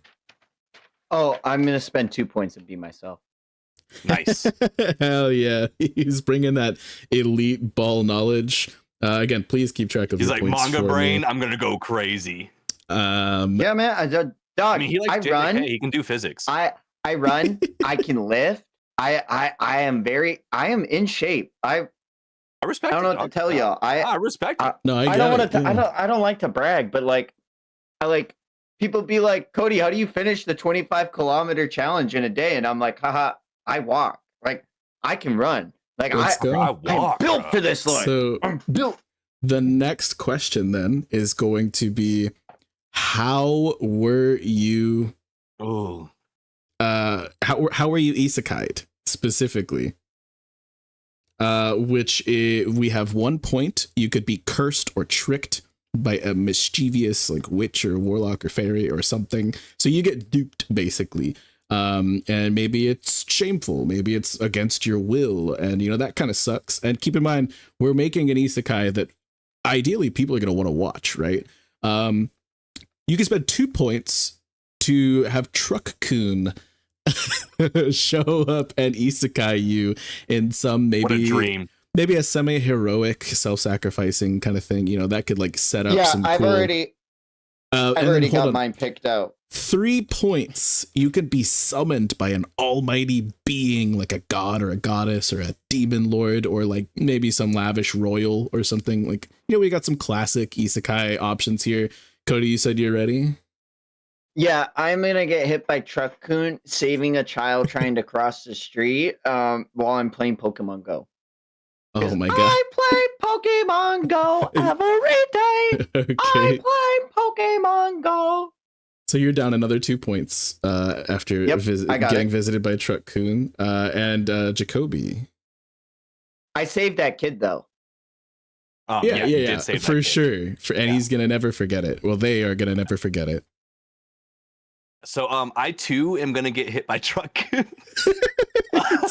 Don't sound too eager. Only because it's the dream. But because my character was going to do it on purpose, decided not to, and by sheer bad luck gets bumped into by someone running down the street to save a kid, and then I fall in front of Truck-kun, and then I get isekai'd. So we're down to 10 points. Let's go. That's my story. I'm sticking to it. Okay. But I chose not to. I just want that to be known. That's an important part of my character development. See, Jacoby's someone I wouldn't tell my backstory of my D&D character because I'd somehow have a long-lost brother magically. Oh my god, stop. The deep lore. The deep Cody lore. Let's not do that, please. This is a new channel. Okay, next up we have, how OP are you in this new world? This is not going to be the full extent to your OP-ness. There's gonna be another question that kind of helps bolster that. Wait. So you can spend 1 point to be literally a newborn baby with the mind of your past self and average potential. So you could grow up knowing all that you've already known and have like the average potential, but like instead of wasting time going goo goo gaga, you're like a full grown adult mind. You know what I mean? So you could do that, or you could spend 2 points and you could just be your past self, but with a few slight buffs. So you just get Truck-kun and are instantly moved to a new world, same person basically, but with a few added buffs. Or you could spend 3 points to be like some hero figure with like you're extremely talented in whatever new power system exists in the world you go to, which could be like magic or Nen or Tao or any of that shit. You know what I mean? So you could just be normal average potential, but you start from a baby, or you could be yourself basically, or your past self with a few upgrades, or you could be cracked. How are you spending your points, boys? I'm gonna be cracked. So you're spending 3. Yeah. Okay. Yeah, I'm spending 3. You know, if it's gonna be me here, I want to be able to utilize everything to its fullest. So like, it's only gonna make me better. Respectable. Valid. So you're spending 3. What about you, Jacoby? I think I'm gonna run 2 points, and my past self with a few slight buffs. Since I'm an expert engineer with a few slight buffs physically, like, can we say? Do we say what those are? Do you want me to like break those down? You can, yeah. Get as creative as you want. Absolutely. So definitely like general like stamina, like health bar kind of boost. If that would be the thing, Vitality, I guess. Yeah. Vitality is the right one. I conceptually I want to be able to move a little bit faster. Like, we're not talking speedster, but like, you know how when like you see like a meme of like an anime or whatever of someone like putting together like an item really fast. Since like I'm an engineer, I kind of want to have that like Skywalk. Toon Force. Just say Frankie Skywalk. Exactly. Yeah, I got you. Yes, exactly. So I want to be able to like just speed run build something, and that's what my slight buff is. He's mainly Fortnite building mode. Dude, I'm Fortnite building mode. Yeah, straight up, dude. Yeah, I'm a sweat that builds a castle if one bullet flies my direction. No, I get that. Sweating right now, I like that. You're keeping track of your points, right? That's 2 points, yep, correct? Yep. Okay. Yep. How many? What are our totals? What are your remaining totals, boys? I'm at 8. Oh, neck and neck. Okay. Okay. All right. Next question is Next question is, what kind of world did you get isekai into? 1 point for a brutal low fantasy setting with widespread poverty and suffering. 2 points, a whimsical high fantasy or high-tech world with a moderate amount of amenities. Or 3 points, your pick of any anime, manga, or video game world. You're a dick for this one, bro. This is tough. Yeah. This is tough. Because like I could go into Pokemon right now. You know what I'm saying? Could. Like, you absolutely could. Is if you spend your 3 points. Or anything else I like. Yeah, I'm spending my 3 points. All right, where are you going, Cody? What's your world? Hey, you there. You're finally awake. You were caught trying to cross the border to Skyrim, weren't you? Dog. Like, you're so real for that. I've literally spent and you're so yourself. many years. You're yourself. Mm-hmm. You know. I've literally spent so many years in Skyrim that like I've platinumed the game, 100%ed all achievements 5 separate times, which means you have to play it without mods and everything. Yeah. I've lived Skyrim. That's valid, man. I'm not mad at your argument there. Pokemon would be my game if I go. But like, let's be so for real. Let's have the conversation. Pokemon world, but like, probably not how we see it. These things are flying dragons that could burn you alive at any point. You know, maybe because like if someone wants to watch this isekai, then you got to have some stakes in there. But if I'm a good engineer, I could I could just make infinite Master Balls. You could build your own Pokemon like Genesect. Oh my god, I can make Mewtwo or Genesect. Oh man. Okay, so you're both spending the full 3. Fuck. Oh, I don't know if I want to, but dude, it's Pokemon. You can go to a brutal low fantasy. You could be in the other option is whimsical world. High fantasy, dude, because like that shit sounds fun. But honestly, if we're being so real, even with whimsical high fantasy, it could be high tech. It could be like steampunk. Yeah, but I don't want to go to cyberpunk or steampunk. I don't know. Steampunk worlds don't sound fun. That sounds all very hyper communism. Okay. All right, Pokemon. It is 3 points. 3 We're points. Going to okay, so you're both down to 5 points, and we have 1 question remaining. Oh shit. And then there's the bonus round afterwards. So here we go. What makes you unique in this new world? 1 point. Literally nothing. You are not unique. 2 points. Useful tool or skill. Nothing crazy hacks, but like think like a menu system, like in Solo Leveling, which it by itself is not crazy. But it can you can get creative with it. Or think like Hammer Space, like Makoto in Campfire Cooking. He could just store everything in his little pocket dimension. Yeah. And that could be useful, or like a knowledgeable familiar, or a smartphone with unlimited battery. You can get creative with this one, but not cracked. Because cracked is where 3 points resides. We're talking about straight hacks, like a sword that can cut through almost anything, or a nearly unbreakable armor or shield, or just being able to like read minds, or near infinite mana, or something like that. Like we're talking like legit cracked. If you so choose to go down that route. Now, if you gotta think about this, Jacoby, I'm ready to spit for a minute. Spit. I got you. Because I'm literally taking 1 point for literally nothing. Because if this is an isekai that people want to watch, it's literally me. Like, has like all of the freaking like. Let's see. It's me, summoned by Truck-kun, with a natural talent in the world of Skyrim. So I'd be a natural talent in speaking of Thuum. Like that. Literally.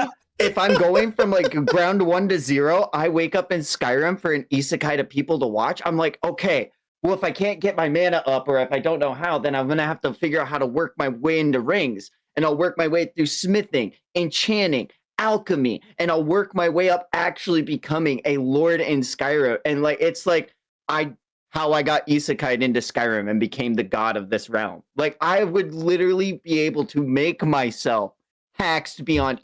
I could literally forge a sword that could cut nearly anything or make nearly unbreakable armor.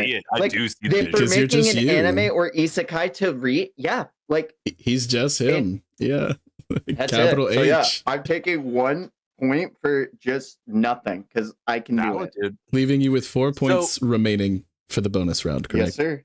All right, Jacoby. So what's fucking me up here is that I'm going to Pokemon, and I really need to think about what the fuck I even need at that point. I can make, as of right now, I'm in the world of Pokemon. I can make Master Balls infinitely. You could have like an IV checker if you just do like the second, the 2 points. That's cracked, right? Well, it's not cracked, but it's like, it's situationally dope. It's not cracked that enough makes to you the best Pokemon trainer in the world because who else is checking their IVs? You could be like youngster Joey. Dude, that time I got hit by Truck-kun and became the best Pokemon trainer in the fucking world because I have an IV check skill. Yeah, you could literally have a top percentage Rattata like youngster Joey. I actually like that idea a lot. And I think that would only require 2 points. Like, that's not hacks to the point. You're not like, I have a one hit KO 100% accurate move or like it bypasses that. You're not like getting the most cracked. You're getting like a very convenient buff, right?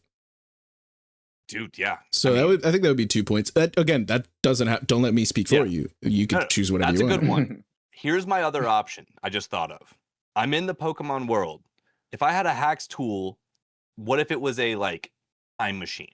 So I could go forward or backward to catch all these like paradox Pokemon, prehistoric Pokemon, the prehistoric one, and then the future ones that are all like it's called mechanical. Celebi. You just want a mythical Pokemon. Like, I just need Celebi. You're right. That's all. It's just Celebi. That's a good point. That's a good point. That's why we're spitballing here. That's why we're spitballing. Yeah. Dude, I actually really like that idea that you came up with. Because dude, an IV checker or I think an IV checker would be it. Just so I could become the most power. I mean, like. The most power. I like that. And it would make for a very interesting isekai still. You wouldn't be so OP that it's like, oh, it's typical power fantasy. It'd be like campfire cooking where you find like a really cracked freaking Gulpin or something. You'd be like, oh my gosh, he's so that's what it would be. That's how I feel like it would be, is I would be getting the most broken Rattatas and Gulpins and fucking whatever the fuck. I mean, like a Minun. I'm just going dummy with a Minun for no reason. Like, you're just soloing gyms with like first stage Pokemon. Dude, really, yeah. Yeah, so I see it. I'm gonna go with that, dude. Good pull, actually. Okay, and so that's 2 points for you, meaning you have 3 left. Is that correct? Yep, 3 left. All right, bonus round. This is where we can get really creative here, and we're talking about the budget, boys. Here is a chart based off of your remaining points of how much money you have to spend. Did that not send? No, it did not send. Nope. Ain't no way. I love it. Cody about to go dummy on this budget though. He's like, you know what? I don't need a good budget because Skyrim was great on a, whatever that year budget was. Okay, well, That's I tried. 2012. I tried 3 times to send it on my phone and it has not. Okay, let me just tell you what your budgets are based off of how much points you have left. Jacoby, I'll say you first. You have 3 points remaining. Is that correct? Yep. Your budget is 5 million. Ooh, like, all right, for the season, for the episodes, like for the season episode. So you could decide, is this going to be 12 episode, meaning you would have X amount per episode, or a 24 episode, or it's like a continuous thing, and like that would kind of be indicative of the quality. You could even decide within your budget, who's gonna be voicing your character? Oh shit. And things like that. And so like that's kind of cool, right? I think Cody's in the zone right now because he knows he has a bigger number than this. But you can decide which studio is animating your shit. Like you could choose JC Staff, or I know you're gonna choose Toei, but Cody, I was ill prepared for the Toei pull that time. Cody, you, good sir, have 7.5 million. Oh my God. And so divide it up, do the math however you'd like. See if you want to do 12 episodes, you could pump like 500,000 into each of them or some shit like that. You figure it out for yourself. 12 episodes? You could do 24. I'm sorry, Vex, but I'm doing something way beyond that. I'm doing an 8-volume release with written by Gege Akutami and drawn by Yusuke Murata. That time I got isekai into Skyrim and broke Serana's curse and married her. That's what Holy shit. Dude knows what he's about. Holy shit. Dude knows what he's about. Okay, I get it. So what, do you have a studio in mind? If you're I doing had an to adaptation? pick anyone, Shonen Jump, because no Kodansha? Oh man, if I had to get an anime adaptation, oh man. Do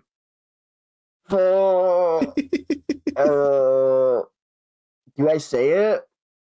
Man, I would really love it if either Katakawa or fucking. Oh god, Cody, fight it! Fight it! Oh man, who are the people that did Fate and Demon Slayer? A1 or Ufotable? If I had Ufotable do it, oh yeah, that would be it. That would be. You have the budget for it for sure. That's crazy. Yeah. Because like I think it would be absolutely beautiful. Each of the different gods would have each like their own different like domains and background and like different aspect, and like the sound design would be off of the freaking. Oh, dude, Yugo Kano. Yugo Kano's doing my sound for like the entire thing because I'm such a JoJo guy.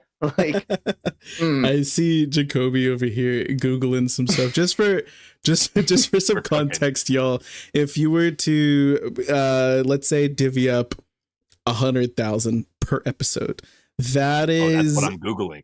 That is on par with, from what I recall, that's on par with productions like most of Attack on Titan. Mm-hmm. Like however, like Frieren. Yeah, however, Death Note famously had certain episodes that cost as much as $1 million back in the day, which is so there's like Neon Genesis. Listen, I'll have a Neon Genesis run. I don't give a fuck. I'm getting good. Yeah, you could also scene of Serana coming out the coffin is A1. You could also spend a lot of it on marketing or on like VFX. We know how much Jacoby loves 3D animation. Oh, you already know what this anime is about to look like. Not that. Boom! We ain't saving money there, baby. Oh my god. Yeah, spit. What's your isekai concept? Who's your studio? You got a key, animator or a director or a sound guy. Like what's going on with Jacoby's isekai? Tell me on it, because I got a good vision of Cody's. So we're in Pokemon World, so we need to appreciate that. So the studio I'm going for, the people who made Pal World. Yeah, the people who made Pal World. Yeah, exactly. I actually just want to make Pal World officially. That's what all of this is actually. It's official and unsuable. That's my super high cost skill.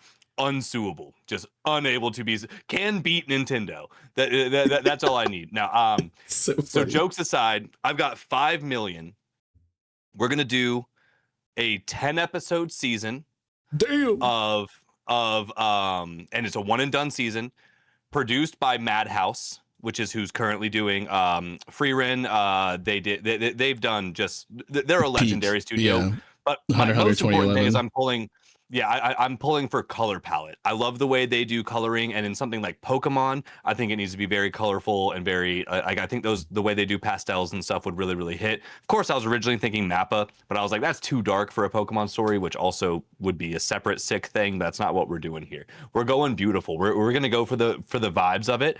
We're doing 10 episodes, and at 5 million, what was like an average episode is like 100 to 300,000 episodes.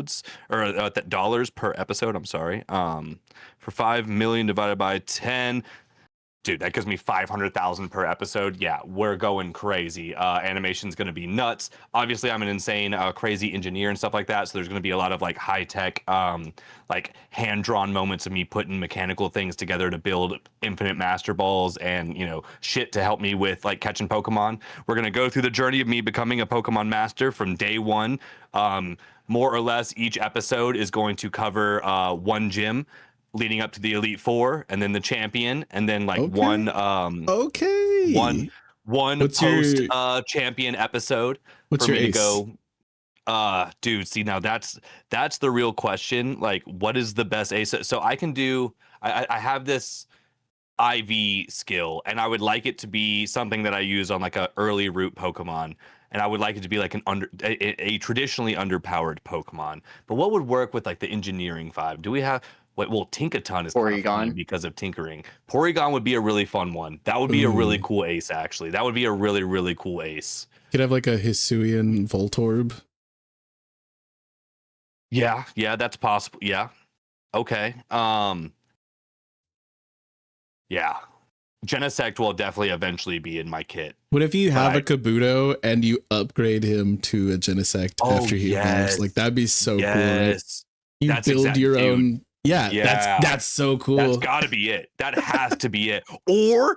Or I do what was the other fossil Pokemon that turns into it starts off as like the little like crab kind of like crustacean thing. It's not a crab, but Anorith, that's the into one. Armaldo, into Armaldo, but I more so make it Mecha Godzilla. That'd be so sick. Or like any of the Paradox Pokemon that are like the future Paradox Pokemon. They're like super like science high techy. So like that could also, you have like a normal version and then you like fine tune them up into like their like futuristic versions. God, dude. The lore of this anime turns into me being the one who created these mechanical Paradox Pokemon. My God. That's how we get there. You have a Makuhita who actually you have a Makuhita and he turns into Iron Hands. Iron Hands, yep. Yeah, VGC dude, that would be nuts. Yeah. And we're getting 500,000 per episode, so each gym battle is going crazy. Like the first bit of the episode, like will follow me like either engineering something, going and getting a Pokemon, and then the next bit is just the gym battle. It's gonna be quick. I want it to move fast. I don't want to spend too much time. This is kind of like a one and done. Like you gotta just kind of understand the premise, but I'm also kind of lit with it. So yeah, I'm thinking 10 episodes. By Madhouse. I want the sound designer for Fire Force season 1 and 2, without a fucking doubt. I could get someone crazy on the soundtrack with this too. Dude, Daft Punk on the soundtrack. What? You're gonna get them? You're gonna have them come for back? 5 milli, you're gonna reunite. I'll do it. We'll figure it out. Yeah, you get the gorillas. You can get the gorillas. We wouldn't be able to get Daft Punk. It would just have to be me. Or just someone who bangs with this shit so much. Get the gorillas. That's like I think that's a sick pull, right? That's a really doable one too. I think that is it extremely really doable? Yeah, they collab so much, like so much. They're just willing to collab. That's fair. If you were to say like you were doing that and like they were able to incorporate it to a music video, yeah, that definitely would. Okay, like, so in summation, I don't know about the in submission. In summation, we have Cody, who is himself getting truck-cooned heroically. He's saving a kid into the world of Elder Scrolls, specifically Skyrim, and with all of his normal knowledge that he himself, present day IRL Cody, has of Skyrim, and he has a pretty cracked budget, but he's going for a long, slow burn kind of thing where he just fully does the damn I'm thing. going that manga route. Oh yeah. And that's his isekai. Any other special things of note from your point allocation that you wanted to shout out that I forgot about? It's the fact that like I don't need anything to make myself cracked in Skyrim because I'm able to know how to make myself so cracked in Skyrim that I would become my own god. This is like Omniscient Reader, but for Cody and Skyrim. Like I'm kind of here for it. I'm not gonna lie. And that's really interesting. He's got Yusuke Murata and Gege Akutami churning it out. That's crazy. And since the manga industry sucks, you can only pay him like $50 to $100. Dude, yeah. That's, crazy. You really don't even have to spend any money on that. You might as well get Oda, dude. Dude, Murata would just read this premise and he'd actually be like, honestly, with what they're giving us for One Punch Man, I'll do this. Yeah. Sign me up.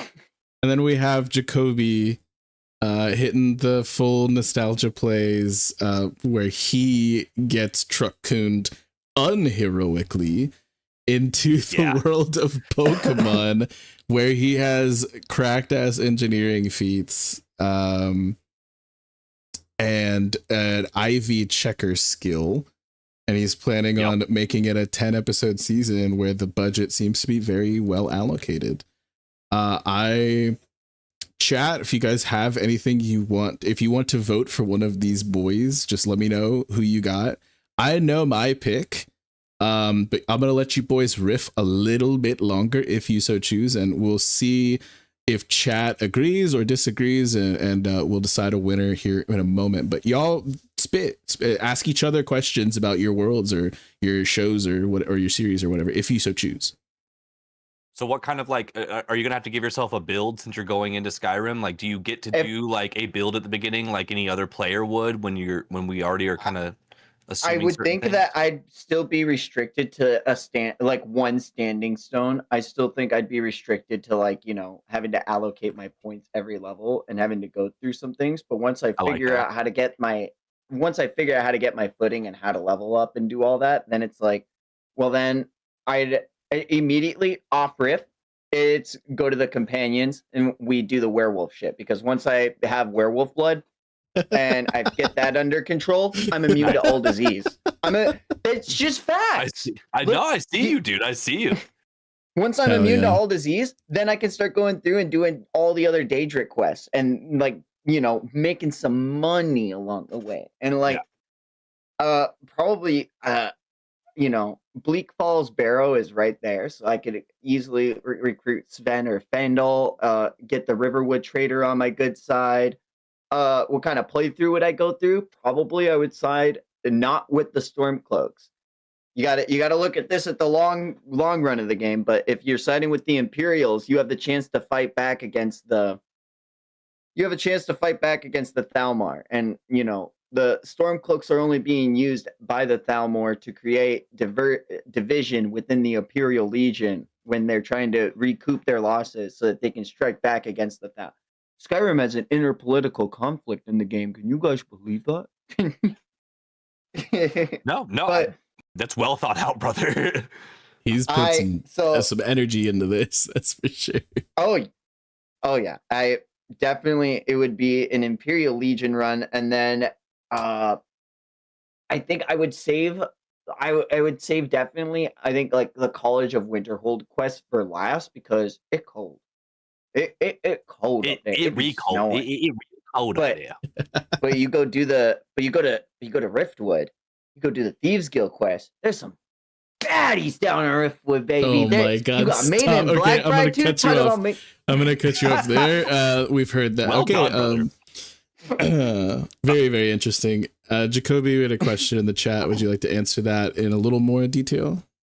Yeah, and Vex, feel free to put these walls up if you need to, because this is your game. Oh, it's your budget. It's not my. No, this is you. Okay, well, so if it's my budget and I can just do that, then we're definitely not doing like TV Y7 rating. Like this is going to be like NC-17, baby.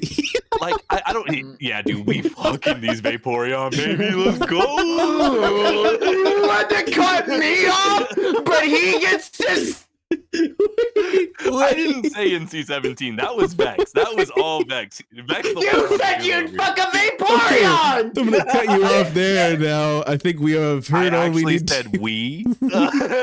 We've heard all that we need to hear, folks. From these so obviously it's my world. Jokes aside, his starter's a Gardevoir. Without a doubt. And then the whole team is Gardevoir, Lopunny, Vaporeon. Why do you keep this Gardevoir if it doesn't have perfect IVs? No. I spent the time. 4 episodes of me finding a perfect IV Ralts to just fucking and then it turns into a Gallade. No, I actually give it a Dawnstone. I need to find another Truck-kun. Truck-kun is now me jumping off of a fucking Charizard, max IV. I think a decision has been made. All right. So funny. I think a decision has been made. This has been a lot of fun, just as a concept of a game. Lucas hates Isekais, so I could never do this with him around. So I'm glad you boys bought in, got really creative, and there are no wrong answers. Both of your shows or series I would love to experience, but going solely off of the 2 simple facts is that we do have a vote for Jacoby from the chat, and also Skyrim's been released like 7 fucking times already, Cody. So I'm not sure if I'm down for 8 more volumes, but I'm gonna give the dub to Jacoby. You are a winner. Hey, dude, first off, hats off, Cody. That shit is sick as hell. Like your It's level so of lore on Skyrim is absolutely wild, dog. sick. That like the name dropping constantly of like I've played the fuck out of it, but you all know I know everything off of the back of my hand. Like I literally love Skyrim.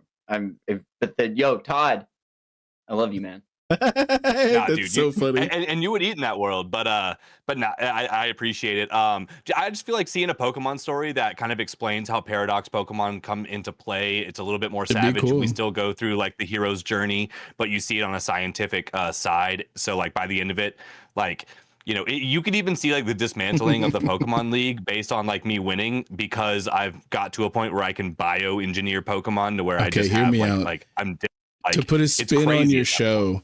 It's actually the world of Pokemon, right? But instead of Pokemon gaining experience, your Pokemon are the only ones that can level up. We could call it solo. No, hold on. I was cooking. I think I was on to something. I love it. I love it, dude. Jacoby, you are the winner. Congratulations. Again, there are no losers here, but Jacoby is definitively the one who will be assigning us our homework for next episode. What you got for us, brother? So I really hope this is significantly better than the last one that I chose. It's been a while since I've had this opportunity, and I appreciate why. But something that I don't think you boys have seen, please let me know if you have. I have not seen it either, but it's been talked about so much by so many people, especially when I was heavy talking about Code Geass, an anime called 86. So this is a like political driven anime from what I know. Oh, I've seen this. I've heard of it. Yeah. So I have not seen it. Things. I've heard great things. It's something that has been on my watch list for an incredibly long time. I just simply haven't gotten to it. The description is called Juggernaut. These are unmanned combat drones developed by the Republic of San Magnolia in answer to the attacks of the autonomous unmanned drones from the neighboring empire of Giad, the Legion. So it's a mech anime as well. So it's right up that Code Geass. But they're only unmanned in name. In reality, they are piloted by 86ers, those considered to be less than human and treated as mere tools.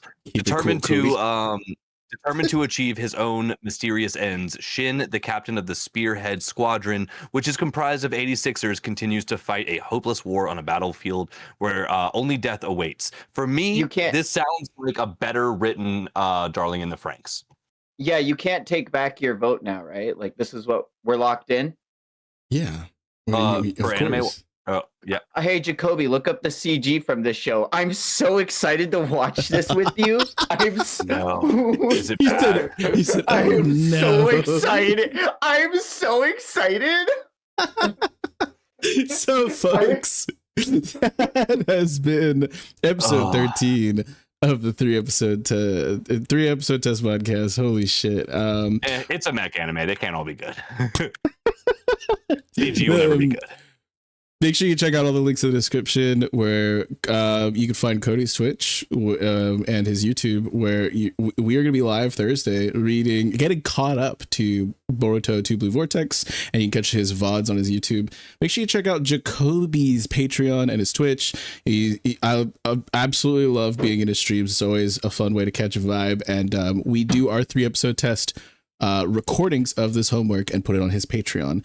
And show some love to the homie Straw Hat Lucas, who could not be here tonight and may or may not be here next time. We shall see.